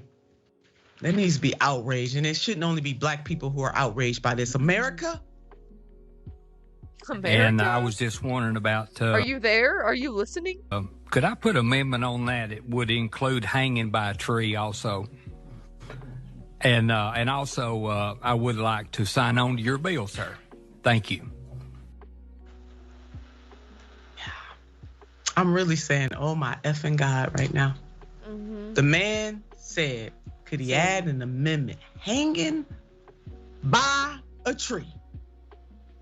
This dude said that he's elected to the legislature in the state of Tennessee that was very much involved in the lynching of black folks in the South This man said, could he add on to it? Lynching by tree. Awful. That's what this dude said. This is what he said. Lawmaker proposes hanging on a tree as an execution method. Lynching lunacy. Michael got that right from the Daily Beast. Let me tell y'all something. This is his smug shot right here. Y'all need to take a look at this dude. Now, I know that many of you may This Mr. Potato Head motherfucker. think by hearing what this dude had to say that we were back in the 1800s. I know you do.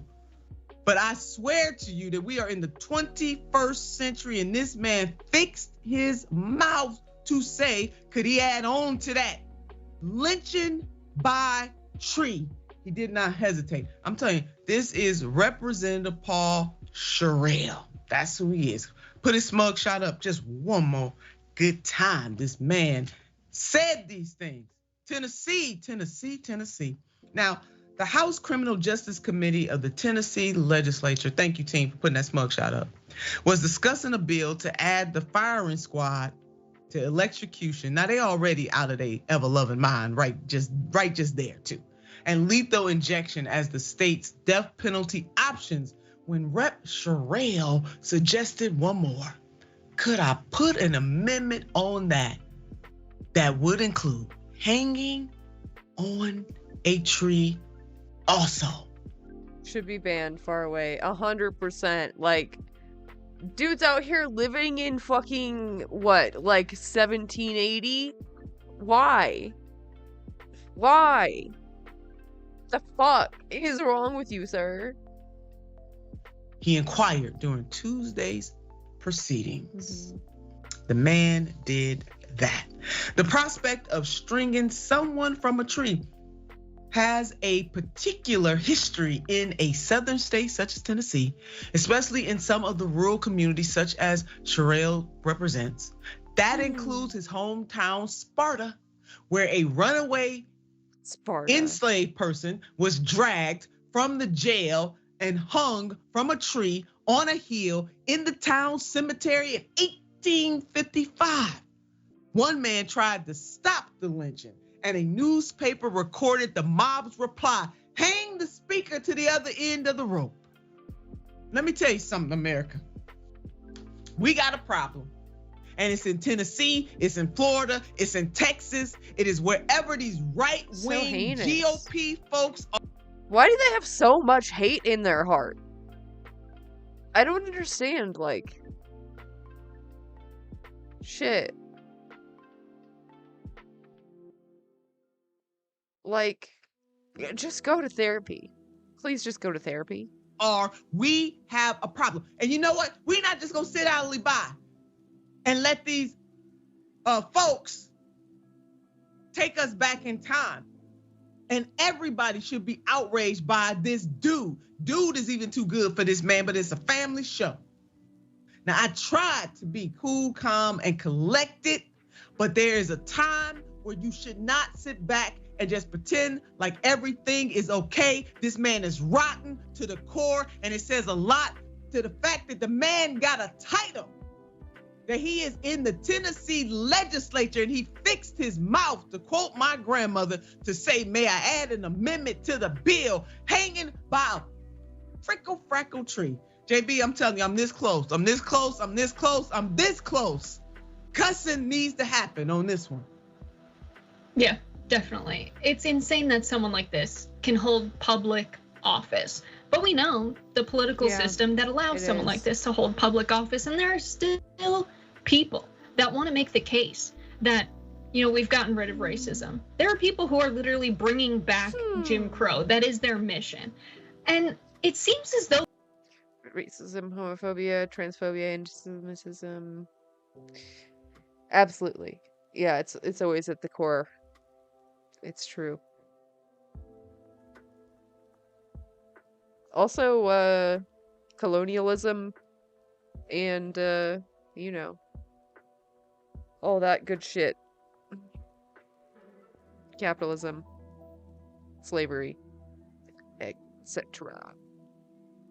they want to bring back all of the terrible things from the past in this country.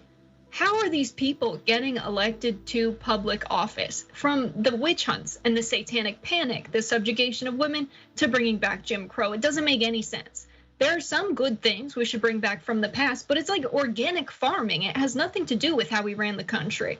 And so it's really sad that in a time where we have things we need to fix in this country, the death penalty is happening in really brutal ways all across the country, from the electrocutions to, the lethal injections, resulting in people spending their last, alive moments, sometimes it lasts for hours, having seizures and excruciating pain while they're paralyzed. This is a real problem that needs to be fixed, not to mention death row. I mean, we should abolish the death penalty, but here's someone who was tasked with doing their job of writing policy, and instead they had to make it about bringing back lynchings because that's their primary focus. It's just disgusting. It really is, Jessica. I mean, I guess there are no schools that need funded in his state, no small businesses that could use a helping hand, no communities. But this fool right here says, can I add? Can I add to it? Tennessee, get your rep. It's crazy how much changes, but also how absolutely nothing at all changes. It's interesting.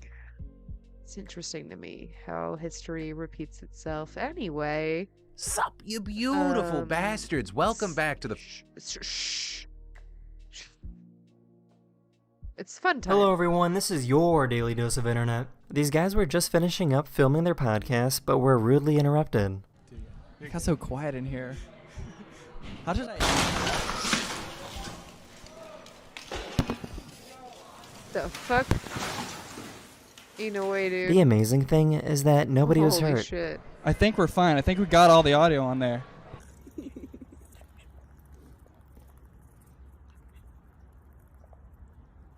These police officers were looking for a fugitive on the run, but lost him somewhere in the neighborhood. They asked one of the homeowners through their doorbell camera if they know where he went. See if your camera picked up any motion.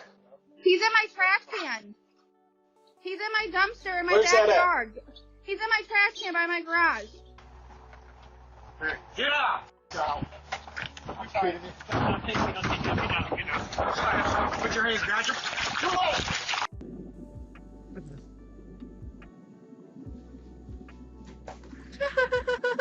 Don't worry, the dog was okay. These guys were out fishing when their fishing line got caught on a plane.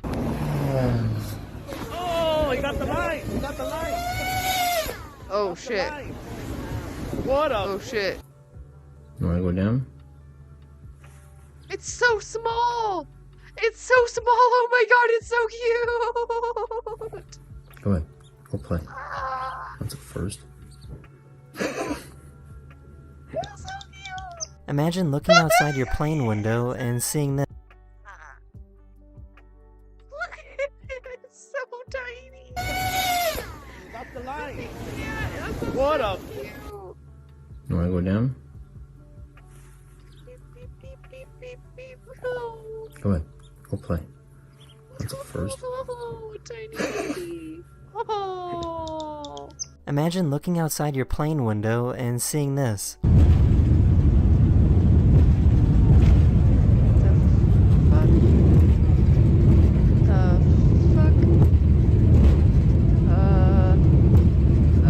Everyone was fine, and the plane turned back around to make an emergency landing. Jesus. There's a dog. He's escaping.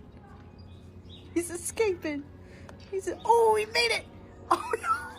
I'm not sure why, but this is the first time I have ever seen a diabetic cat. This permanent monitor helps keep track of the cat's blood sugar levels. This guy thought it would be a good idea to bring a memory foam pillow on a winter camping trip.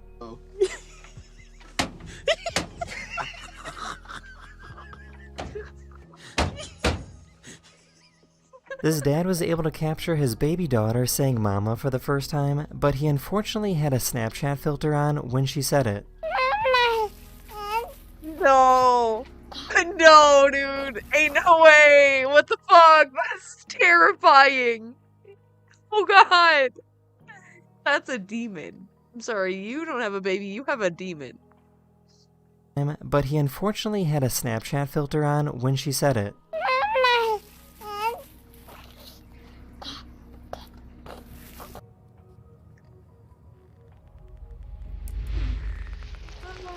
shit.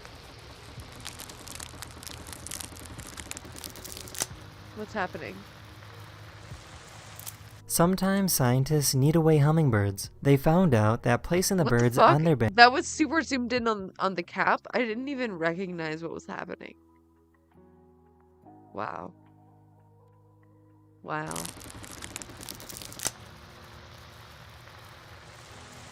Sometimes scientists need to weigh hummingbirds. They found out that placing the birds on their back will temporarily make the birds forget that they can fly. This makes it much easier for the scientists to weigh them.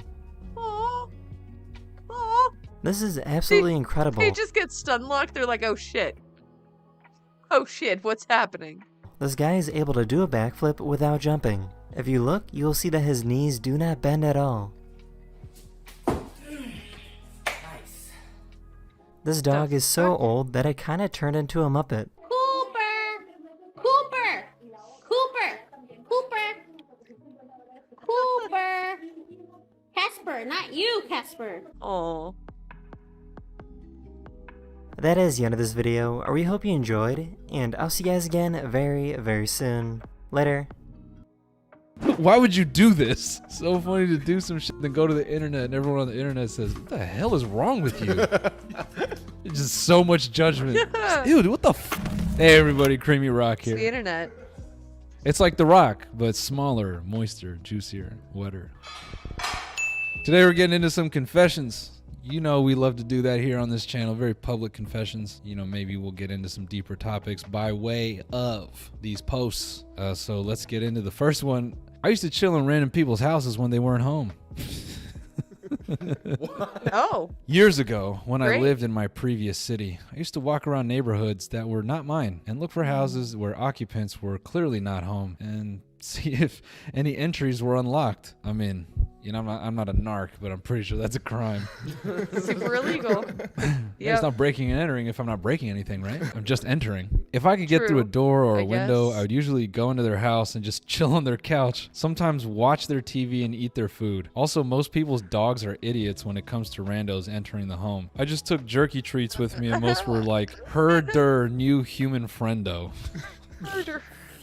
So I chilled with random people's pets too. I used a raw chicken breast I stole out of one house's fridge to mess with people when I was drunk one time by eating the entire thing raw with my bare hands while making intense eye contact. I was never caught for any of this. If we're believing this even for a second, you're a psycho. Chilling in For another real. person's Raw chicken?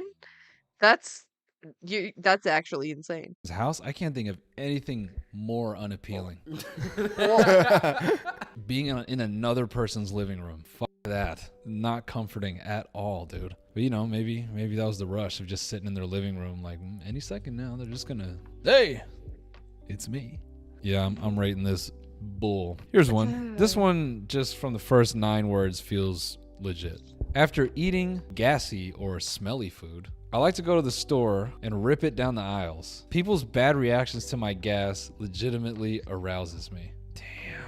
Just standing in the cereal aisle and just some Ew. mother Ew. on the other side. In this housing market, it might not be so crazy. It's an option. It's a thing that you could do theoretically. You smell that? That's me. She's just like, It's so gross, dude. It's so gross. you, Stop. man. Stop. I think that's real, but that's you're Fuck. a shitty person. My boyfriend told me he only wanted to marry because he thought I was inheriting sports season tickets. It's just a football team. My dad has season tickets for a sports team where the waiting list is decades long to get them. But my boyfriend heard from an offhand conversation that the tickets are going to my brother. He got really upset. He believes I should inherit them since I'm the oldest. Even after I explained I'm not a big sports fan, but my brother is. Then he said, your brother is gay. It means he can't like sports. What? Now, man, if there was anything ripe for gay entertainment, gay male entertainment, I'm gonna say it's sports. Do I have to say it? We've all heard this bit before. Bunch of men True. in tight uniforms. I mean, Yeah. MMA. It's a bunch of It's- yeah, half it's naked hot. guys just beating the out of each other and sweating and spitting and kissing and. It's true. All right, moving on. He said, your brother is gay and it means he can't like sports and the tickets should go to someone who will appreciate them when the time comes. If there's anyone who's going to come to those tight men in uniform. He said he had fun when we started dating, but once he found out my dad had tickets for his favorite team, he resolved to marry me. Our relationship ended over season tickets. Well, good on you. I never thought I would say that, but here we Yikes. are. I can't believe it. Best revenge ever. Become Kind of dodged a bullet. the biggest sports fan you can, or at least fake it and post pics of yourself all the time at the games. Yep. It's actually good advice. I like that. Post it and then have your gay brother just on his phone in the background every time. Please. Buy your brother an iPad with fucking $2,000 noise canceling headphones, like for an airplane pilot. And he's just sitting there watching Coco Melon. Actually, yeah, that should just be all your pictures here at the game, Coco but I don't Melon. give a fuck. And Here at the game because the seats are comfy. yeah. Post a picture of the game in your box seats, and then yeah, have PBS. your iPad in front with the TV show. I wouldn't really rate that a confession so much. I guess it is a personal thing, but nothing to be ashamed of there. You didn't do shit. It's your ex-partner who sucks. What an idiot. What a fucking idiot. How dumb are you? Honestly, how stupid are you? Marriage is for life, and you thought you were going to... So we're season tickets. I know season tickets are for life. But you're with that person for 24 times 6.99 hours a week. A football game or whatever sports team is max 3 hours It's a lot. once a week for a set period of time. You're gonna marry someone that you weren't really into for that? You're a fucking loser. Have you no purpose? Glad you're out of that relationship. I hope you find a man who appreciates you and turns you on to sports and you go, you know what? This ain't so bad. That would be the funniest shit. She finds a guy who's like, yeah, you know, sports, maybe you would enjoy it. Da, da, da, da. And then you find out he just only wanted you for the season tickets. All right. Here's a good one. I am looking for a God. Spanish teacher. I know this is Alex. Hello, I'm looking for a lady to teach me Spanish in the new year. I also want this woman to be my girlfriend. I'll pay $200 an hour? What are we Same. talking about here? Is she your girlfriend during the hours paid? Are you paying in perpetuity? Are we talking about $200 an hour for Forever? the remainder of a year or something like that? Sorry, been playing a lot of StarCraft lately. I'm just thinking about the numbers, dude. That's a lot of money, man. That's $4,800 a day. Jump on this shit. Spanish speakers, jump on this. You don't have to take pictures of your feet anymore. Just hang around this dude. No, that's way worse. Oh, here we go. A TikTok. This will be fun. I like this. I love this. Put that TikTok right here. I love this. When my mom mentioned how I told her that Harry pees in a bucket and under the stage and on reflex said I would drink it What the fuck? in front of my grandparents, parents, The sister, fuck? and aunt. The Love how fuck? proud of this she is. Can you believe I said I would drink Harry's piss from a bucket? Oh my god. Wouldn't that be How so quorky am I? crazy? I'd make a painting out of his shit. I'm so unhinged. I'm so random. I'd cut Harry open and eat a hot dog out of his intestines. Oops. You know what I love when people say the FBI couldn't get this out of me? I love how it's just the dead opposite for the people that they're commenting on. The internet talent show got it out of them. They're on TikTok, they're Yep. watching these people. Can I get to The bare minimum. And then other people got it like, out of look them. at my cool dance. Do it, Someone Monk reporting on Stare. the Oh my news, God. and then they go, I Okay, have a do talent. it. I would drink Harry's pee. Anyway. What is this? Why did you title this Stroke That, Cuzzo? You've not heard that sound? Stroke that shit, cuzzo. Oh. You ever heard that sound? Stroke that thing, cuzzo. Nah. Oh. 6 weeks ago, this girl and I decided dating wasn't working, and broke up. I went to see my older cousin at his place, and when I walked in, I saw my alma mater t-shirt on his couch. She then walked out of his room and said, I've been waiting on dick like that for months. Oh no. Oh no. So your cousin took your girl. Oh, she's moving up the ladder. She tried you out. She was like, bronze, easy. It's time to go to Platinum League. Easy. Oh, Alex, this is you. I paid for Tinder Gold for 3 years and got no. Damn. You know what's messed up is I know they're like putting bots on Tinder for sure. And it's crazy that they can just gamify that shit. Like if they wanted, Tinder could just make it so you never actually match with real people and keep you paying, you know? They just have like a bunch of lonely people out there just like bot conversations, swiping, maybe. Now I'm just thinking about a person in like rural Kentucky and they're like getting all these like So interesting sad, matches dude. of people being like, damn, they live out here? They don't. They do not. Just copying profiles from like LA, Chicago, and New York and then just showing them. So I'm like, man, I didn't realize Kentucky has so many beautiful women. They don't. I mean, I'm sure they do in the big city, but you know, not whatever like meth town you're at. This girl's got teeth. Oh my god. Saw a TikTok God. recently of some girl being like, oh, this dude's hitting on me because he's like, it's so hard to find a girl with all her teeth in this town that she popped out her dentures. And he's like, you lose them all for meth? And he's like, yep. Here's a fun one to end it on. I told my crush I have a small penis. It was tough. That's where the post should have ended. It was tough. Yep. As a Reddit consumer, I've seen a lot of these posts, different variations of this type of post. And I always wondered to myself, why tell? Just disappoint. Wouldn't it be better to just rip your clothes off and then when she looks up and kind of, you know, gives her that win? People had more time and weren't pumped full of impending doomerism. True. That would solve a lot of issues. So you just go, eh. No? I don't know, make it collaborative. Eh. No good? What do we do here? You know? Like, work it out. Why you just, before you're about to go home, she's in a good mood. I have a small.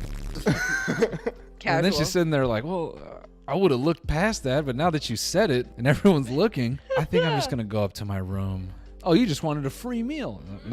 Not this again. Okay. I struggled with this insecurity for a long time. No, Frosty Juggernaut 957 is not my burner account on Reddit. I struggled with this insecurity for a long time. Me and her would always eye each other at the gym. She always looked me in the eyes. Couldn't take it anymore. I wanted her. She wanted me. We would always look at each other. We would always ask each other how many sets left, even though we didn't even want to use the same machine. I'm insecure about myself. I'm insecure to the point I finally had to let it out. Yesterday, I finally got her digits and texted her my insecurity. Oh my god. Why? That's your opener? Before we engage and before I waste your time, I wanted to say, I have a small dick. What the fuck? And I hope it doesn't matter to you. It does. She blocked me. No. If it does, we aren't meant to be. I started tearing up when I typed up and pressed send. My heart was racing. I saw a message saying, well, okay, is this a prank? I don't fuck on the first date, so what am I supposed to do with this info? I'll pay for a meal myself. I immediately froze and didn't reply. But I'm relieved the deed is done. I told my crush my biggest insecurity and she didn't block me. Even if I don't get a chance to have her, I still finally admitted my biggest insecurity and I feel like a real man now. Instead of hiding it, I faced it. Damn, this top comment is so good. I really wouldn't lead with this moving forward. For real. Yeah, it's not a great opener. It's not a great first line. Happy ending. Like, his grew 2 inches that day. This person must consume too much anime. I told her I did it. I admitted to her that I have a small and she didn't block me. Shut up, man. Look, I get being insecure, you know? Some people have insecurities that aren't so apparent. Big ass feet, small ass dick, big old whatever it is. When you point it out, when you're like, I think that's when it puts people on alert. But you know, you're forming a connection. She's having a good time, and then you're just like, hey, by the way, it's not big. She might like, oh, whatever, you know? Who knows? I believe this is real because at the time that we're reading this shit has 0 upvotes. But it's got so many comments. It's got at least 15, but no one read that and was like, good job. Everyone read that and just went, bruh. If any guy, regardless of size, told me about his dick before the first date, I would cancel it. Yeah. 2 comments in a row. Dude, what the fuck? Dude, what the fuck? Why would you do this? So funny to do some shit, then go to the internet and everyone on the internet says, what the hell is wrong with you? Just so much judgment. Just, ew, dude, what the fuck? Fuck, She man. comments, dude, you already texted me this. I don't know why you're... And it's Reddit, dude. It's Reddit. Like, this is like the dregs of the internet saying like, hey, that's probably not a great, move. telling other people now. Crazy. Send this man to jail. That's the end of the video. Goodbye. I didn't come here to play, nah, I came with a plan. I'm the star inside my circle, I'm the pentagram, whoa. Making sacrifices just to get the land, oh. I'm trying to see how fast that hurricane go. Eyes burning, no sleep, hustle is OD. I don't have 30 minutes. I only have 5 minutes to do crafts, okay? Oh my god, that's almost as stupid as their YouTube channel. Hey everybody, what's up? If you're new to my channel, my name is Chris Clemens, or if you're one of my Clementines, welcome back to the dysfunction that is my channel. Well, 5 minute crafts, we meet again. Oh my god. Buy my shirt. shirt. Buy my So shirt. happy. Buy my hat. Buy it all. Get your f***ing ass up And join my Patreon. So amidst moving and renovating and living and laughing and loving, I have really been avoiding 5 minute crafts like the plague. However, like any good illness, it just keeps coming back to haunt me. Turns out 5 minute crafts is pretty unavoidable. So today I started my day like any other average American. I went to 5 Minute Crafts YouTube channel. Wow, gotta say, time has passed but nothing's changed. I forget what this video was called. It was something like everyday hacks that actually work, which is hysterical if you know anything about 5 minute crafts. Also the shirt, yes, it is the new Middle Kid that's coming out soon. Go to middlekid.supply. Wait, is it blurred out or is it just like that? I'm confused. Put in your email address and follow Middle Crafting Kid on bug, Instagram so yeah. you do not miss the launch. You don't want to miss the launch. No, honey, you don't. I don't know what I'm talking about. I'm honestly just trying to put this off as long as possible. Doing this video after a week and a half of being off my antidepressants because I didn't get them refilled is a real hot take. So without further ado, let's go. I would try and give some reasoning as to why I said that's so weird, but it's not even gonna be the weirdest part of this video. Okay, hard to eat. Nope, you literally had it in your mouth. Oh. Okay, got it. What the TikTok fuck? transitions are shaking everywhere. Also, that sushi looks foul. Okay, let's, oh my god.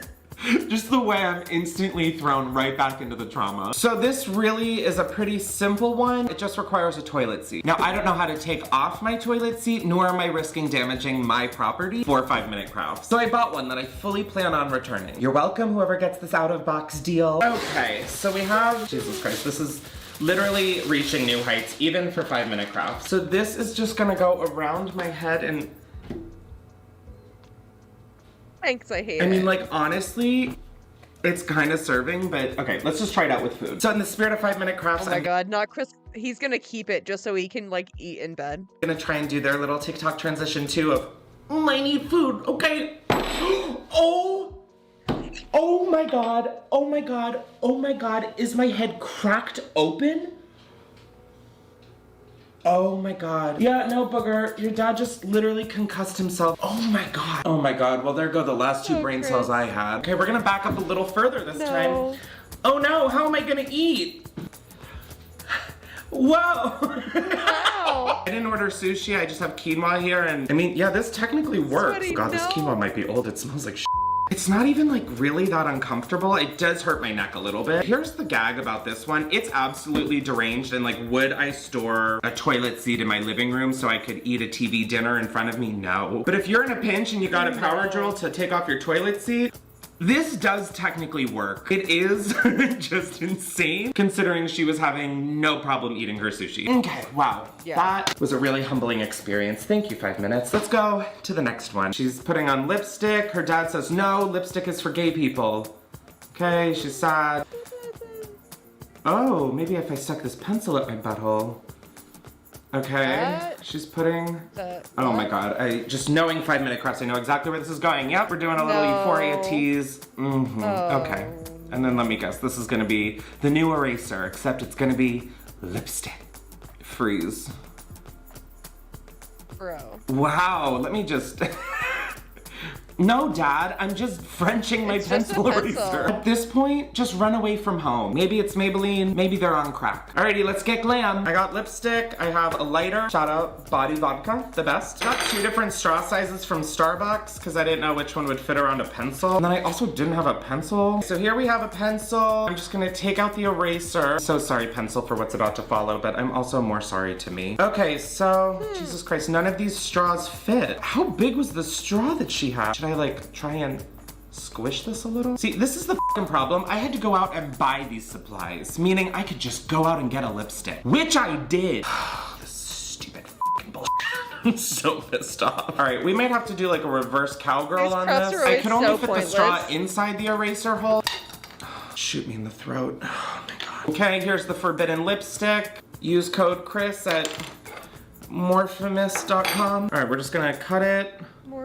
Okay, and now we audition for Euphoria. Oh my God, I cannot believe that this is real. Oh my God, it's starting to melt. I feel like Kylie in the lab. Oh my God, it's melting like really fast. Wow, this is crazy. Hey guys, Middle Kid Beauty coming soon. Okay, I'm not gonna lie, melting makeup, really satisfying. There is smoke rising, so that's happening. At this point, I'd rather light a spoon for something else. I'm starting to understand how 5 Minute Crafts comes up with their ideas. Okay, I mean, a fire is gonna start on this. You know what, that's enough. We're gonna pour this into the eraser. Oh my God. Oh my God, the whole chunk is going in. The smell is repulsive. I mean, like, what is...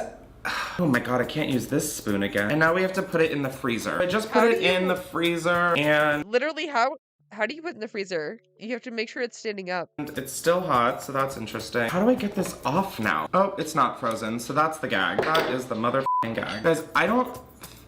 I'm saying this as if I'm just now discovering that this wouldn't work, but I don't think this works. Mostly because I can't find a straw to fit around a pencil. Oh my God, unless I put it in this way. No, Chris, give up. This wasn't supposed to ever work. This is what it looks like. Now my fingers are just covered in the shade Aromatic Rose. Who's having a blast? Once again, not me. God, I hate this channel. I hate 5 Minute Crafts. Now more than ever.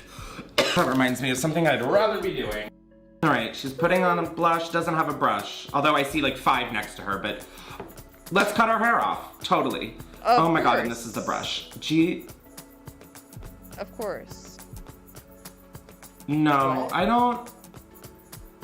Oh my God. Yeah, I don't know about that one. Let's try it. So I'm gonna address what we're all thinking for this one. Chris, what are you gonna possibly use for hair? Considering that I just shaved my head and my bush, I'm pretty out of luck. So I bought some extensions. Hair, not pubes. Oh my God, it comes with a rubber band. I didn't have one. You like my hair? Gee, thanks. Just bought it. No, I literally just bought it for like $3.50, which it's definitely given $3.50. Oh no, I don't have any makeup brushes, even though I have a whole cup of them sitting right in front of me. What am I gonna do? Alrighty, so now we're gonna do, I guess, a full face of makeup with hair. All right, we're gonna take this gorgeous hair. This feels like plenty. Okay, so I just scalped someone and now I've got hair and it came with a rubber band. I was gonna use duct tape. So this is really, I would say, working in my favor, but it really isn't. Now we have to fold it in half and like stick it onto this. Whoever thinks of this is a twisted, twisted soul. I would personally cut this in half so you have bristles, but this is what they did. Jesus, this looks like a voodoo doll. Excuse me, Ariana's old ponytail? Oh my God, don't fall on the floor. Booger, you do not need a new chew toy. And then I'm gonna be going into the Hello Halo Brush Later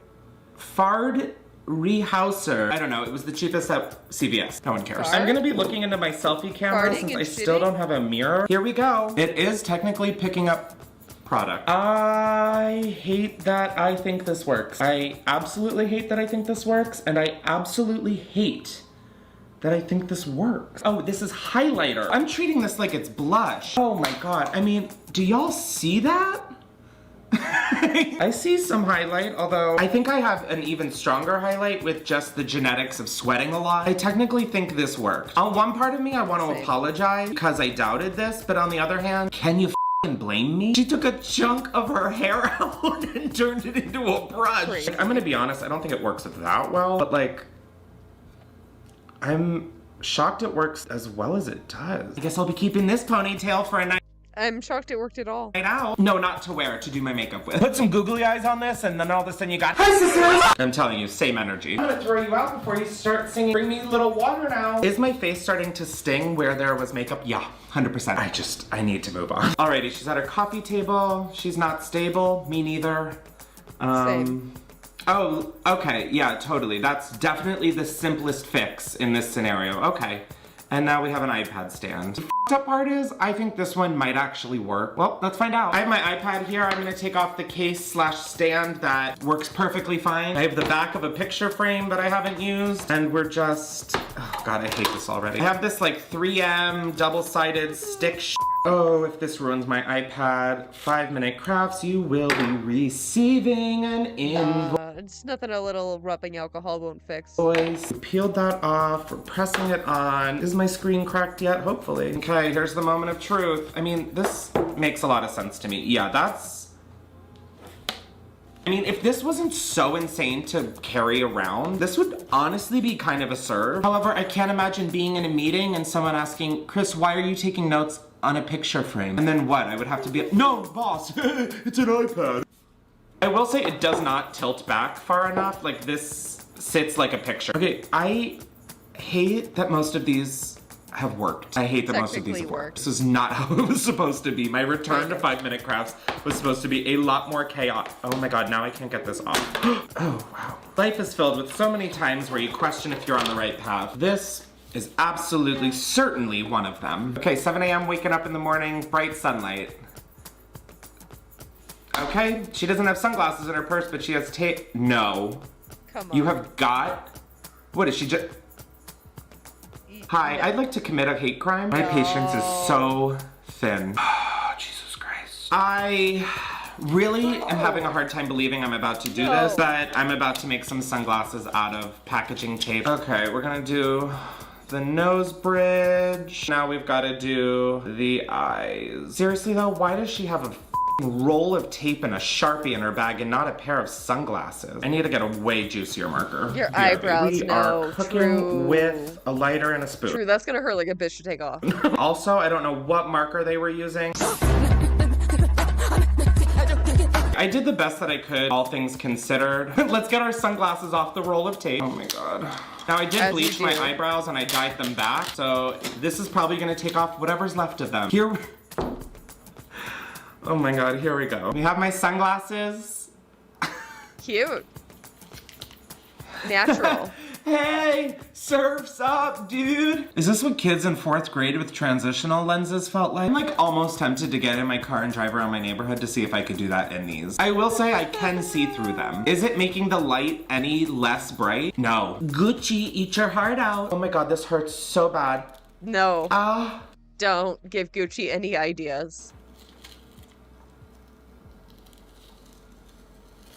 Took off my glasses and it's still the same level of brightness because it's Sharpie on packing tape. Wow, are we doing a face molding? Cause this took some of my eyebrows off. Remember those sunglasses Kanye was doing with Gap? This is like the Sheen version of them. Honestly, I'm feeling very conflicted because more of these worked than I thought would work. And I can't believe this is my work. I'm gonna take a long, hard look at myself in the mirror. It'll be pretty easy though because this is Sharpie on packing tape. Yeah, did we miss this? Or should we have left this in the past? I'll see you guys later. Or yeah, maybe not. Good. I don't know very, at this very point. Nice. I kind of thought that would work, but... Let somebody bribe their way into the club. Restart. Oh my God. This is who is the worst employee. This should be good.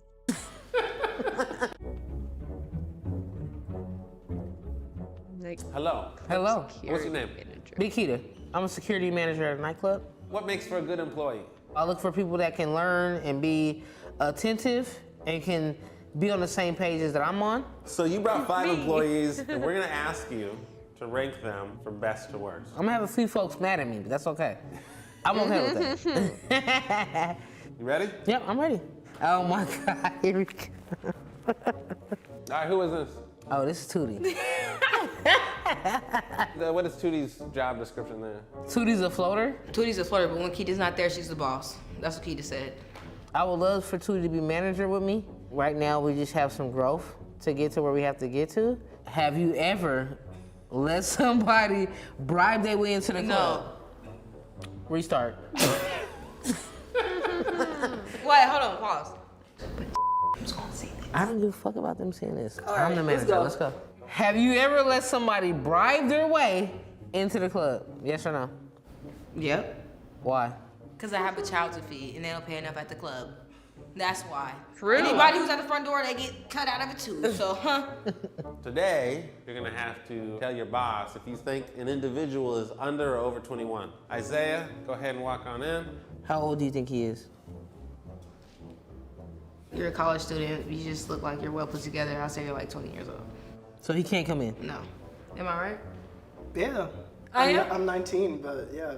I knew she'd get it right. What gave it away? Honestly, it's your style. Everybody's trying to bring their style back from the 90s and the early 2000s, and that's what you look like trying to do, so that's what I'm going off of. That's why Tootie's the manager when I'm not there. What's my score? I'm gonna give Tootie a 10. Smart. This is Dante. We call him Tay. For real, just getting people fired. Honestly, I hope their boss don't actually see this. Like, Have you ever hit on anybody in the club? Of course not. I know he has, and I know they've done the same to him. They're not looking at him as security. They think he's just somebody in there kicking it. We're supposed to all wear all black. This is what Dante wears. What? To work. Of course, they trying to crack him. He got the locks. What do you think you could do differently? I think I could take less smoke breaks. Do you know the score you're gonna give me already? I do. All right. I'd give him a 7. Communication should be better. And at some point, we do gotta be in uniform. This is my guy, Lee J. He's my young buck. Lee J don't mind criticism. I could tell him something, we'll have a dialogue about it, he'll come back and go, you're right, Auntie, I'm gonna be better at that. The next day, he's better at that. Is he working the door? Lee J doesn't like the door. I've tried him there. I'd rather people be in positions that they are comfortable in it because they'll be their best at it. Give me at least 3 things you done did that you know I wouldn't approve of. That most definitely dancing with females on the clock. I'm not gonna cap with you. Like, I've jumped down from the VIP and really like got jiggy with a female. I've seen for myself. Go ahead. I've let a couple people in before. I'm not gonna cap. And I would say, last but not least, disappearing.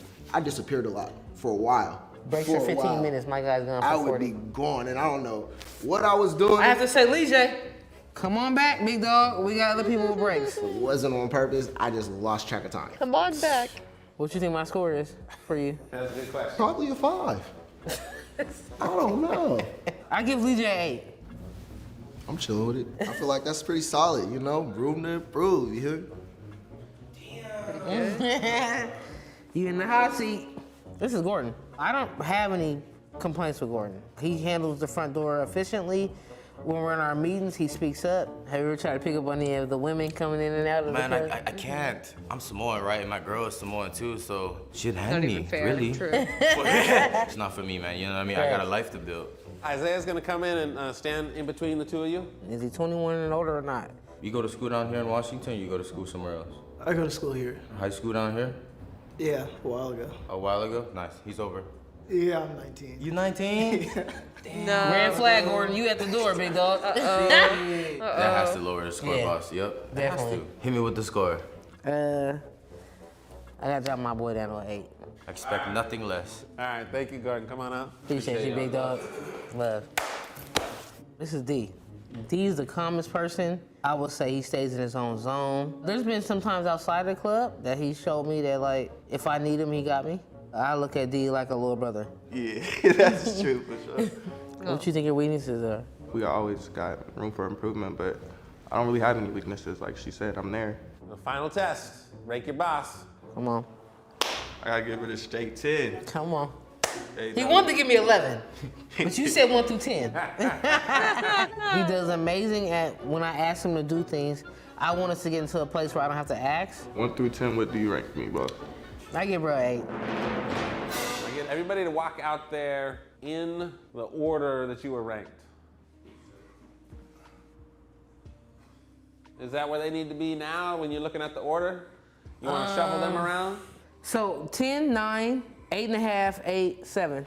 Oh, that was too easy. Put yourself in this line. I'm number one. Could I say the Roy? Big, listen, if I stand on something, I stand on it. This is my family right here. Like, these my people. All right, good job, everybody.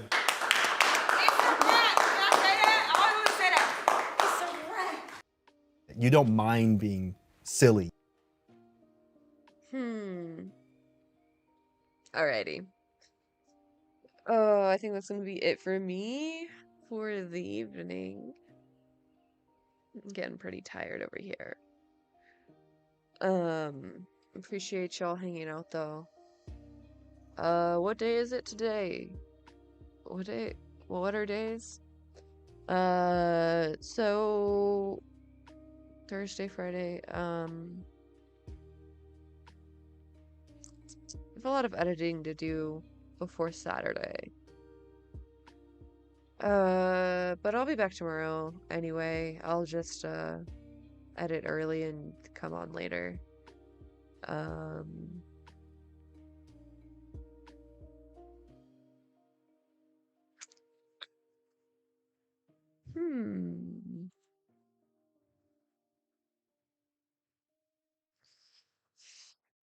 It's a Wednesday. Thank you. Thank you very much.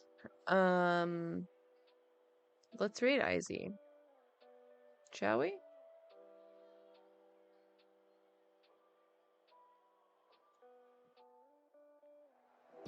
Looks like they're doing some art. Art time.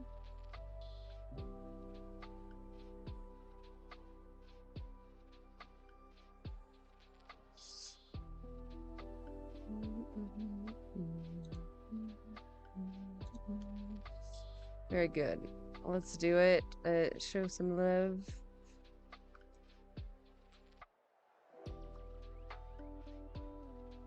Raid has been created. Wunderbar. Alright. See y'all later. Have a good night. Take care. I'll see you tomorrow. Bye.